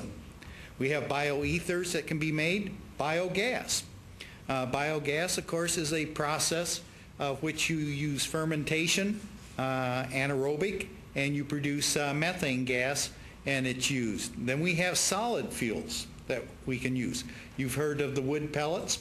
That's a big business today. Down in Wood County Electric, where I'm get my power from, they are using biomass as fuel to be able to produce a good portion of the electrical power that we're using in the area there.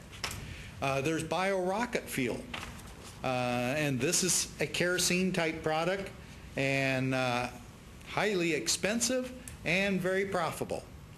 We have algae fuel, and of course here again Texas is actually in the leadership role of the algae area. We have the National Algae Association coming right out of one of our community colleges in the Woodland, and hence they're very concerned about this and working intensely to promote it throughout the nation. That is in the pilot stage right now, and soon will be, I think, approaching production stage. We have to get up to 10 million gallons of fuel per plant to be able to be in production. We have Synagas, which is actually taking biomass and fractionating it and distillating it and turning it into a usable product that can substitute for natural gas.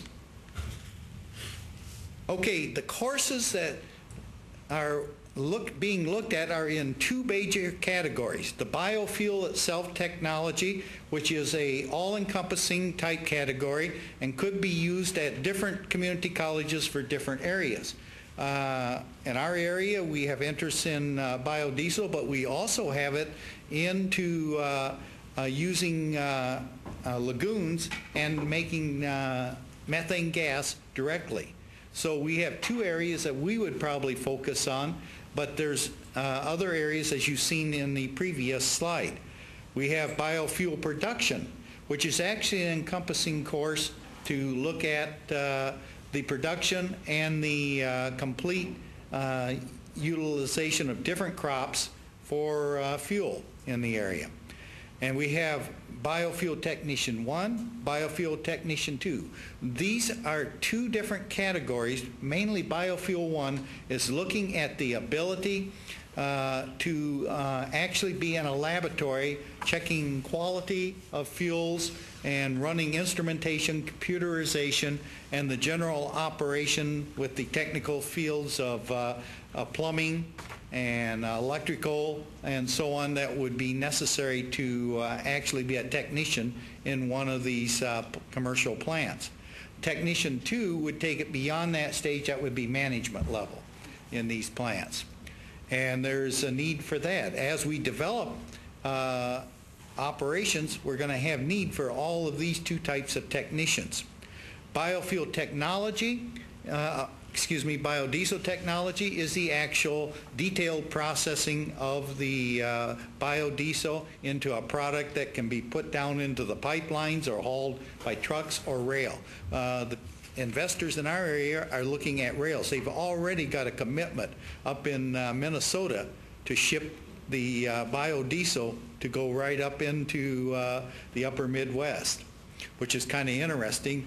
And by the way, not many of you may realize that Texas is the largest producer of biodiesel in the United States, mainly because the corn is going to the Gulf area and they process the corn oil into biodiesel right at that point.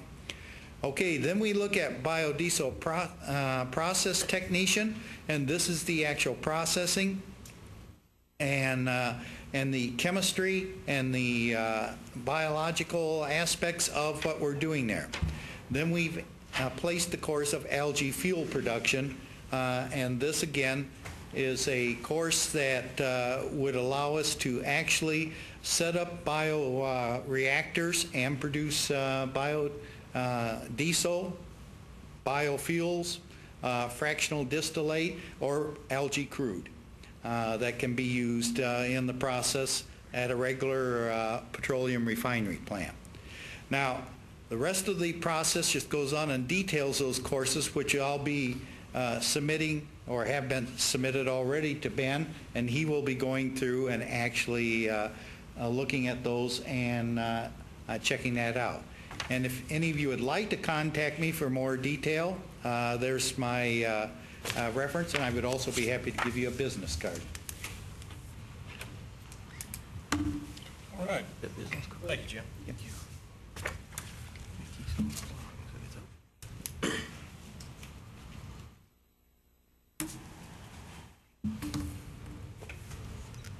There we go. All righty. Well, the last thing that we have to do is, of course, validate what we find. And the way we're going to do that is to get industry experts from various companies within the industry. Unfortunately, there are none in Texas. None. And so we have to look outside the state, which I'm not liking because, like she said from El Paso, we are Texas and we are proud. That's all there is to it. And it kind of puts a damper on the fact that we have to look elsewhere. But what we're going to do is have a small committee formed with between 7 and 9 people to actually look at the courses that we have and say, yes, this is what we're looking for in the industry, and give us a thumbs up, or y'all are out of your minds completely and y'all have no idea what you're doing. That's kind of one way or the other. There's not really any middle ground in there. So we're going to look for that so that we can get it validated by the industry so it will be the correct training for the technicians. The way we're going to do it, I know I talked about it in November when I was last here, lifebinders.com. It is a great medium for distributing information. If you would like, we can try and pull it up so I can show you. But currently, I have 12 binders that are available to the public to see.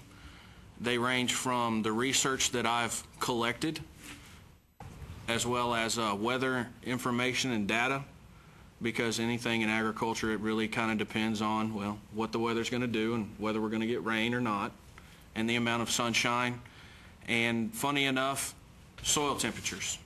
Soil temperatures are very critical when we're trying to grow plants in a field. We have to make sure that once they sprout, they're not going to freeze over. That's why we see a planting season that usually starts in about mid-March, and it extends all the way through late April into early May, as far going all the way up to Minnesota, Wisconsin, that area. The soil temperature has to be about 65 degrees for us to plant plants and to get them to grow, and it's kind of hard to do that if we don't get the right soil temperature. So that is very important. The way we're going to do it is submit it to the people on the committee from the various entities inside the biofuel industry. And we're going to have them submit it back to us. We're going to make the revisions and corrections that they deem need to be made, and then resubmit it to them and say, is this what you were looking for? And if they say yes, we'll take it, and that'll be the finalized product, and then it will eventually be sent to Midland, to the WECM committee.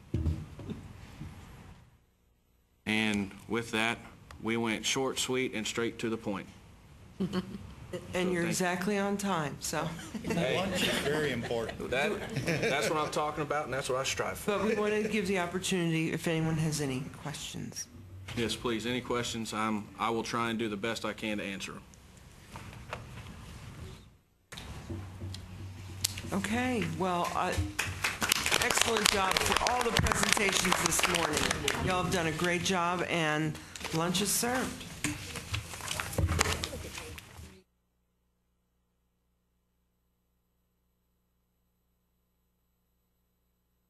It's going to change just a little bit because the 1 o'clock project, Shannon Weaver, is not here yet. She said she'd be here this afternoon, but hasn't arrived yet. So Gary Tomerlin from Tarrant County College District has agreed to go ahead and get started. His project is the Expanding Energy Pathways, a state model project. Thank you, Gary.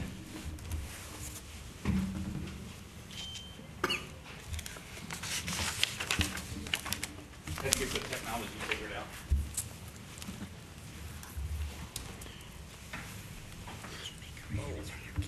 Okay, this presentation, Jeff Parks and I actually presented it at TACD last week, and so I'm just going to go through and try to hit the high points to discuss what we're doing and then talk about the marketing materials we've put together. We're going to talk about who we've worked with, and I think that's probably one of the most important pieces of this project. We've really tried to reach out across the state and work with everybody, and if we haven't worked with you, just talk to me and we'll bring you into what we're working on. I'm sure y'all can read that font, but we have an advisory committee, and it is many colleges across the state have worked and really led this project, so this really is not a TCC project per se. We're just the fiscal agent, and this advisory committee is really shaping and navigating and directing this project. Educational partners, with our work on our project last year, we had 2 WECM Model 5 workshops that we brought people in from many different colleges to look at the curriculum that we were putting together. Industry partners, we've really reached out across the state to try to bring in industry. At a meeting May 7th of last year, we had a group of people at Tyler Junior College, and one of the industry folks that was there said that we have the majority of megawatts of power production in Texas represented in the room. And so trying to really, get the right people together to have a conversation. I put this definition in here because I think it's kind of important. We've kind of had this, people have talked about the career clusters and that kind of thing, and this was originally structured to where that I was supposed to follow Shannon Weaver, and Shannon's going to talk about her programs of studies and the vertical alignment piece that she has worked with TEA to develop the program of studies. And in essence, I think we're taking the next step from where Shannon is. We're actually developing this career pathway for the energy technician. And the definition here is from Hull. It's a Career Pathways. It's a book, and it talks about a 4+2 program of study, which that's when all those words, vertical alignment, career clusters, and that kind of stuff comes in. And Robin left, and so I'll go ahead and say part of this, but there was a conversation about that used to there were 33,000 courses, and now there's only 17,000. I personally think that that's a number that could be cut down significantly, but I'm not going to go into that today, because many of you probably don't, but that's a different story. One of the biggest issues, I think, in a statewide marketing initiative is where are the energy programs in Texas per se? We have all these different program names. I went into the CB site and looked at approved awards, the current approved awards, and I did this last year, so I don't know if it's true, I don't know if it's a current number or not, but there was 9,400 and some change approved awards. And I think you have to kind of stop and shape a conversation there for just a second, that if there are 16 career clusters, and the Department of Labor basically says these 16 career clusters are the pathways to all the jobs in America, basically, or all the training opportunities. And then in those 16 career clusters, there's about 80 career pathways that are defined. And then, you know, I personally don't see the connection between over 9,000 different awards. But anyway, when we started looking at this, I went into WECM and I started looking at all the rubrics, and I was searching on words such as energy and I really can't remember what I was searching at the time, but I was looking for energy, I was looking for process technology, I was looking for oil and gas, these kind of things. I found these rubrics that had the words that I was searching on in there. Then when I was looking at awards, I started finding all these awards that are listed here using these various words and phrases and the things that we're calling our programs. And my last thing there is a lack of commonality across the state. And one of the comments when we had the industry folks in the room back in May of last year was, you know, we see people and they come to us and they have all of these different transcripts and no two transcripts are ever the same. And we also had one industry person tell us that, yes, they knew that their community college in their local market had a program, but that they were going out of state to hire the workers they needed because the skills did not align. I think I just kind of alluded to some of those. And I think one of the major issues is the third bullet point is the duplication of efforts and resources. Everybody is reinventing the wheel as far as courses and content, and we're virtually competing with each other. And there are many narrowly focused programs that are closely related with very similar outcomes. After we had the folks come together in May at Tyler, we brought a group of the group of industry people, plus we expanded it. Then we invited community college folks, instructors, and we had a WECM Model 5 workshop on the Northeast campus of Tarrant County. We presented to the industry folks probably 1,000 to 1,500 WECM courses. They had defined the outcomes or the broad categories that they needed their workers to have. We set up tables, and each table had a table tent, and the industry folks went around the room, around the tables, and they had this stack of courses. Each one had about a half-inch, 3/8 to a 1/4 inch of courses, and they're reading the course description, the learning outcomes, title of the course, and that kind of stuff, and they started putting it on the appropriate tables.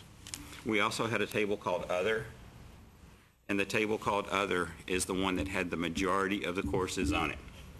And as a general rule, they said that the courses were too narrowly focused, too narrowly tailored, and that they needed broader to back up a little bit.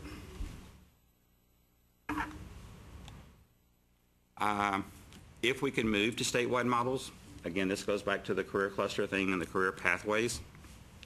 I think the marketing campaign that we've heard about this morning, what if we could market in Texas that we have an energy program, that we have this program or that program, and then you could say these colleges have it.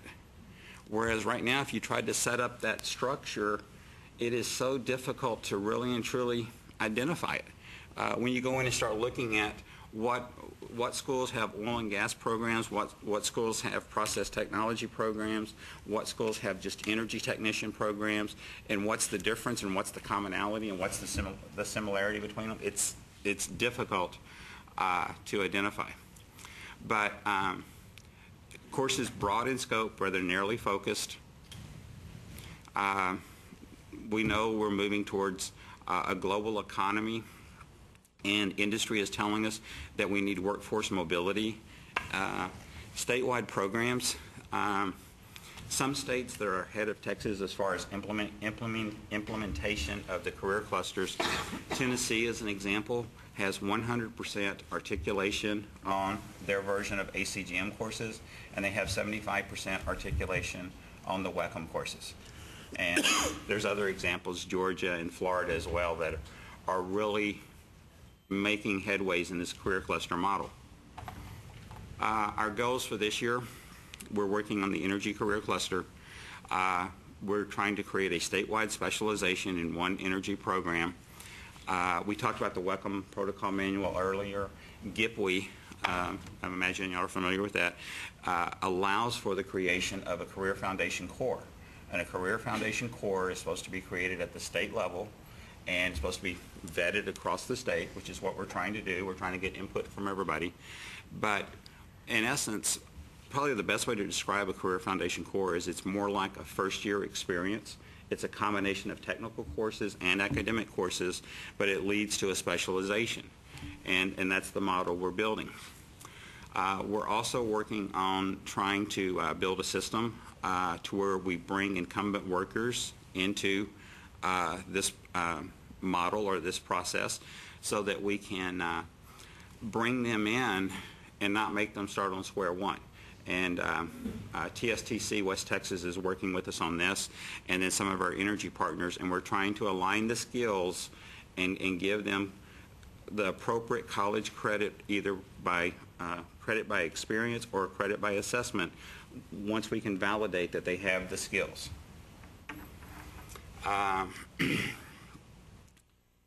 The career cluster model, a state curriculum model, and then an articulation system between us and the training partners. The energy industry is largely driven by third-party specialized training providers, and that's a big slice of pie that in essence we're missing. And as the example I talked about, where one company was going out of state to hire their workers, the program that they were going to recruit workers from is largely ran by one of these third-party providers that's doing the specialized curriculum or the specialized curriculum.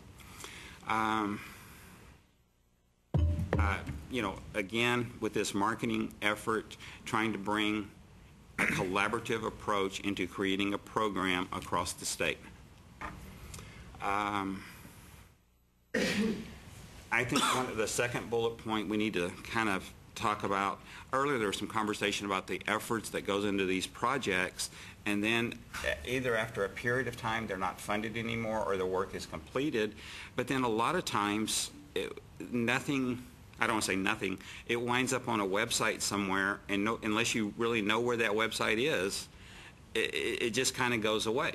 And as an example, Don Perry many times in this project has talked about, Don Perry out of Dallas County, has talked about how that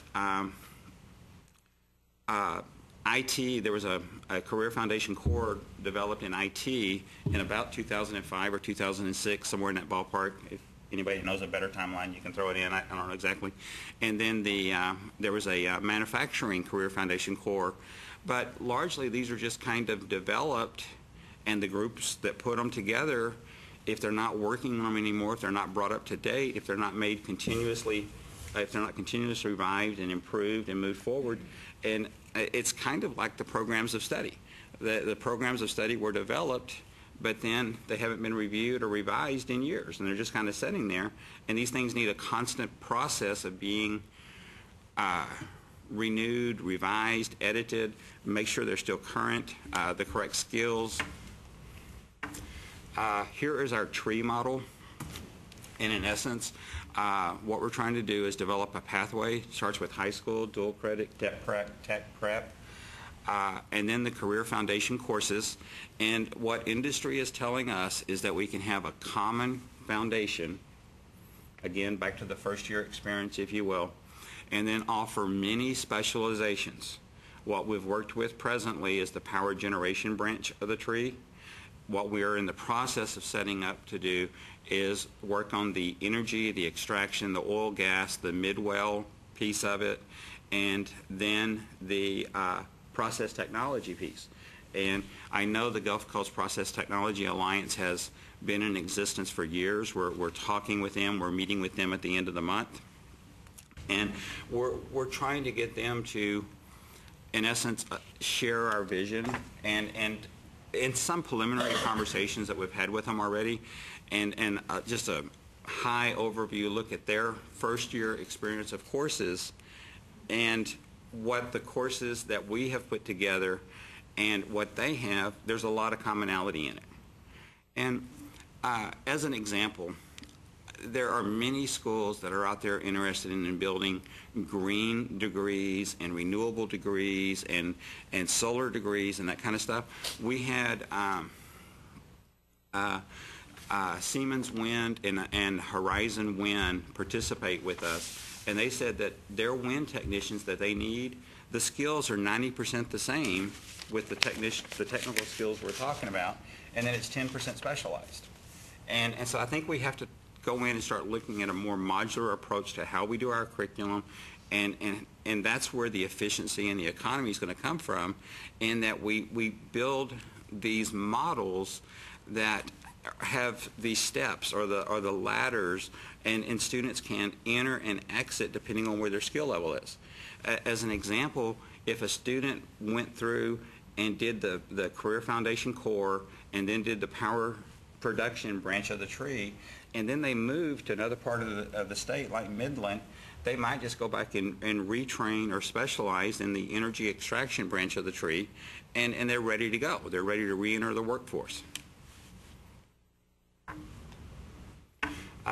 This is the curriculum. We're going to give you a handout in a minute. So, and the courses are in WECM. And again, this was aligned by industry as part of the upcoming meeting we're having in Midland. We're going to show this to the oil and gas extraction people and have them validate it, so it might change a little bit. And then when we work with the process tech people, we're going to have them look at it. But again, the plan is to submit a Career Foundation core and say, this is in essence what industry is saying at the state level. This is what you need to look at. This is the pathway you need to be on. This is the power generation branch. Notice that it's not, everything is incorporated or integrated together to where the academic courses are built into the pathway, and there's many opportunities in here to where dual credit or tech prep could be incorporated in this branch, so it could start earlier down in the high schools. Then there's, within the branch, there's the specialization, operation technician, mechanical tech, electrical tech, and I think if you go back and look at many of the programs across the state, there are many programs that seem to be more here than anything else in these specializations. And what the industry people are saying is, if you back this up just a little bit, and in essence, that's what the career cluster model, the career pathway model does. If you're familiar with the ONET codes, the ONET codes are very, very specific, and there's about 5,000 of them. And if you go in and look at the various descriptions for the various jobs in the ONET codes, the difference between this one and that one are very, very minor. And if you really start thinking about it, I wonder what the different learning outcomes would be to get from here to there. There's one like in agriculture to where it's like a forestry manager person, a forestry management person, and then there's like range management person, and then there's just all variations of that. And it's like, I wonder what the real, I mean, you know, I know there's big differences between a forest and rangeland, but I wonder what the real difference is, and that this person needs to know versus that person. And that's what the career cluster model does, is it pulls it back up. And even in Shannon's work, and I don't want to steal her thunder, in the vertical alignment process, they have mapped out, I believe it's 122 programs of study. And those are pathways from high school through universities, and it says this is, and yeah, I mean, to me, on some level, it seems to suggest that if we had 122 programs across the state, you know, I don't know if that's the perfect number or not, but I do not believe 9,000 is the perfect number. But our goals for this year was to market what we're doing, which we are working on and have done, presented at TACTI, we presented at TCCIL.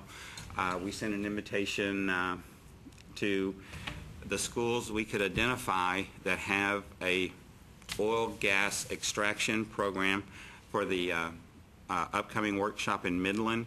And then, as I said, we're going to talk with the Gulf Coast process people. We've had several conversations already. We're moving to deploy the incumbent piece. And again, we're just really trying to work collaboratively with everybody in the state.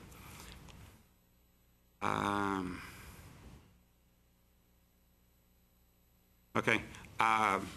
The curriculum, Tyler Junior College has already moved, and they're going to, they've submitted, and they plan on adopting the curriculum that we developed last year this fall. Amarillo College, Jack Stanley, has adopted some of the ENER courses we developed. Mark at Central Texas, I believe San Jacinto is moving in the direction of this, as are some other colleges. So it's really starting to get that speed, if you will, the momentum. And as a general rule, people that are looking at it are saying, hey, this does kind of make sense. And then marketing materials, and if you'll give me one of those and then pass those out. As we pointed out a minute ago, we have incorporated the Texas Genuine brand, and we're in the process of developing these. By the time we're finished, we're going to have a couple of thousand of them, and we're going to share them with y'all. They're not for us. They do not have TCC or any other college name on the booklet, but what we have, and is Kaylee is passing these out. Oh, and I didn't give credit to Kaylee. Kaylee is helping coordinate this project, but we tried to represent all of the energy industry with the graphics that are on the folder. Tried not to give preferential treatment to any one group or category. Inside, I've included my card and Kaylee's card. The brochure on the left side really and truly just outlines the people we've worked with and what we've done. And then the other side, these are still under development, and so 3 of them are blank. But you can see the curriculum. And they're going to have to be, they're not in the correct order, but the graphics person we're working with just kind of has them structured right now. Ultimately, I believe there's going to be a dual credit tab. We will probably list the TEA, CTE courses that could possibly be pathways into this. And then we're going to talk about the oil and gas extraction piece and the process tech piece. And again, this is designed to work for industry, really trying to show industry what we're doing and what we're suggesting and in the direction we're moving. And it would also work for students because it has the curriculum on this side, but we really didn't put the piece together primarily for a student point of view. But we're talking about the career pathways, and again, this is the career cluster, and really the first year experience is the piece, and then the pathways are the second year experiences. And there may be more second year experiences that can be getting incorporated into this model. I've already talked about presentations. We're also presenting at NISOD in May. I've talked about how we're meeting with the Gulf Coast Process Technology Alliance, and in essence, they've done this for process tech 15 years ago, I believe it is, and it's really and truly the model that we need to move to. Texas needs to adopt the career clusters and the career pathways and start working together collaboratively. At TACTI last week, there was a conversation about what if we could create a course and share it amongst us, and you don't have the issue of everybody creating the separate course, the expense of everybody teaching the same course. And plus, for industry, we start moving to this commonality. If they start seeing a course and everybody starts having it on their transcript, they start recognizing, oh, I know what that person should know. And that's a lot of it to me right there. There's my email, Gary Tomerlin. As I said, this has my card in it. If you're interested in these, we don't have them ready to go yet, but we're close, and we'll be glad to send you some. I mean, some's going to be 25 or 50, but they're going to be made available, and the graphics company we're working with is actually providing us all the materials, and so we can share them. And I believe, I do not know this for a fact, the curriculum outlines as an example. I believe we can get those as a Word document, and so maybe you could edit them, or maybe you could insert your college name or something like that. But it's just really trying to move us into a more common direction. And I think a lot of the conversation we've had today about the marketing, how can we have a statewide marketing campaign if we're all working independently? Shannon's project, she's working to move us together. The vertical alignment process with TEA is trying to align what secondary and post-secondary is doing. And this is just a curriculum outline or a curriculum pathway. And as I said, there are states that are they're further in front of us. That's real good, but anyway. They're more in front of us in adopting career clusters. As Robin said, WECM, next year, we're going to start moving into and reviewing the courses at more of a career cluster level. And this is just a roadmap in that direction. Any questions? Or Gary, on the blank pages, what do you anticipate will be laid out on that? Well, I believe one page will be something about dual credit tech prep, and it probably won't include tech prep from what we're hearing in the news right now. But anyway, I think it'll talk about possible alignment between the introduction of the CTE courses and the new CTE courses TEA redid. They have a ag course that is about renewable resources, and so we might list that course and a few other courses as possible entry points into the pathway. They could begin taking some of the courses in the academic core. And somebody made a comment earlier about the soft skills that students need or workers need. And the industry folks that we worked with were real specific, even about the academic courses, about this is what they need. We don't need them to pick what they want. We really need this. These are the skills we're looking for. But then one of the tabs would be the oil gas extraction piece, which is in essence the second branch of the tree, and hopefully the third tab or the third blank page will be the process technology piece. And again, the Career Foundation Core, in essence, the first year experience, and then a specialization across the tree. The one course in the Core Foundation core courses at ENER 1340, is that where the employers gave you the feedback about the soft skills?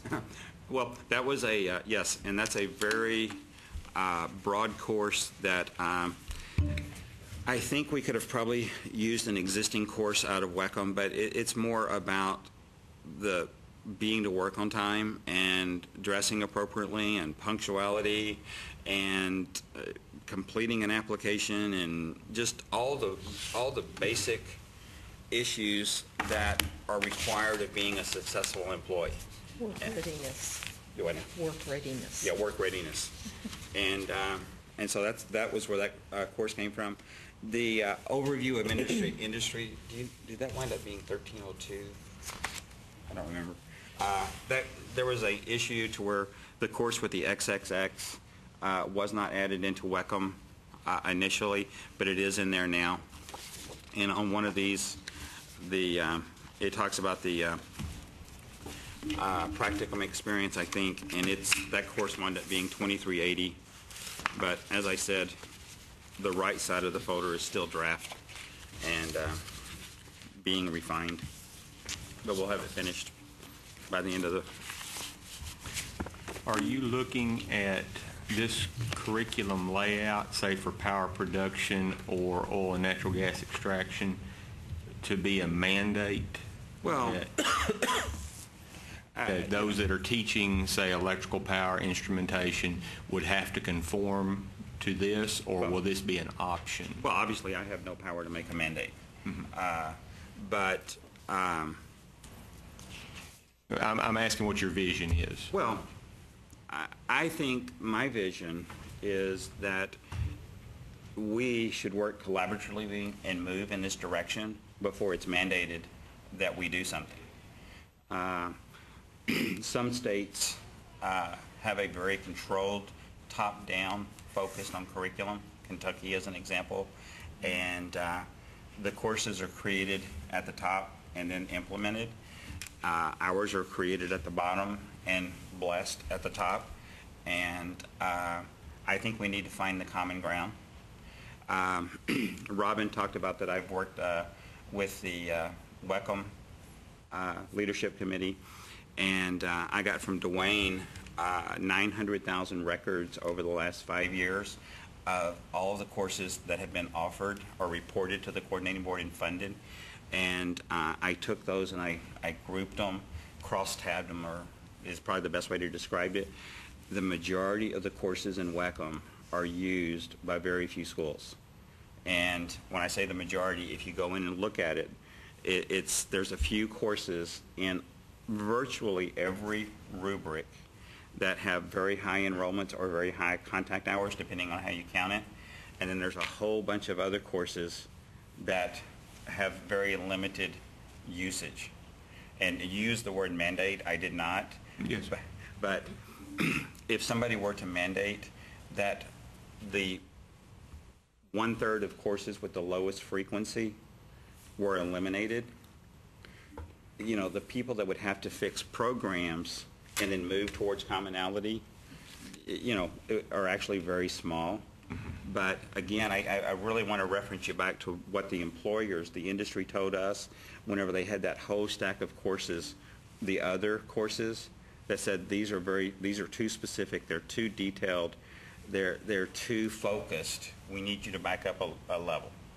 And I think that's what we're trying to do. And when I say we, I think it's really better if I use the word they, because I'm just a person that tries to organize the meetings and bring the people. I understand completely, sir. We have 2 advisory boards a year at our place, and we have 30 to 40 different companies, and so I understand what you're working with, the mandates from industry.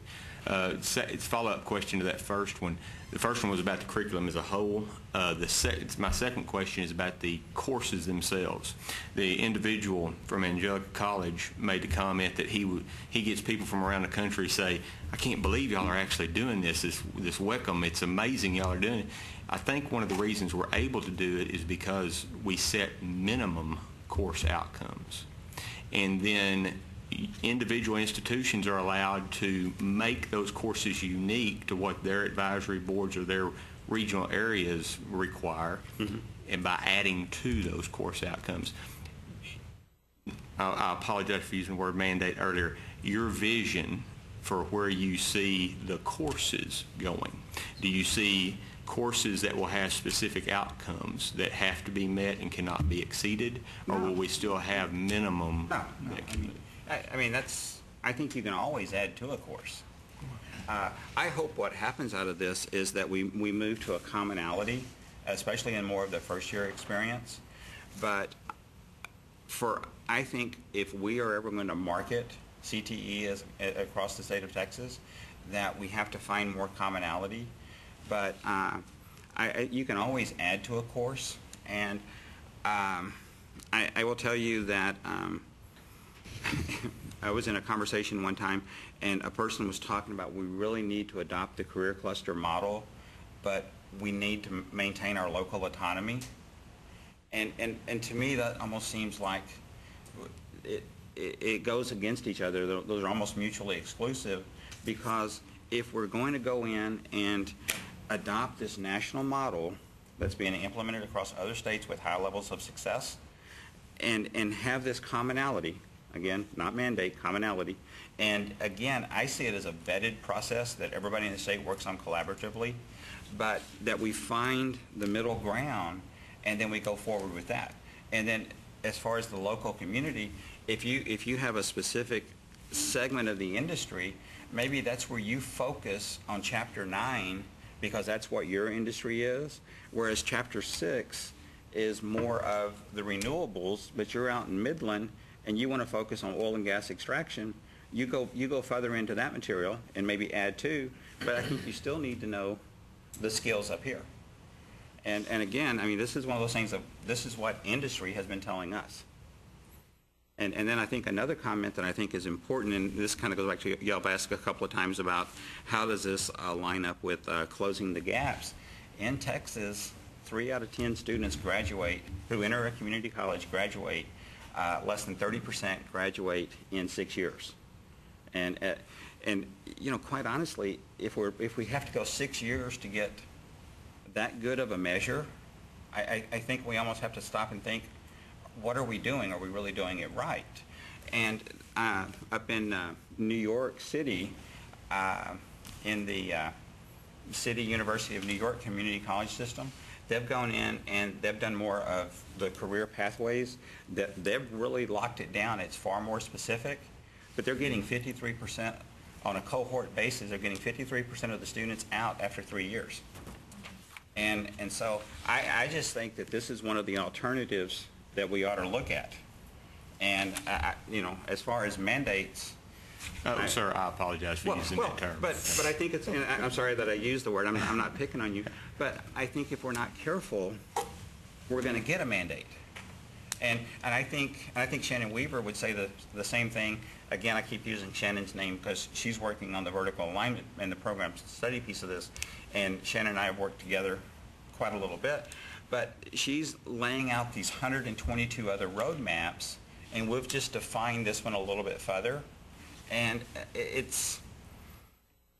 I'm not saying it's a perfect one-size-fits-all, but I think if we worked across the state and tried to figure out, you know, how to do it.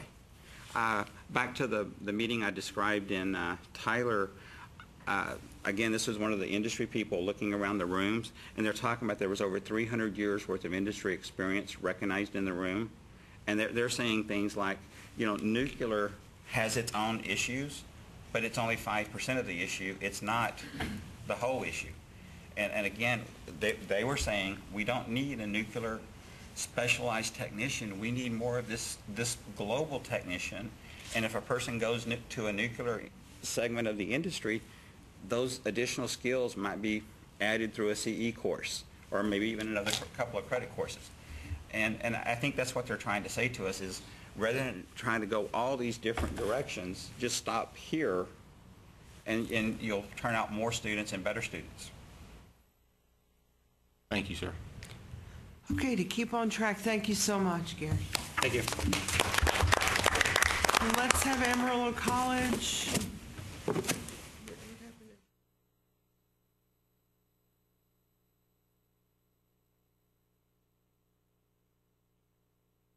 Texas. It's a project that Amarillo College has been doing for a couple of years, and we have Danita McAnally and Susie Wheeler presenting. Thank you.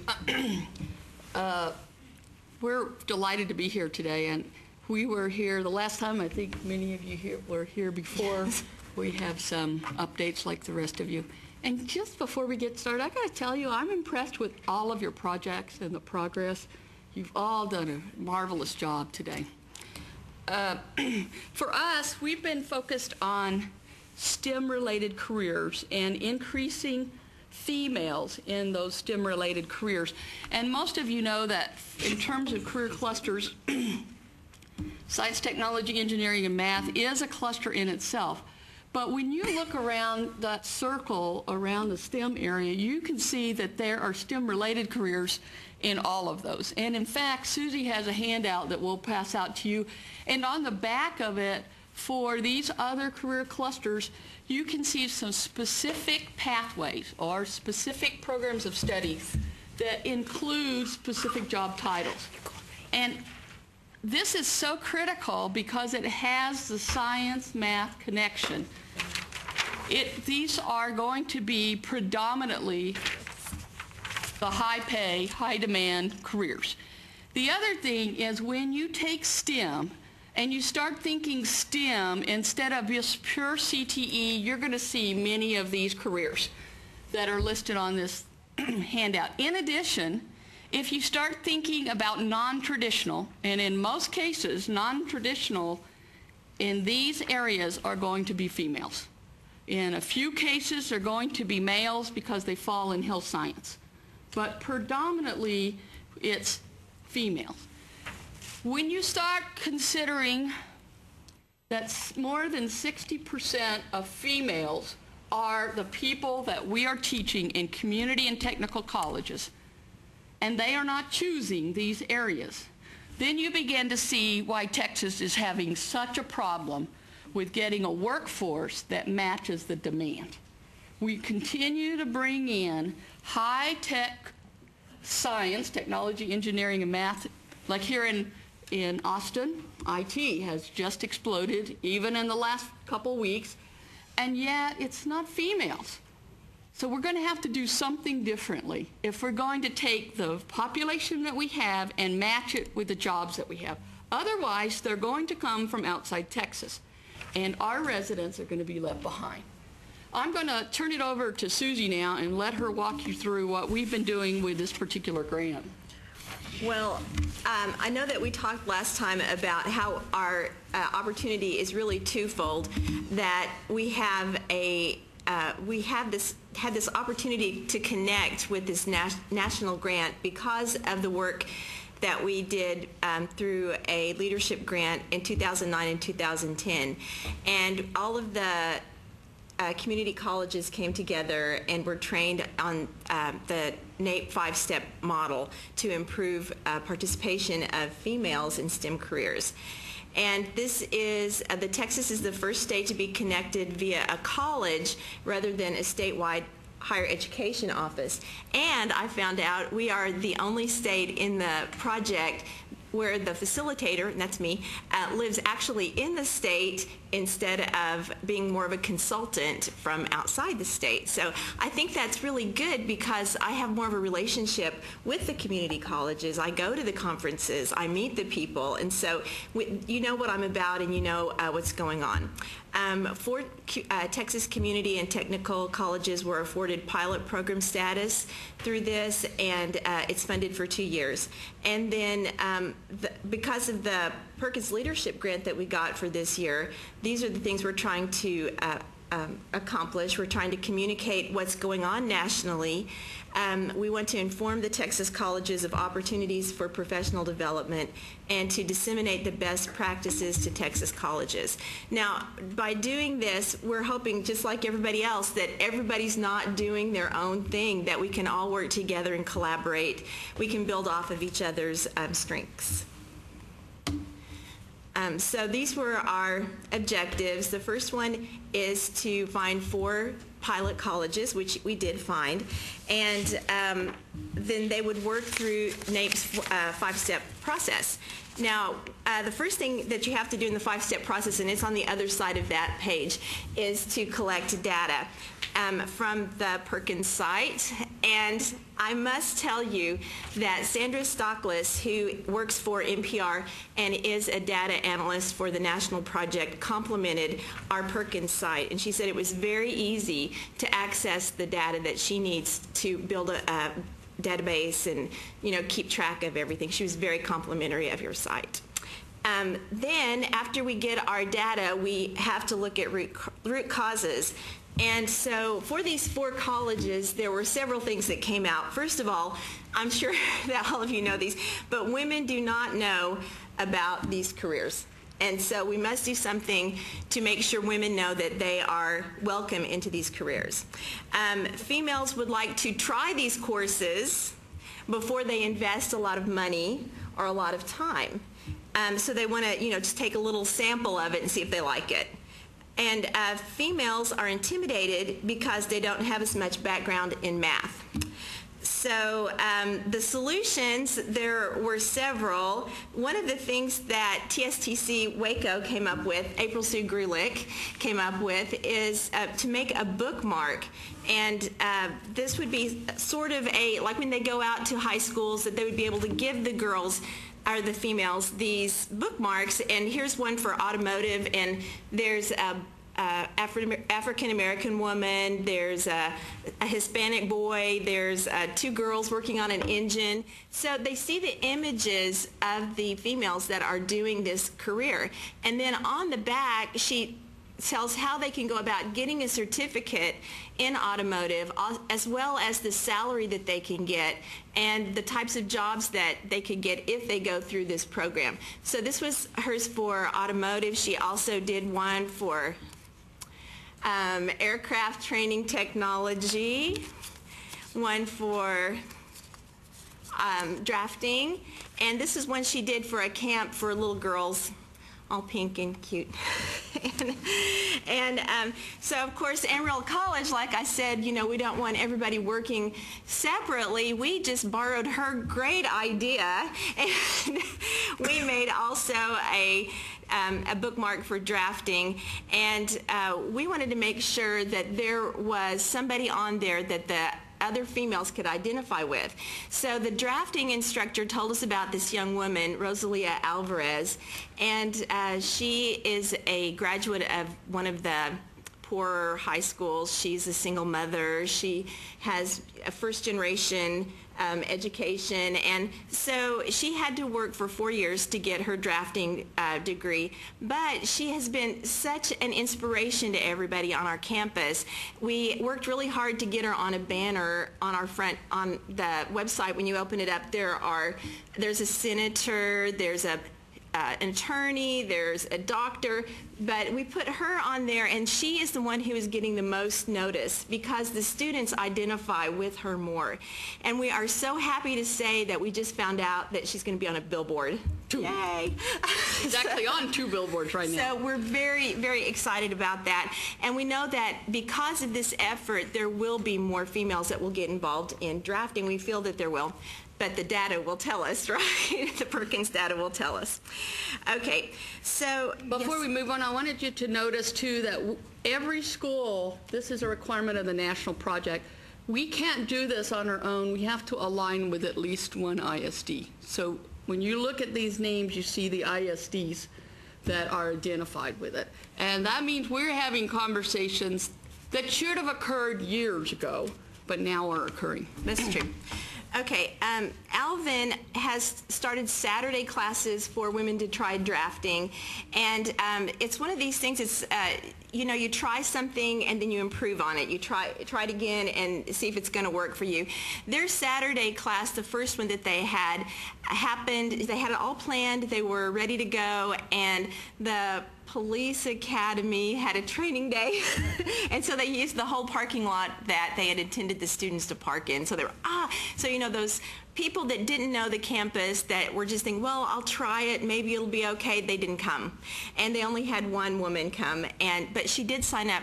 She said she was going to sign up for classes in the fall, so hopefully that will come through. The second time, they made sure there was nothing else going on, and they had about 30% females in the Saturday class to see if they would like it, and 2 of them said that they would sign up in the fall. So hopefully, and of course they're going to keep in contact with them, and hopefully that will produce some more women in their drafting classes. And finally, for Clarendon, one of the things they've done, a lot of students come through, high school students come through their wind energy program and look at the equipment and try out what's going on.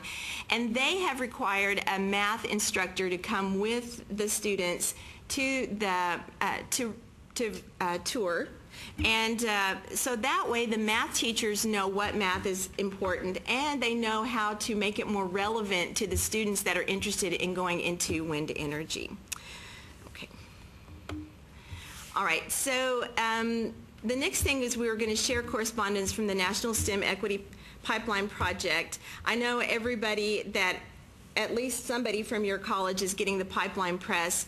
They're getting legislative updates, information about conferences, professional development opportunities, and professional development through extension agents. Now, the extension agents are people in your college who might do professional development on the 5-step model. And you'll be happy to know that Texas leads in extension agent reports. Yes. We got that information. I was like, wow, that is awesome. And they said, it's not a contest. And I was like, well, sort of. I don't know.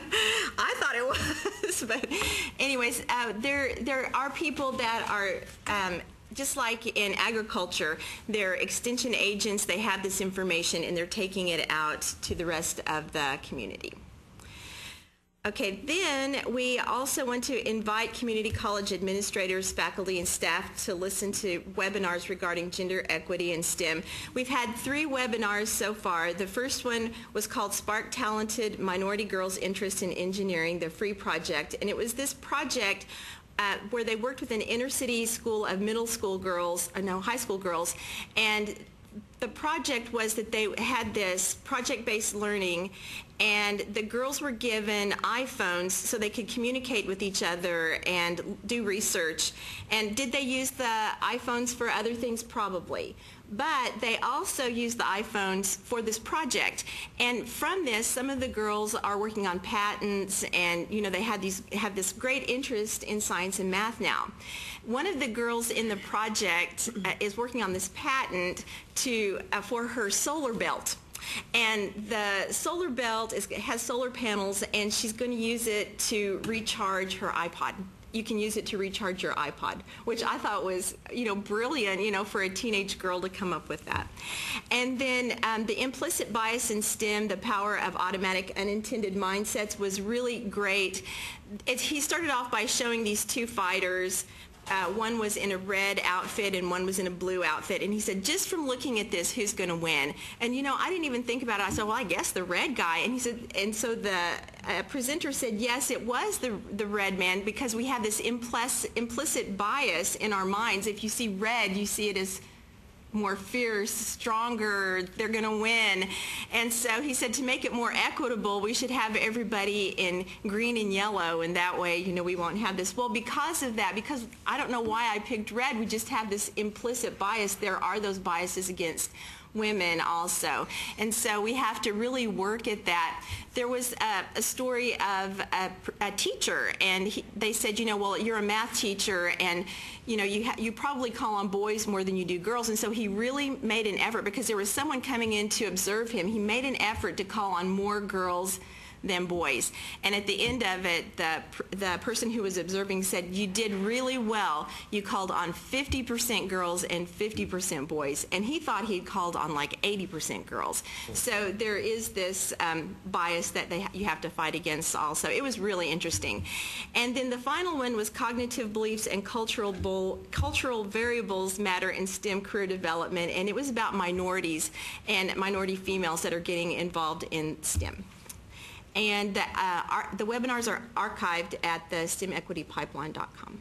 If you are not on the pipeline press, somebody at your school is, but we add names all the time to our listserv. So if you'll give us your business card, we would be glad to make sure that you automatically get email updates. And, okay. Do you want to say something about the pipeline press, Danita? Did you want to... anything that you've read on it, or no? That pipeline press is very valuable. There are reports that are referenced on it that have just broken, and there have been 2 or 3 cases of latest reports. One in particular has nothing to do with STEM, nor nothing to do with gender equity, but is about how we're going to have to redo all the financing in higher education with thinking outside of the box. It was written for the Midwest region. It has complete value to Texas as well. It's called the Heartland Report 3.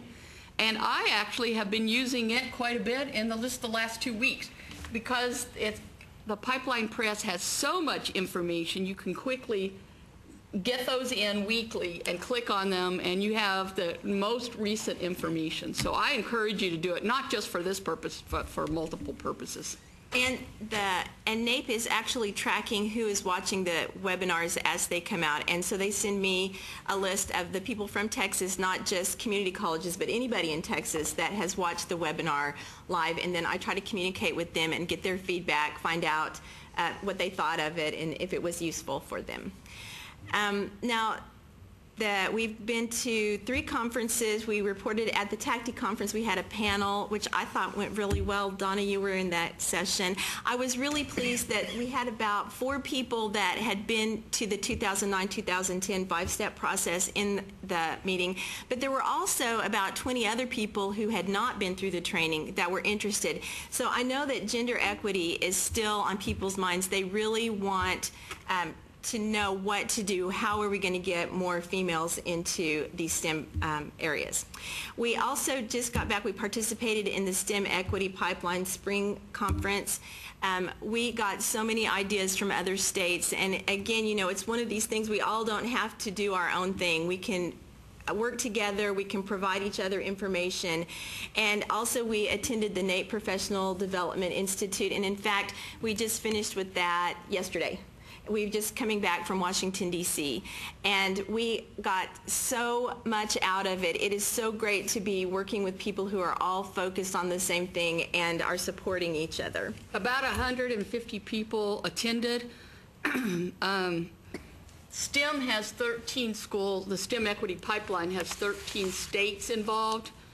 And so there were over 80 people at the STEM, but there were 2 states that are not even involved yet. They haven't been selected. Idaho and Wyoming, Idaho and Washington, and they had more representatives than we had there. We're going to tell you that we want one of these guys to go with us next time because we're the only state without one of these guys.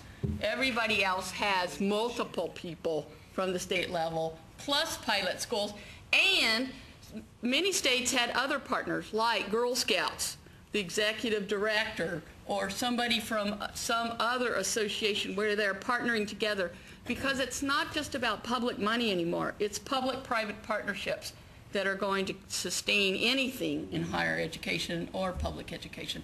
And it wasn't just higher ed, it's secondary schools as well. So we heard it from all levels. All right, so we're still working on our deliverables. It's continuing. We still have time to work on these. I know that not every community or technical college has chosen one STEM-related program, but I will keep working on that. Hopefully they'll realize the importance of working on this. The impact on the state is we're going to have an expanded understanding of faculty and staff regarding non-traditional gender in CTE. And let me go back a page here. And hopefully improve performance on Perkins indicators. Now, I've got to say that at TACTI, I heard several remarks that I thought minimized the importance of 5P1 and 5P2. And it was difficult to hear because, you know, this is what I work on. And when you hear those things, it's like, are you kidding me? Are people still saying these things? Are they still saying that that it's not important? Because to me, of course, it is. And of course, to our economy, it is. To women who are trying to make money for their families, make a living wage for their families, it's very important also. I was also very surprised to hear Larry Jones say at that conference that demographics are changing. There are more women going into the workforce. I wanted to say, are you kidding? Do you think it's 1950? But I didn't. I kept it in. But it was very hard to hear these things because it is important. There are women that this is very, very important for. And I want to come off of that. I guess there's a perception. And when we went to the national conference, we heard that apparently there is an effort to eliminate the Perkins indicators on 5P1 and 5P2 from the reauthorization. But I got to tell you, that's probably not going to happen. And here's why. If this nation and this state doesn't work on equity issues, we're going to be right back where we were in 1950. Because gender is the one that Perkins 4 particularly highlighted by putting 5P1 and 5P2 in. It didn't really emphasize the other equity issues.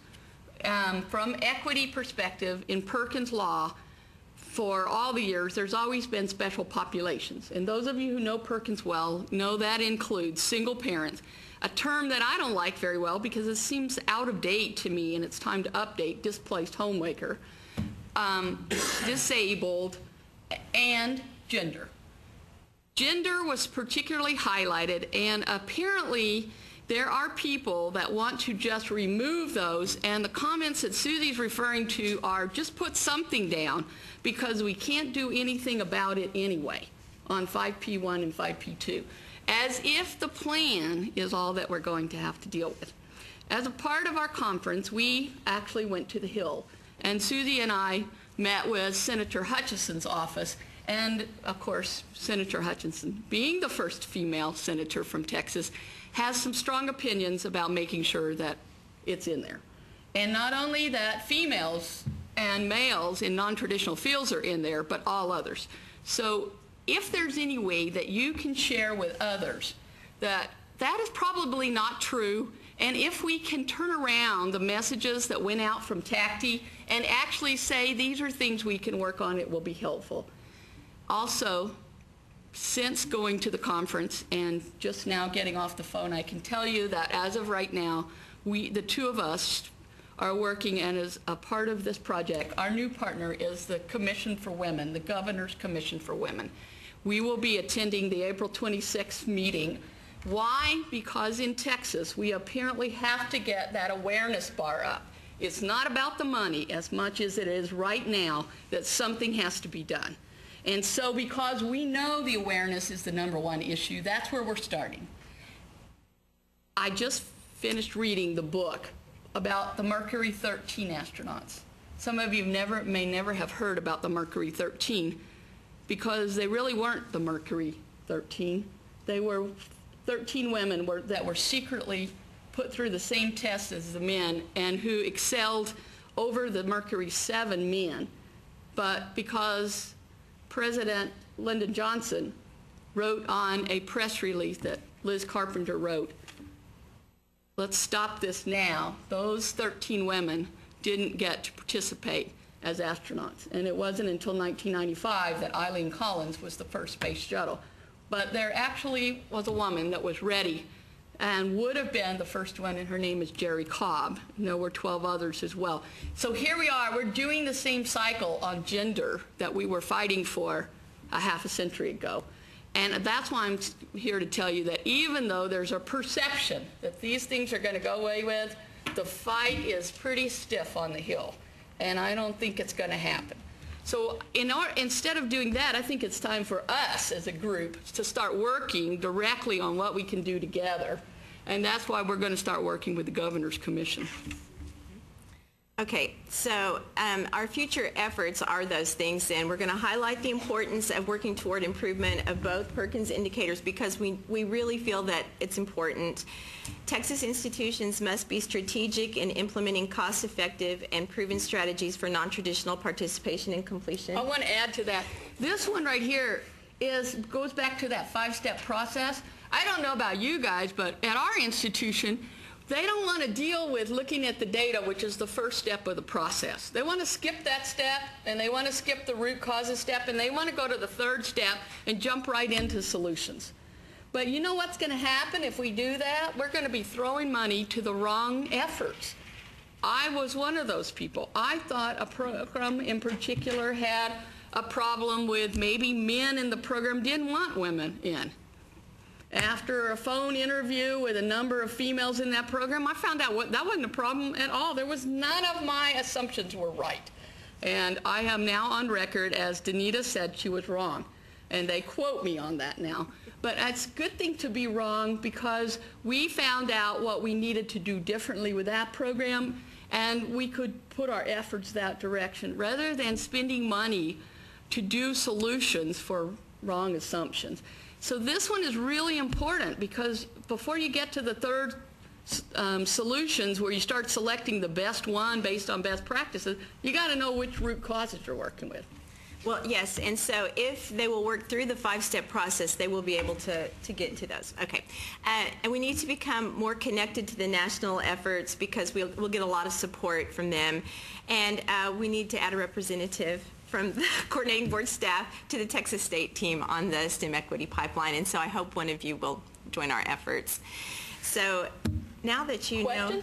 Now that you know we're passionate about it. You guys didn't know that from the first section. Well, I just wanted to thank you so much for your efforts, but my comment is, I know, like, I live in the Austin area. I've been a Girl Scout leader for 6 years, and all of those years I've gone along with the girls in my troop to the UT Introduce a Girl to Engineering Day. Those grassroots efforts have been going on at least for 6 years. That's how long I know that I've been participating.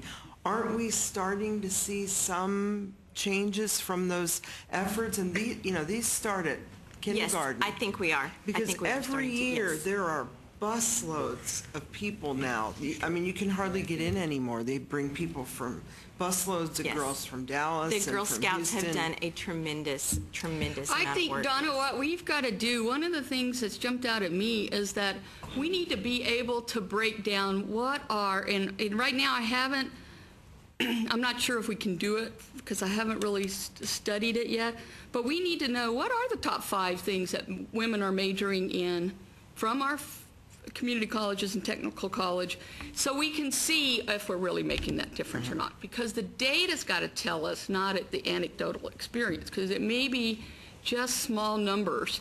And so how do we get the bigger thing to happen? And it's always going to be an evolution, but we certainly can't let up on them. And as we know, the emphasis more on STEM, those girls when they're young, and I was talking to Vanessa, when we can get them when they're younger, that they will persist with it. So yes, I think that there will be a change. Well, we just had a girl graduate from the electrical power and control technology and instrumentation. She double majored. She took a job making $65,000 a year, and now her sister is going through the program and her cousin.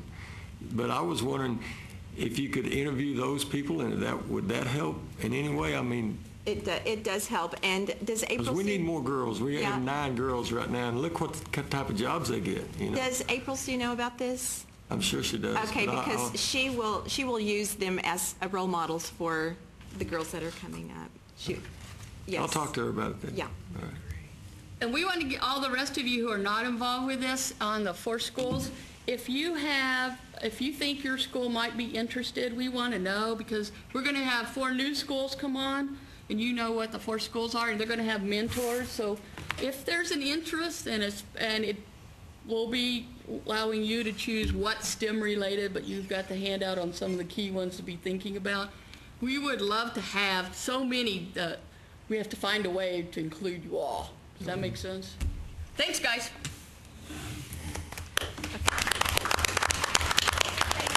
Mark, I have some. I do. We're supposed to have done a card like that. Okay. Have we heard from Shannon? You're next.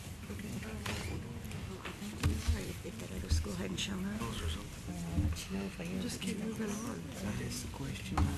Okay, let's go then. Well, we have a few minutes to switch out, but the next would be TSTC Waco, Incorporation of Smart Grid Training into Electrical Power Project.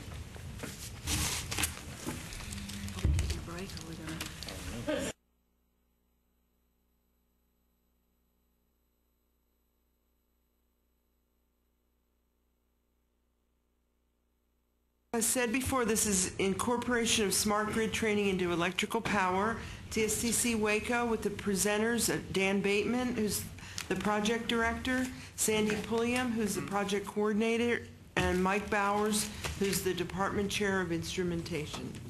Thank you. Well, I was just going to introduce them and let them give you a progress report, but you've done that. And I'm also the Perkins contact for all the basic grant and all of the state leadership grants. But they're going to update you on the Smart Grid grant and how it's progressed throughout the year.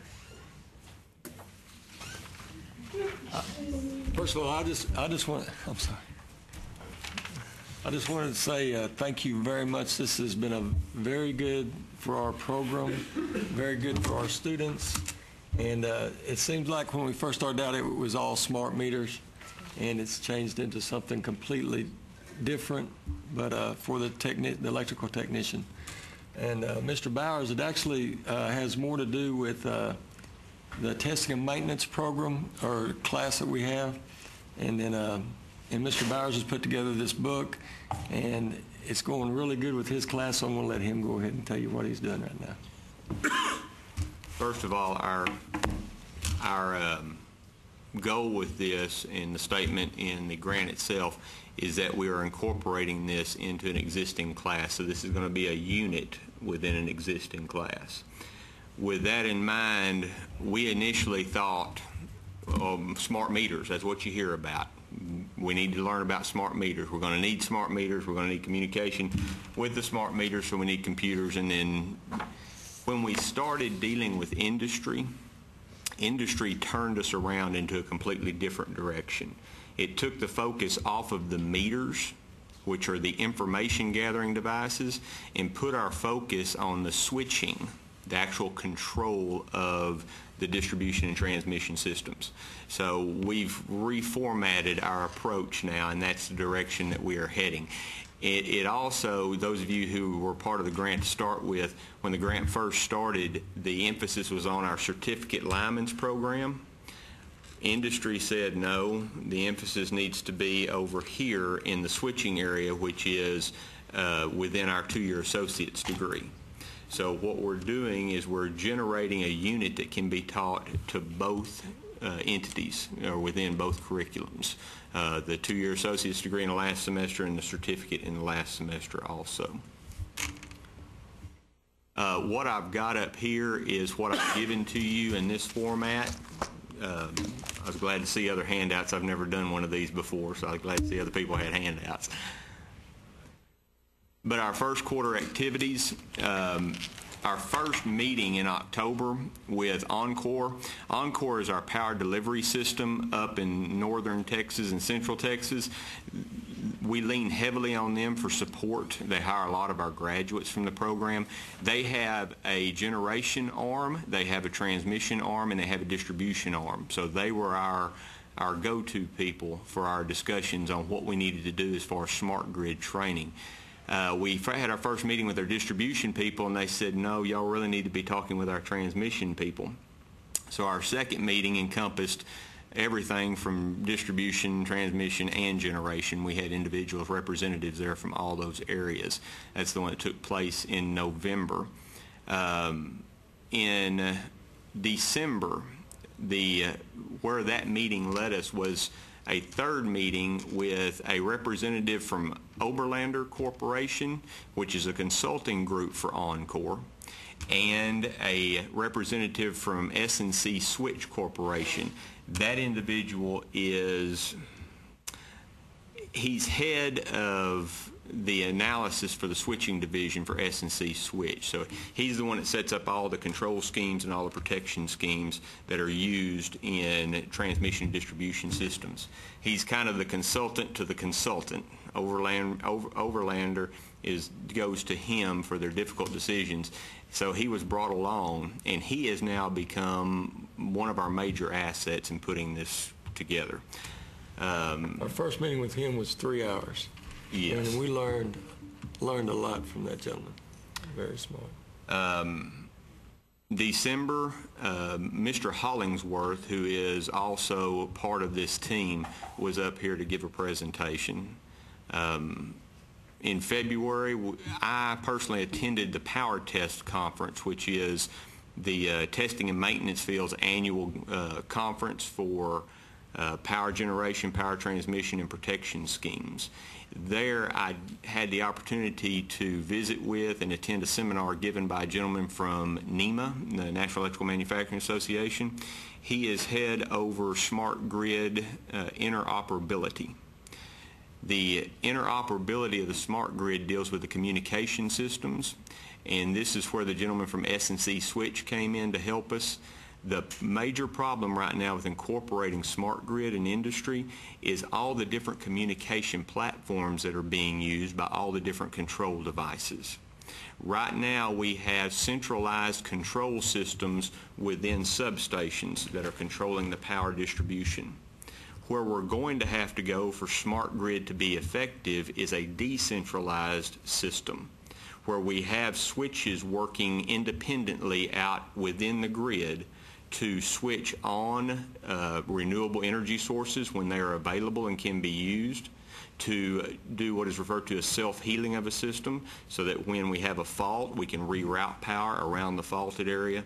This has to be done with the decentralized communication systems, autonomous units communicating with each other to be able to incorporate or produce this type of smart grid control scheme.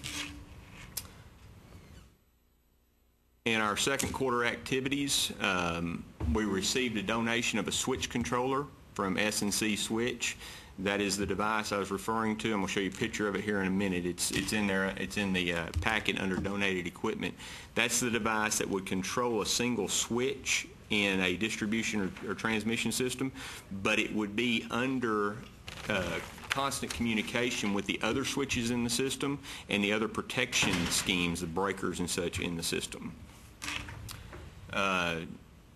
In February, we put together the first lesson plan, Intro to Smart Grid, and it has already been incorporated into the existing class of ELPT 2347. Third quarter activities, we have, it says proposed there in your handout, I have more up-to-date information on that. What we have already had our advisory board meeting, our spring advisory board meeting for both electrical power and instrumentation programs. We presented this material to them, so it has been presented to industry. We had 30 companies represented with close to 40 individuals in attendance at our advisory board meeting. And then just yesterday, I think I may have my date down wrong in here, but just yesterday, one of our colleagues, Sid Bolfing, is a part of the TREEC, and he presented what we have done to this point to that consortium, the Texas Renewable Energy Education Consortium. Where we plan on going from here is to receive, in March I've also received training from S&C Switch, but we plan on moving from here to incorporate more training over the software that controls the switch, and to develop the second and third lesson plans for this unit. The second lesson plan is going to be more detailed into the switch control scheme and why it is necessary. And the third lesson plan is going to be equipment specific. And by that I mean the switch itself and the type of controls that are done, not necessarily the specific brand of switch that we have. So therefore, when that information is disseminated to the other colleges, it's usable for them in whatever equipment that they happen to acquire or receive. And in the fourth quarter, again, third and final lesson plan, and we're going to host a conference over the smart grid unit. Plan on having the consortium members for TREEC invited. Anybody that is in this room that would like to be invited, or if you know of anybody that could benefit from this material that we're putting together, please, my contact information is on the front of this, down at the bottom. Please have them contact me, and we're going to contact local high schools. I have not yet talked with our IT people at school and our administration, but my plans are, hopefully, we will be able to post this on our website, and then through our marketing and our recruiting departments, get that information out that we have posted this new smart grid information on our website to all of the high schools in the state of Texas that we communicate with through marketing and recruiting. So therefore, they will have it at their, they'll have the availability to reference it, pull it off of our website, and utilize it if they wish. Equipment that has been donated.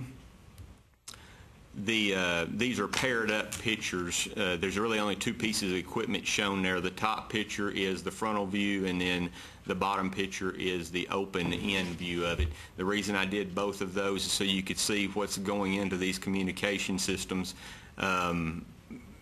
Not only do you have software that's necessary to program these units, but they're also communicating with each other and with the power generation control stations. The IntelliCap, which is on the left-hand side, is meant to bring in capacitance into the system. Power efficiency is one of the main thrusts of the smart grid. Whenever we have a large power draw that is interfering with our power quality, we need to correct that. The most common correction method is to introduce capacitance onto the power system. That's what that IntelliCap is doing. It's continually monitoring the quality of power and, when necessary, bringing in or shunting out capacitance in the system. The unit on the right is the actual switch controller itself.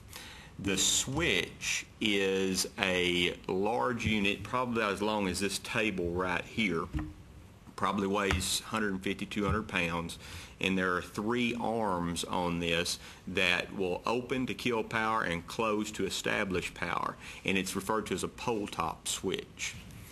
That switch is controlled by that switch controller, and that switch controller is controlled not only by its own onboard system of monitoring for faults, but it's also controlled through communication systems with other switch controllers, so that you can perform the self-healing in case of faults, or you can actually sit there and monitor a solar generation site, a wind generation site, a biofuel site. Those sites cannot in and of themselves, under a major power load, support the grid. But if we have, say, Abilene under a very light load during the winter time, the wind generation systems out there may be able to support that city by themselves. We have to be able to have monitoring systems to determine what the load is and then what the capacity is of the generation source, and then operate the switches to bring that generation source in when it can be applied and utilized. And I'm just sitting there biting my tongue because he never bites his tongue, I promise. But it's like, my job was to, like, if power went out at the Super Bowl, during the Super Bowl, my job would be to call somebody to go out and check what it is, and I need to know what switch to close, so I don't kill anybody or whatever.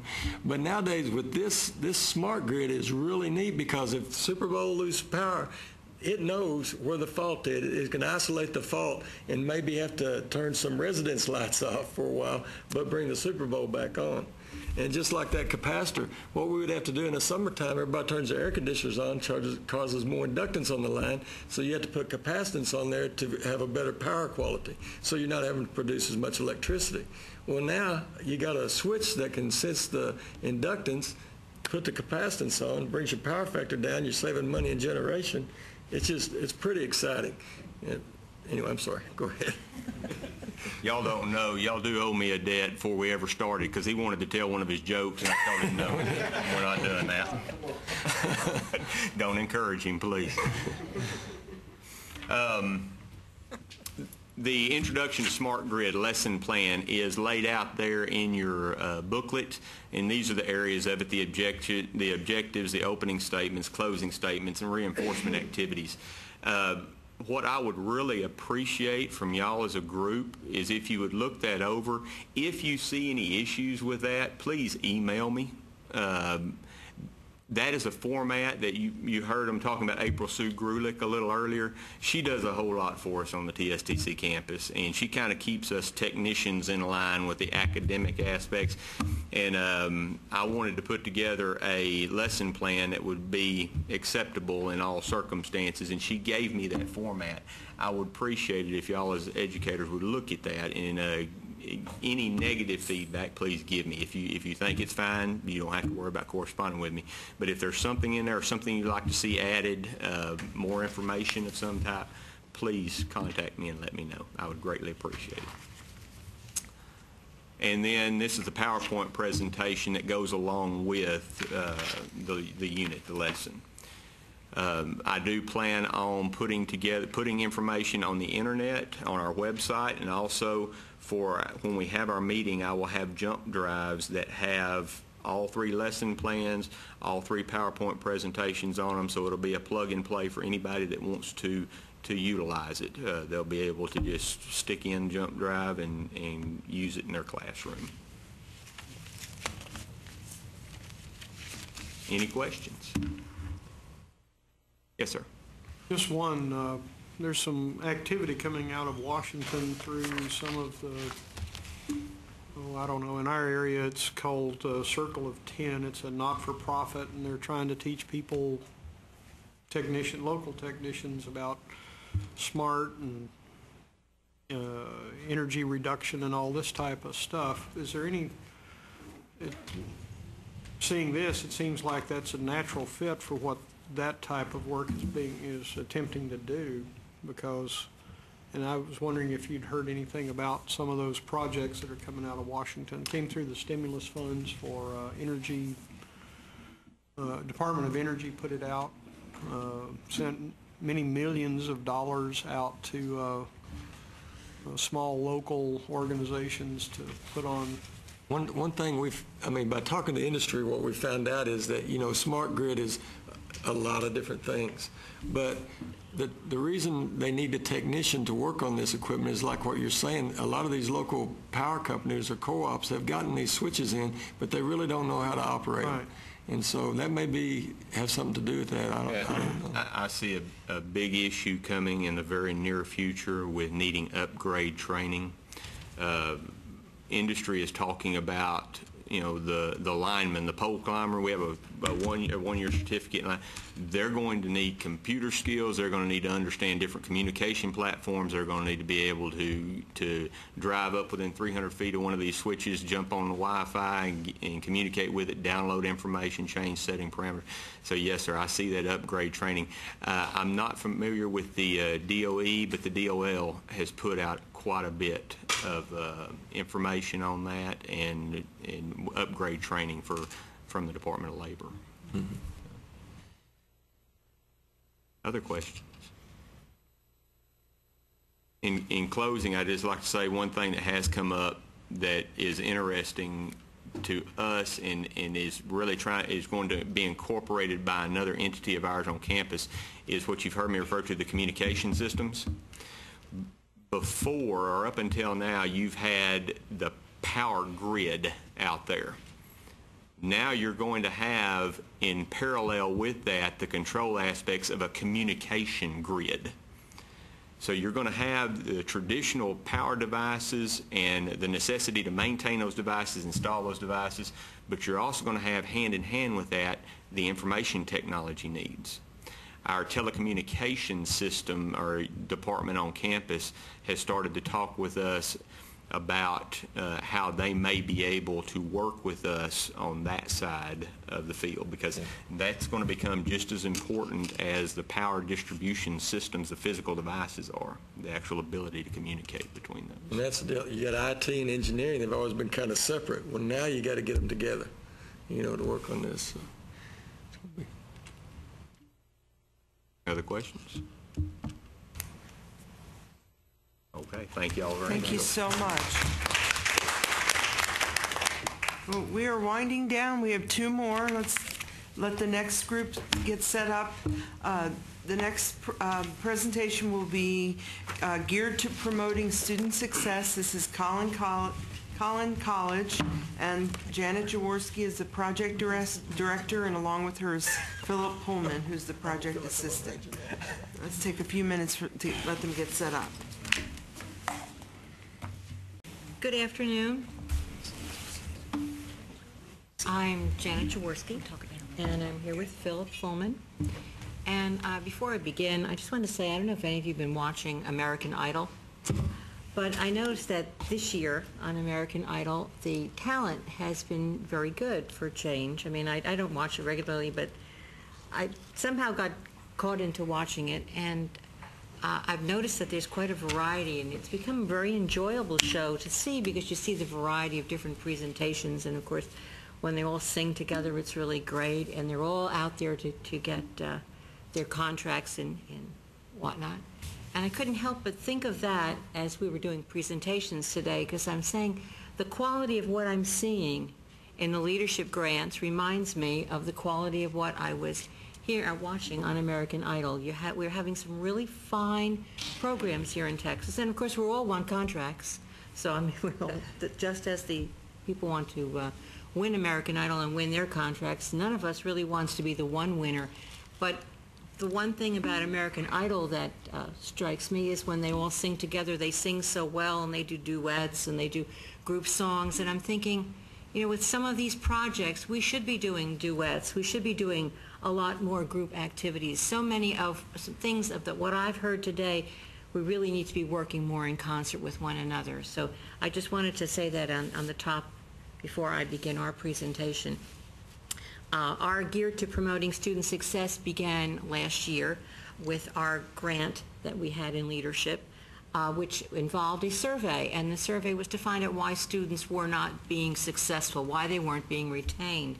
And as a result of that came the growth to the Geared to Promoting Student Success grant. I think this is what I have to push. No, that's not what I have to push. Okay, I hit the wrong thing. What did I do? Okay.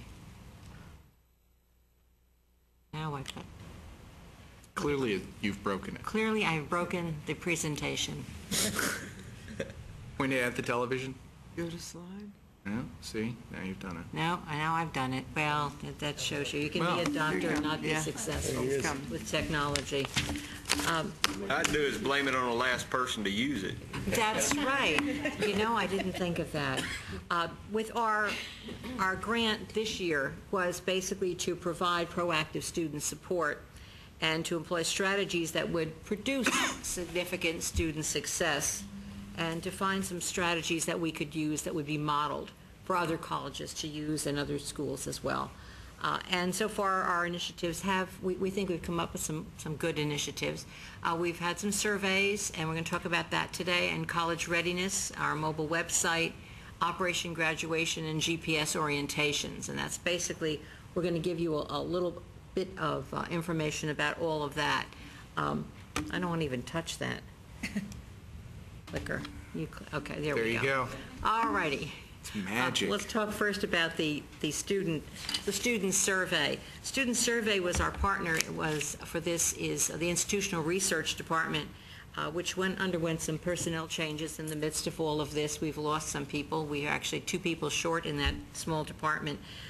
So that has affected some of the activities that we were going to do. Our research coalition is kind of sitting on the back burner because we don't have enough personnel to get that started. But we have been working on an exit survey that will be distributed to students. Currently it is undergoing a faculty review. We have a faculty review panel that's going through the exit survey. And then later this month, the first go-round will take place when students will be given that survey. The leadership team has also reviewed the survey at the college. So we've got that underway.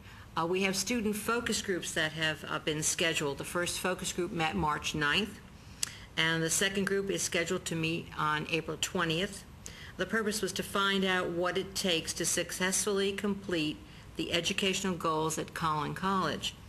And the responses were anonymous, and students were encouraged to talk candidly. Right now we've compiled the results from the first focus group, so we hope that within the next quarter we will have the results from the second focus group and have something to present later. But it's been coming together quite nicely, and that's our student survey. The next item that we worked on was our mobile website. We presented the idea of the mobile website to the college, and they thought this was so great. They looked into it with us, and telecommunications found that SunGuard, which is a provider, can possibly provide us with a free mobile website. So we aren't even going to be using any grant funds for that. And now telecommunications has asked to take over the project, and we feel that we're there to consult with them, but they wanted to take over the project because now they want it for the entire college, not just for our grant purposes. So we feel that that's been a big success in that respect, that we will have a mobile website. One of the things that we have put together is that little splotchy thing that you see on the screen. That is a QR code. QR stands for Quick Read. And you place that QR code on posters and different publications. If you have a mobile phone, there you go. You can take your mobile phone and you can read that code, and that will bring you right up to our website. And we want students to get to our website. And so we're going to be putting that on the posters that we're currently under development right now, so our QR code will be out there. One of the things we found, and the reason for the mobile website, QR codes, GPS, is that students didn't know of a lot of the services that are available for support at the college. They just had no idea. They knew that there were things out there, but nobody knew how to get them. They didn't have that information. You show them at an orientation, or you maybe mention it. There's so much going on. Some students don't bother to attend orientations. They just don't bother to look at the college website. So we really needed to give them a place to go to find out what services we have that will support them so that they will be successful at the college. So if you want to click on our website, this is our GPS website. The GPS website, and we can be able to see a little bit clearer. The GPS website has, in that screen there, we've told the students that they get to that GPS website via that quick read code. They can find our guide, and the first thing on the top there is the guide to promoting your success as a student at Collin College. We also have produced a CD, and the CD is given to students, and that the information that's on that CD is in that first part of that guide. So they go through that GPS guide so that they can find. You want to click on that guide again, please? And can you click to the next? It's a PDF file, so you can see you're in college, now what, and go down again, go down, there you go. And it's embedded with links. If they're talking about financial aid, then they can just go to the links at the bottom of the page, and that will get them to the college's financial aid page. We've had these links throughout the entire GPS guide, so that this gives them something to work with. And again, with a quick QR code, they can get to that website. Want to go back a bit? Back to our website again. Yes, please.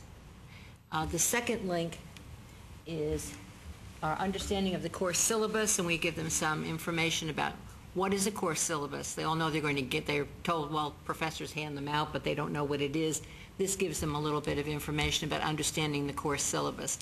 And the rest of the links on that page are all kind of like that. You've got a lot of other information. You've got another one. What's the next one we have there? My plan. My plan. And we're going to talk about that later, so don't click on those two now. Okay. And there's also on the bottom there's just a plain ordinary worksheet for them that they can use, and that gets them to different career services, learning and study strategies. That talks about the LASSI that they're going to be having. So basically we're giving them information on that site. And it's still under construction. We've just recently were able to put it up because the college has changed our web pages and our software. It took us a while for us to even get the site going, but it's up there and ready to go for students so that they have a web page that they can relate to. Okay? Actually, the website is modeled after the GPS book that we handed out during orientations over the spring and for the GPS program. I meant to bring one, and it was in my bag somewhere. Somebody at American Airlines is learning all about our program, but God bless him for it. But yeah, there we go. If you jump to the next one, part of the program, and one of the things we found when it was getting to students not having the resources available, not only were they not aware of them, but even the ones who weren't always availing themselves to those programs. This was designed with counseling services, and these are some programs they came up with. If you look at the verbiage, you can see it's very much what a student's going to ask. It's not programs on how to make yourself a better student, how to improve my grades. These are things that they're actually going to ask themselves.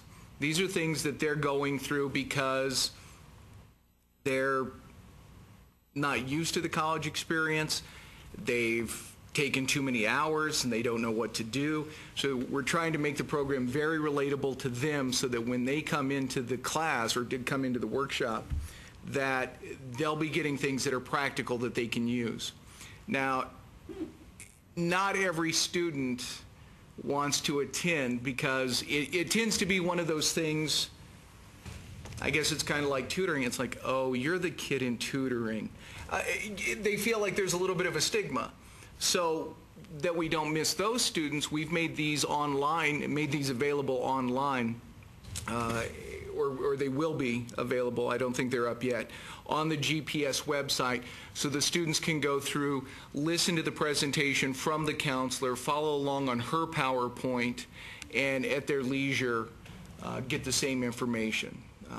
Like I said, if it's just the matter the student feels a little embarrassed that they're having to go to a tutoring class, or if they just learn better at 2 a.m. and that's when they have the time available to them, they can access it at that time. So that was one of the things that came out of the initial survey of students that we did for the first part of the grant last year. And then from there, and this also leads us into the workbook as well. But then with career services, we had the program Operation Graduation. And we talked about this, I think, the last time we were here. But Dress for Success, that was the student fashion show, although we went with Dress for Success. It just looks better on posters. But fashion show.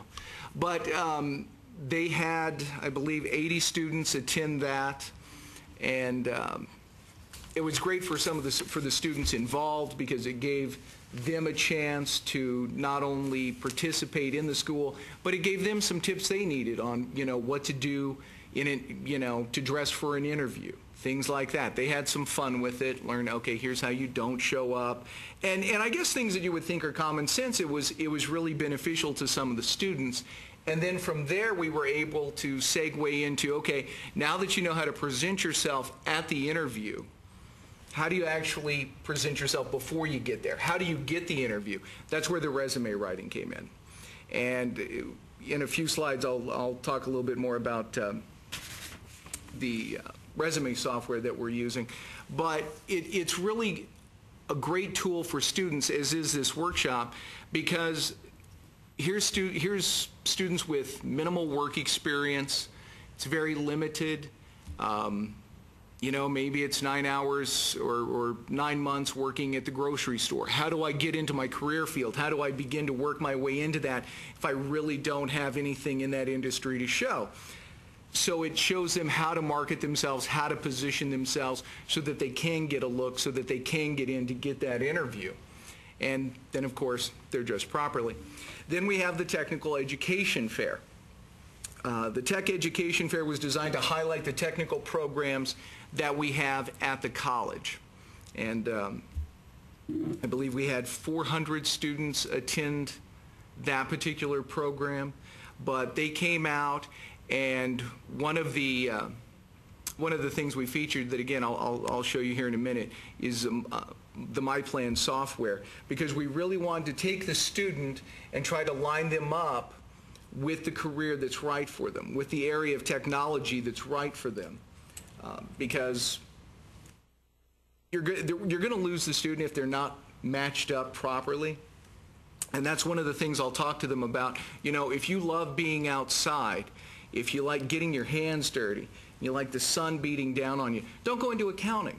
You'll be miserable. It's just not the right fit. Conversely, if you like working with numbers, don't go into agriculture. And so what we want to do is make sure we're finding these students the right place to go.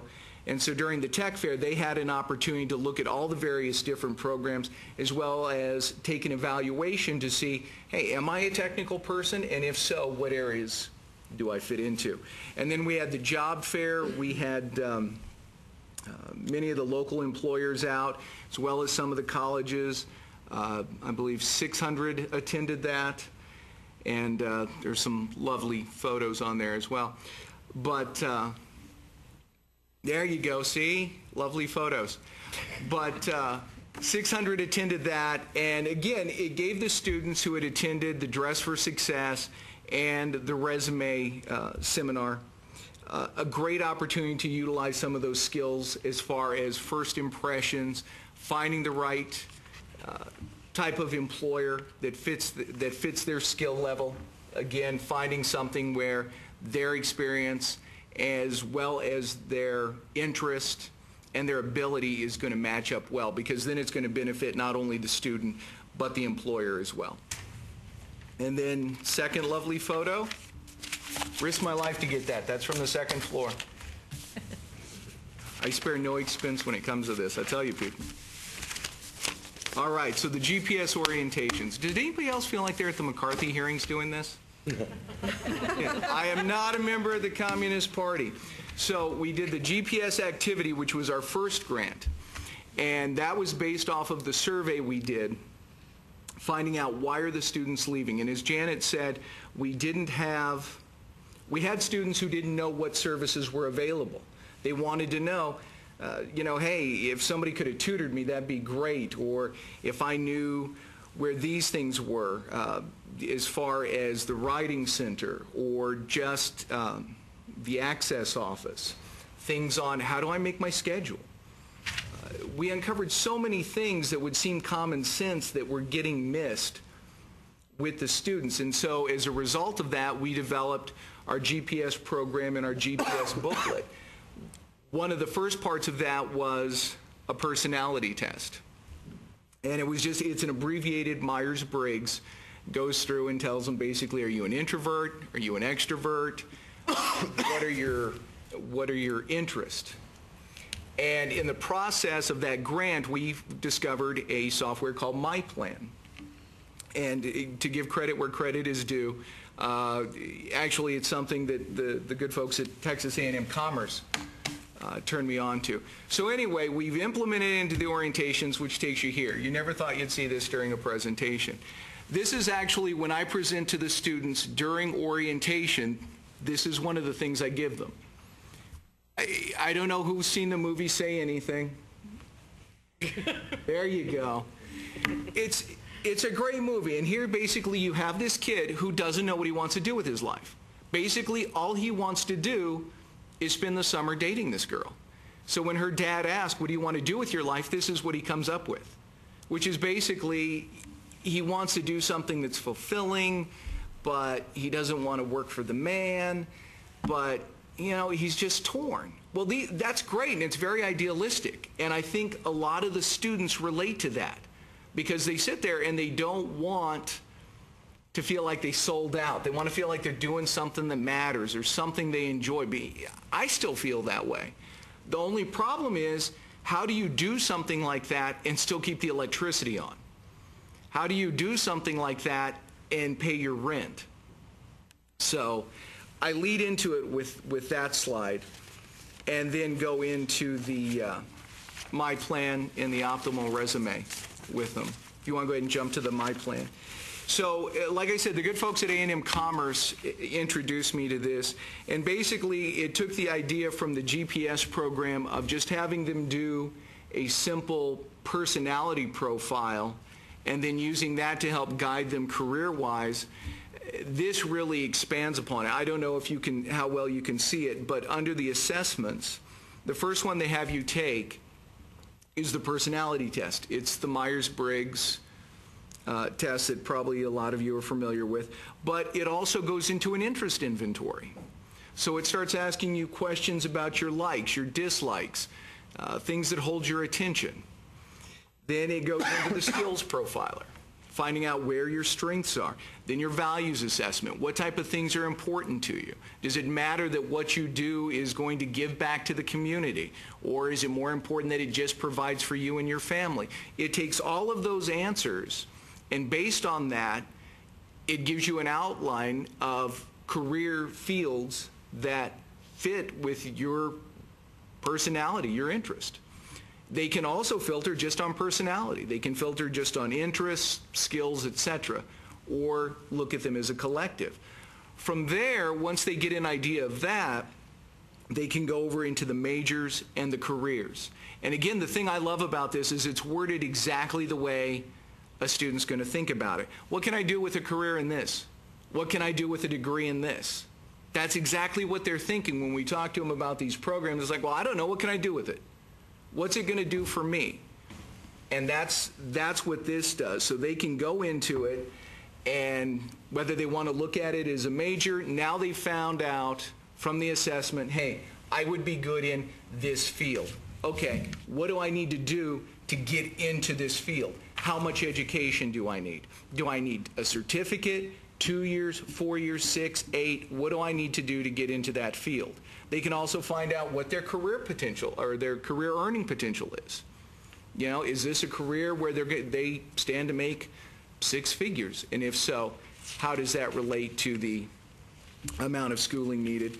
But they can also go into the careers as opposed to looking at the major. They can just filter it on careers, go in that way, and then find out how much schooling they need. So this is something that we have started using, I started using as my portion of the orientation for them. Now the school is working on a pilot orientation.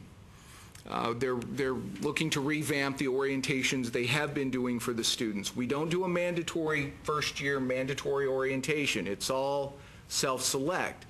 So what we want to do is make sure, look, are they getting the information they actually need in orientation? The ones who do decide to go, is the material we're giving them actually helpful? So they've begun to implement some of the materials and some of the programs that we put into our GPS orientation now into the school's orientation. The LASSI information that we had earlier where it talks to the students about study skills, we're going to begin working with that, working with them on that in orientation. That had not been a part of it before.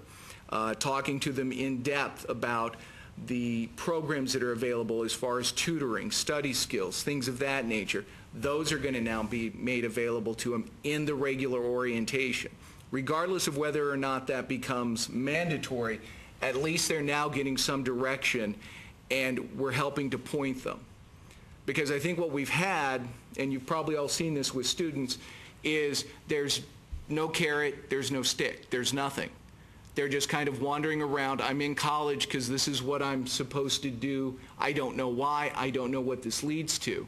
Well, and dealing with a community college student is much different because you're dealing with students who have outside responsibilities, often full-time jobs.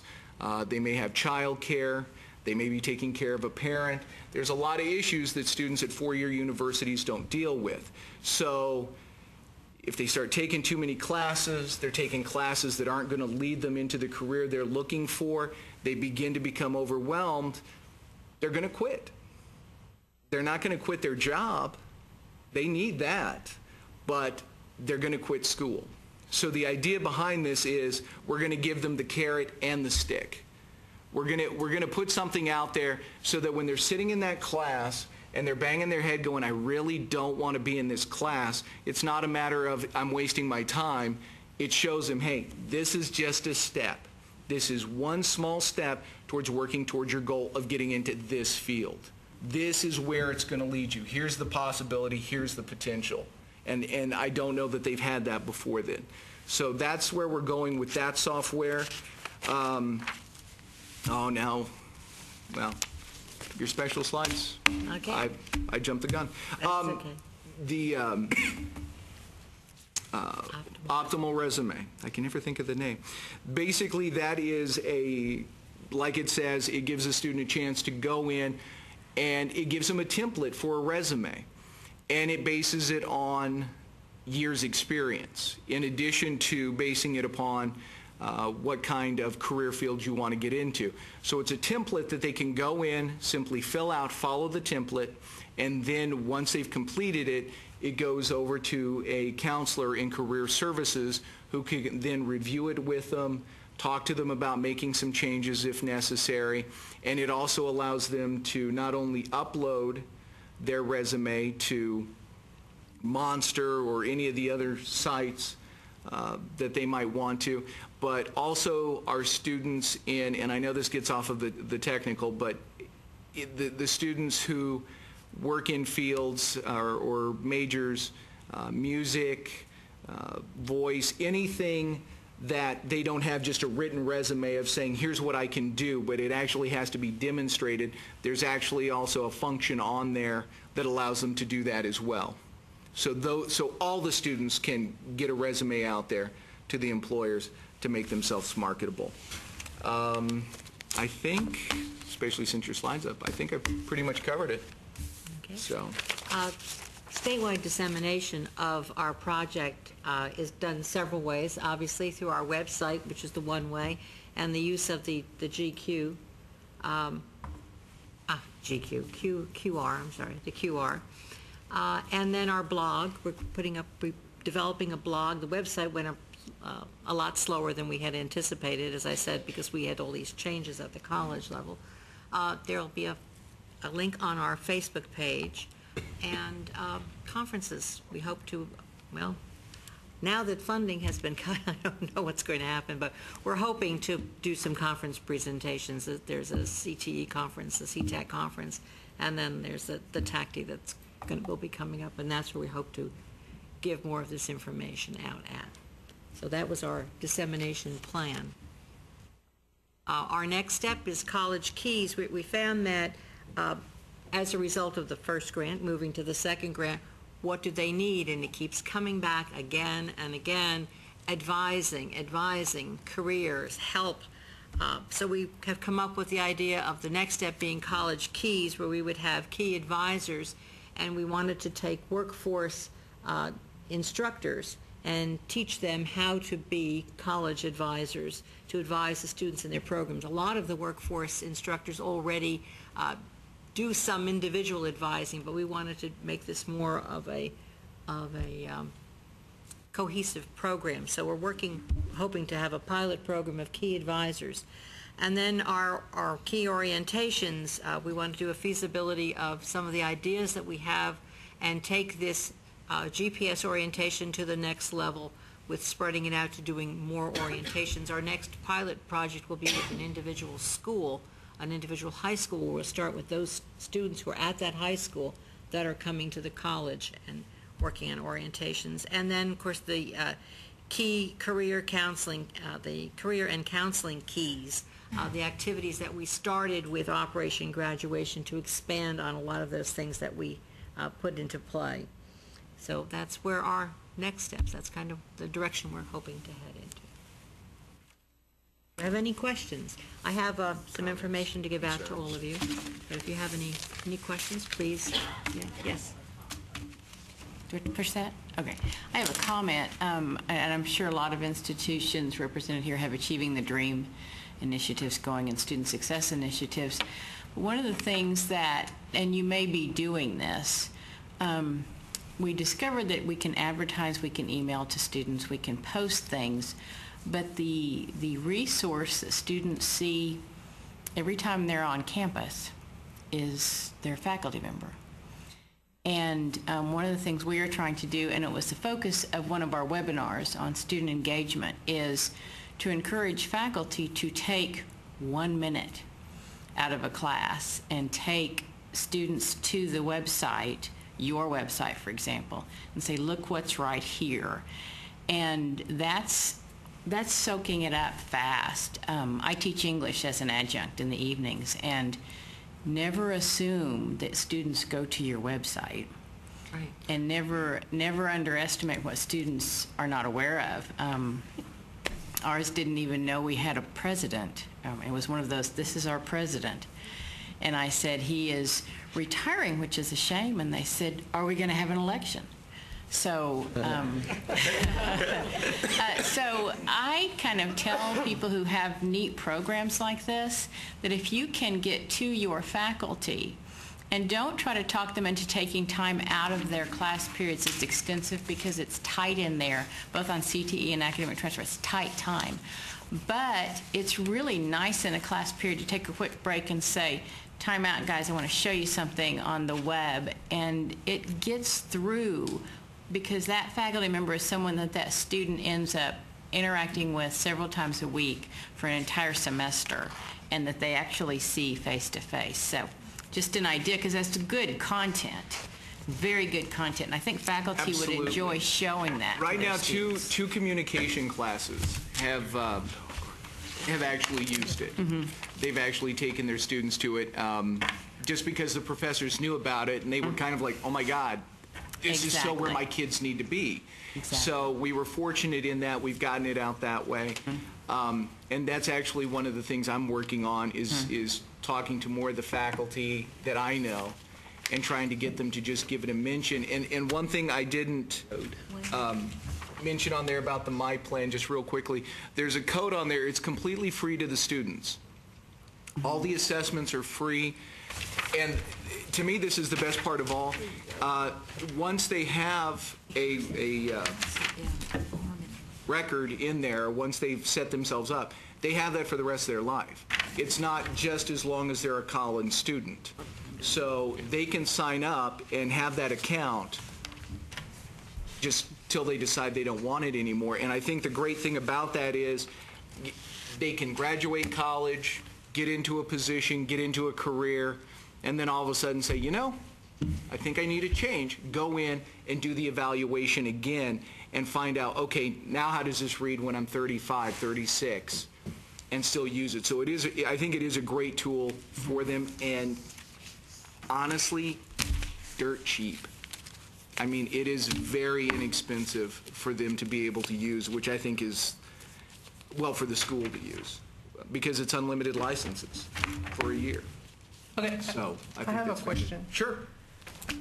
Within your institution, your academic advisors or your advisors, do you have specific advisors for CTE students? And so you just have It's general advising? There's going to be some who are better at it, but there aren't any that are dedicated. Much like our you know, with our nursing program, there's advisors will try to that they'll try to get steered toward because they might be more up on the nursing, but it's not, well, if you're in nursing, you have to go talk to these advisors.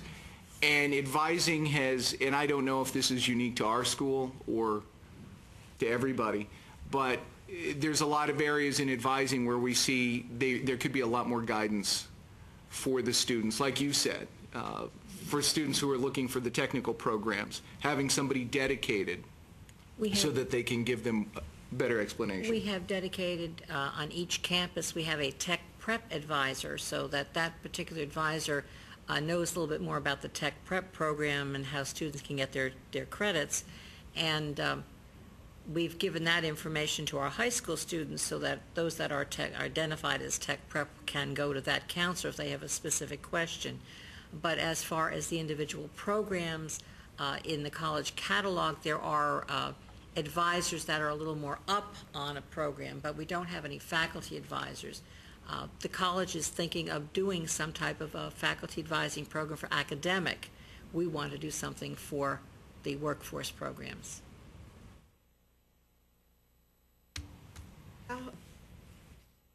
What have you done to get so many participants at your job fairs? I mean, that's a lot of people. Well, pardon? Advertising, and just We've done a really good job of getting the word out. We've hit the community as well, and getting the information in the classrooms, hitting the students in their email, and then anybody we've talked to through the GPS program, through the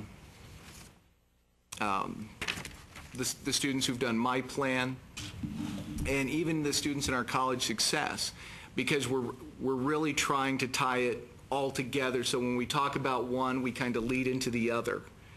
And especially, you know, with the technical education fair, that was one of the things that we had promoted 6, maybe 7 months ahead, trying to get the students to have an awareness of it. And that was actually a hybrid of a project. We ended up working with advising on that. We had another program that we were going to do that was very similar. and we were actually just about a month apart. Well, the hardest part of that is getting all the faculty and all the staff to have their calendar available on one day. They had already achieved the logistics of it. So it made more sense for us to work with them. So we were able to implement some of our ideas from our program into that, and then work with them on what they had done. So they had the advisors talking to the students about it as well when they came in, and really just a lot of advertising. We were hitting Starbucks. Any place where a student would be hanging out, studying, we would put up flyers, banners. I think I recruited a couple of friends who were looking for jobs. It was just trying to get people in there. And again, you know, this is my first time working in education. Can you say that after a year? Sure. Okay. But I really now see how it's all needs to work hand in hand. And I'm hoping that that's what we're achieving, is showing the students that you're not just going and getting another piece of paper. This is actually going to mean something. So. One of the other things we found, too, is that there were a lot of programs that go on at the college, and we all tend to work in silos, no matter how great our organizations are. And we found that there was an activity that was being planned, an educator symposium. So we worked a little bit with those people in order to help to get speakers and put things together for that. There were 333 participants in that program, and that they took students that were in the child development program, and those students had projects, and they had like a project showcase, and they talked about their projects, and then they also had the opportunity to attend the breakout sessions and everything that took place alongside professionals in that field. So that gave them a real melding, and they had the opportunity to do a lot of networking at that time. So we've been we look at the college to see what other activities are going on, where can we work to fit together so we can all work together, because we're all there for the same purpose. But occasionally you do find you kind of go off in your own little thing, and you need to have more cohesive workings. One last comment. Throughout this presentation, most of the projects, they have websites. Your website, it's not that easy to find if you don't have the technology to just scan the code. Do you plan to have it somewhere in the front page? Actually, it's on, if you go into Student Services and you go to the Global Edge, it links off of the Global Edge website. Yes, and I did notice that, because I did go to the website, but students are not going to know what Global Edge is. They do at Collin College. Oh. Well, yeah, because I couldn't find it at first, and then it was a little too hard to type it. As with, if you spend any time on the site. And do y'all keep any stats on how many students actually go into the website? That I don't know. I'm sorry? Do you keep any stats? No. No, we don't. The QR code. Years ago, we used to have a little stat counter, but they're not very accurate. We don't do that. We can go into, there are different tools that you can use.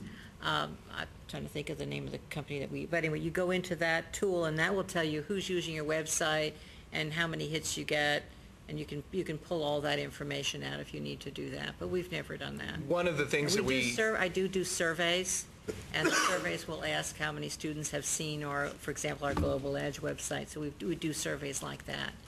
But no, we haven't. This just went up recently again. So we haven't been able to get its own website, because this is just a one-year grant. So I don't know that the college will give us its own website. It has to link to something that's already up there. That was one of the things. There were plans there. We had actually found somebody to do the development, but because it has to be housed on the college's server, they want everything, of course, under the umbrella, everything uniform. So as far as where our placement goes, that's really dictated to us by the college, as far as where they're going to have our name on there. And as far as the design of it, we're given a template and told, follow this, plug it in. And so we're still working with them to see if there's something else we could do to have it designed externally and still housed on our site, but right now, that's, We also haven't had an official launching of the website, which we would be doing at our orientations. So that hasn't occurred yet. Okay. And might be a dumb question, but I'm going to ask it anyway. I've been sitting here trying to, how do you do this? I've been trying to take do you have a picture. QR scanner on your phone? An iPhone. You have to download the scanner. Yeah, you put an app on your iPhone and Yeah. it takes a picture of it. It took me right to it. Worked great. What's the app? I think if you type in QR reader, it should be free. Okay. Thank you. You bet. If not, Jen will buy it for you. With check prep money. Thank you so much. And last but not least, Larry Lee from Del Mar College Skills Standards-Based Curriculum Development. We'll give you a few minutes to get set up. We're going to save a little bit of time. We all know what Austin traffic is like on a Friday. Horrendous. We got to go north 35. Yes.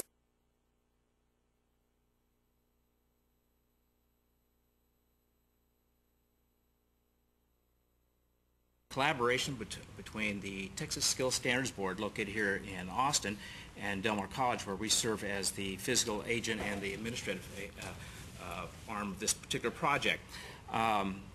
The TSSB is comprised of 11 members, of which 7 come from industry, 2 from labor, 1 from secondary, and 1 from post-secondary. And this is important because this is the industry link in this particular project.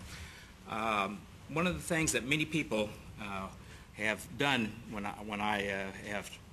I think some of y'all were at the TACTI conference in the fall, in which we presented the awards to the schools that received recognition. Afterwards, they would ask, how can we participate in this? We'd like to earn that recognition, and what is this all about? Especially the young CTE teachers who may not have heard the term skills standards, and I usually have to explain that.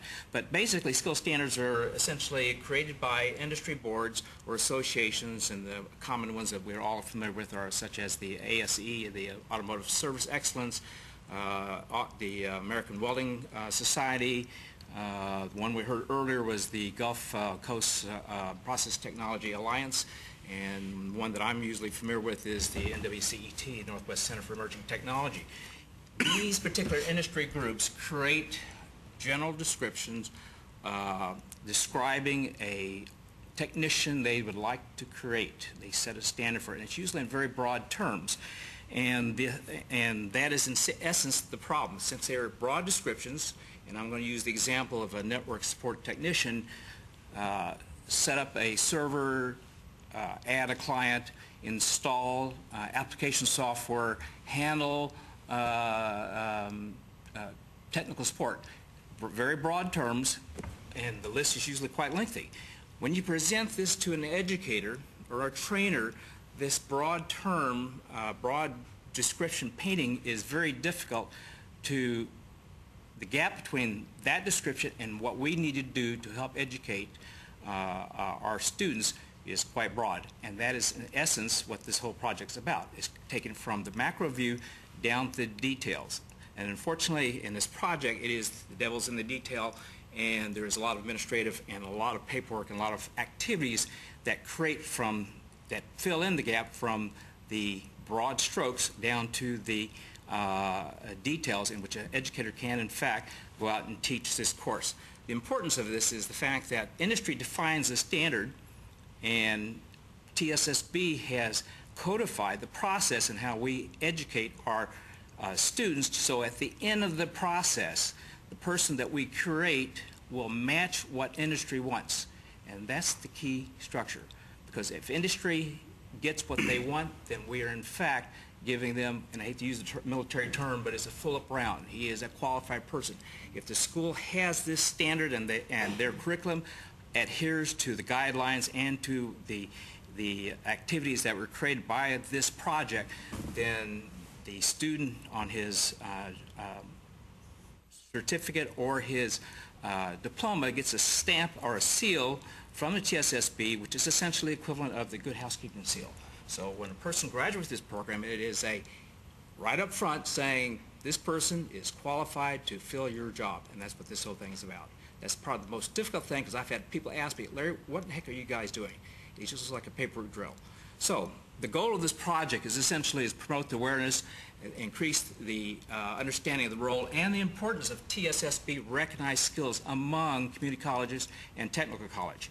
The way we do it is in forums like this, or tactics to encourage specific institutions that have new and emerging programs, much like the power grid, the biofuels that we heard, the medical informatics, or the biotechnology programs, to encourage them to want to participate in this program and to gain this recognition. And how do we do this? Well, once again, this project provides the project-based funding, the motivation, the incentive, whatever term we want to use, to help the institution to defray the costs, to create all those artifacts that represent the learning activities, the assessment plans, the performance criteria, all those things that help build a course. During the TACTI conference, we announced after the presentation that an RFA would be forthcoming in November, which it came out. And in response to our RFA, we essentially had 12 applications representing 9 schools and 12 different programs. The TSSB and myself, we reviewed the application. We had specific criteria in which we evaluated them, and we encourage 11 of the 12 to proceed. One of them was for an equipment, and they completely misread the application, unfortunately. So we have 11 programs that are moving forward in this project. We have 3 types of project categories, and I'll review this again because this is one of the more complicated things. The TSSB has 3 levels or 3 types of programs depending on how much work is involved in it. Type 1, 2, and 3s. Type 1 is essentially where the skill standard has already been created by an association and one exists. So essentially what the school is going to be doing is translating from the skill standards down into those specific details to incorporate it in their degrees or their certificates. The Type 2 is the one that is the most difficult one, and we have one this year. And this is where the industry has not yet created a skill standard, and the institution will have to convene a DACM or a PCAL workshop to define those particular standards. A Type 3, which we had usually as the most participant in, is where a college will replicate the curriculum, the learning activities and assessment plans, and essentially take another school's program and integrate what they've done into their specific program. This year we had in Type 1, we had 6 who applied, but 5 were encouraged to move forward. You see, I'm not going to list them all, but there were 4 different schools, 2 from one school, and below listed on the bullets are in fact the industry advisory groups, I should not advisory group, but the industry boards, and from which the standards were developed. An interesting one is the Northwest Vista one, because it's in a field where games, I have a hard time dealing with developing games, but this is serious games, could be simulations and so forth, and I didn't realize until this year I read the standard, and I didn't realize in the state of Texas gaming is a big deal. We have over 120 companies here, 3,500 employees, $235 million worth of revenues generated and salaries, the 3rd largest in the United States. That kind of caught me off guard. So, I think it's because I'm from a different generation. When I hear games, I just kind of, so much for that. We have 1 Type 2 done by University of Texas Brownsville. They are creating, they are convening a DACM, subject matter experts down in the Valley, to develop a medical office management AAS degree, and we're glad to have them on board. And the Type 3, we had 6 schools, and Clarendon is doing 2, both in the AAS degree and a Level 2 certificate. Houston is doing 1 Type 3 and 1 Type 1, and they're doing biomedical. Lamar Tech is doing theirs. And if what you'll see in the type 3s, which is, if you notice that I have the particular program in which they are working on, in other words, Clarion is doing a wind energy AS replication, and what board created the standard, and since they're replicating, that meant somebody else had to do it first. And in both cases, in this particular case, TSTC West Texas was the first people who created their certificates, and these folks are duplicating it. And so essentially, somebody had mentioned earlier that schools should work more together in developing common standards. Well, this particular program is in fact doing that. And each one of the Type 1 and Type 3 specifically, one of the agreements that they have to sign and then signed by the president is that the school will help other schools to create the artifacts, to help them, guide them to create the modifications of their syllabuses to their courses, and help them with their assessment plans and learning activity plans and so forth.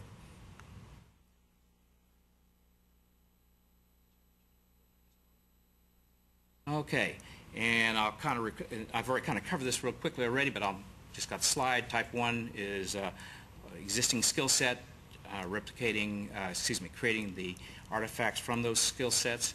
Here's an example of an industry skill standards. Unfortunately, unless you have Superman eyes. And one of the examples I've told somebody is that what we want to do, if you remember, and it dates me a little bit, you remember Superman, and what you want to do is replicate him. You want another Superman, but oftentimes we have Superman over here, and what we created on the other end was Bizarro. I don't know if you remember what Bizarro was like. So that dates you. So our young folks probably don't know who he is, but that's what we're doing sometimes. Anyway, continuing on. Our project is, each of the projects have 3 phases in which they must in fact do certain activities, turn in certain documentations as such. And we are just finishing our phase 1 project, which is at the end of March. We had 2 schools which begged for additional time. The Type 2, which they had the biggest project, and we were giving them an extra 30 days. And one of the Type 3s had asked for an extension of the time frame, and they're going to complete the entire project rather than wait for in August. But basically, in Type 1 deliverables, what they have to do is they have to convene their advisory board and get a documentation that their board wants and does support the standard. They must make an arrangement with the TSSB staff for a half-a-day workshop to understand how to create all of the deliverables, and then they must start and initiate the revision of, and this particular program applies only to a level 2 certificate or an associate's degree. And what I mentioned to you before is the willingness to work with other schools in promulgating and passing on best practices as such. Okay, and this is the. Okay, this is Type 3. There's Type 1, Type 2, and Type 3 deliverables, and as you can see, they're all very much the same as such. Okay. Right now, the status of them is, like I mentioned before, is that all of the schools have finished their projects, Phase 1 projects, and my business office is in the process of producing the first series of checks for them. The projects that we will pay are delivered to them once they deliver to us those specific artifacts and deliverables, and that not only it's more than delivered. They have to the specific items such as the matrices and so forth have to go to the TSSB and has to be certified and make sure they are complete. And then what happens is the TSSB administrator sends me an email confirming that the work that they have done is up to standards, and then I verify that I've received the administrative minutes from their board, and then at that time frame I would issue them a check. Schools status. Currently at this time frame, how we've been going, the school, we have essentially had I've been involved with the project, this is my 3rd year. We currently have 20 schools and 42 recognized programs, of which over half of the schools were brought into the program in the last 2 years, and almost 60% of programs were recognized in the last 2 years. So consequently, the process, or this project had preceded me by 2 years, so consequently at the beginning it was very slow getting it going, but as people find out what this is all about, it has spread by word of mouth, and I hate to say it, but the go-getters are the ones who have jumped on the bandwagon and got that recognition, because students are very proud of it, and I think I showed pictures last time around of the students we had gotten it, and it's also very, there's no other way to put it, but ego boosting when you get to stand in front of others and receive a nice plaque from the TSSB chairman, as Mr. Oswald did last fall. So basically, in a nutshell, this is where we stand. We have another phase that's going to be due by the round of deliverables, which the schools have to complete, and that's the end of May, in which they have to complete their key activities matrix, which is essentially defined. These are the things they're going to do to accomplish this particular standards, and they have to have at that time frame too proof that they had submitted to the coordinating board that they've either asked for revision of the degree that this is in which they're going to infuse the skill standards into, or that they're going to create a new award to meet this requirement. And then they also have to submit a copy of the letter to me that they have submitted to the TSSB for TSSB recognition, that they will examine and verify and will award in August if all of the deliverables are in fact completed. So there, in a nutshell, is my project. It is a administrative project, but unless you do the planning and all of the detailed work, you cannot produce what you say you're going to do. So consequently, it is very rigorous because TSSB reviews it all. The industry reviews it, and so consequently there is a closed loop here. It's not just us saying that we're going to produce this guy. They look at the standards, they look at what we produce, and they evaluate it, and they are the ones who are saying it meets their standard. So, questions? Yes? You might have already said this. What process does TSSB?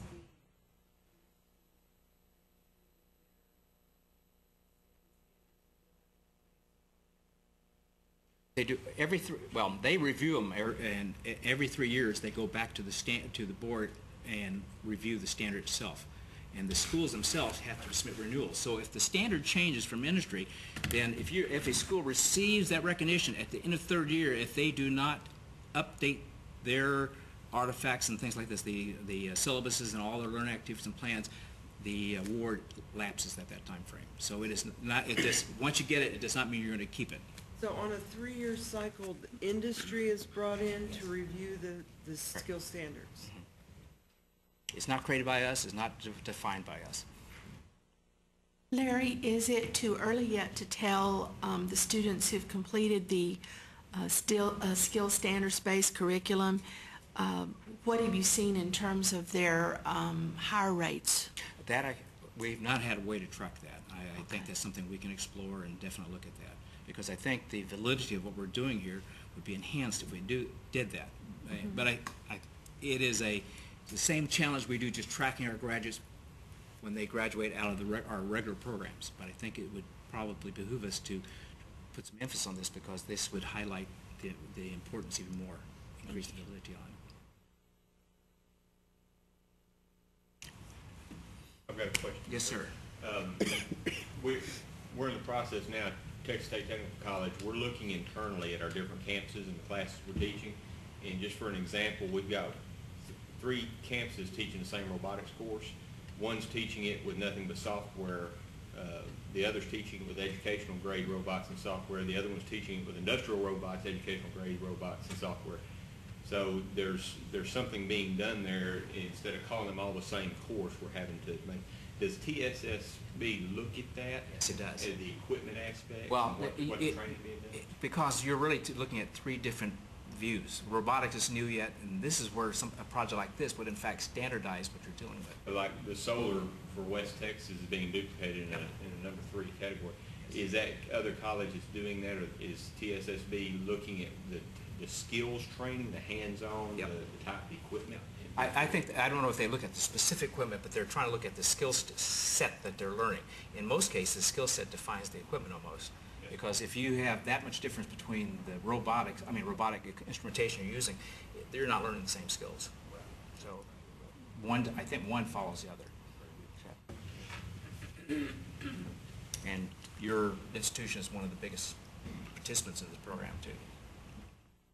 Larry, would you talk about the beginning of the TSSB and its function at the state level? It was started in, well, I can say it was started in 1995, and the purpose of it is to, it's created by the state legislature, and it's part of the takeoff of the National Skill Standards Board, which is trying to say that we need to create high-skill, high-wage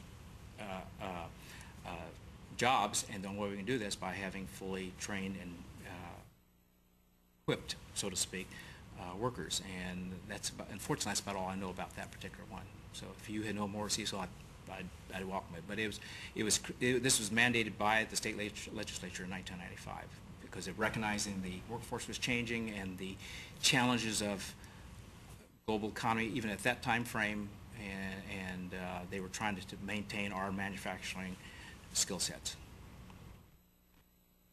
And if I understand right, they've had no money. Right. Right. Well, except we can't use the word instead of anymore. So, but as such, but that's what we're doing. Yes. To insist, they provide the technical support. They do a lot of hands-on. I kind of corral the people, move them in the right direction, and kind of nudge them if they've not turned in their work. But the heavy lifting in this case is done by the TSSB staff.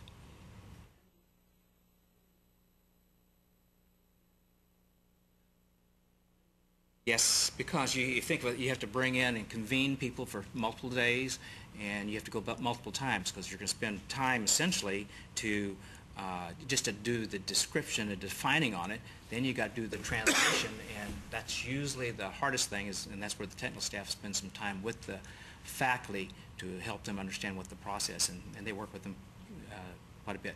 Oftentimes, and one of the people who received the award last fall came to me and said, you know, the amount of money we earned for our program, I could have gotten a job at McDonald's and made minimum wage and have earned more money in the number of hours I put into this project. So it's oftentimes it has, when we did the GIS one, we went in the hole on that because you have to put your money up for it first and then get it. But what we've done now is parcel it out, try to systems, especially in this time. But they would, if they do it right, they will spend every nickel and dime they get.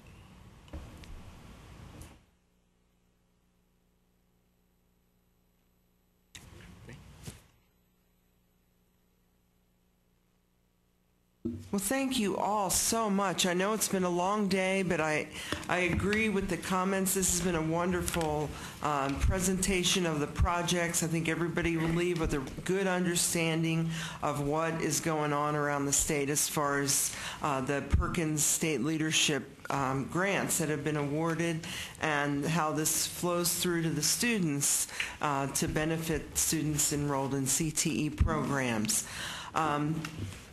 We're coming upon the deadline for our pre-proposals at 5 p.m. today for next year's grants, so we are anxious to review them and see what we have in store for us for next year. And also, I'd like to add that if you submit a pre-proposal and you're asked to, develop the full proposal to budget in money to come to these presentations, because we will continue having them in the future. And again, thank you so much for your participation, and drive safely back to your schools.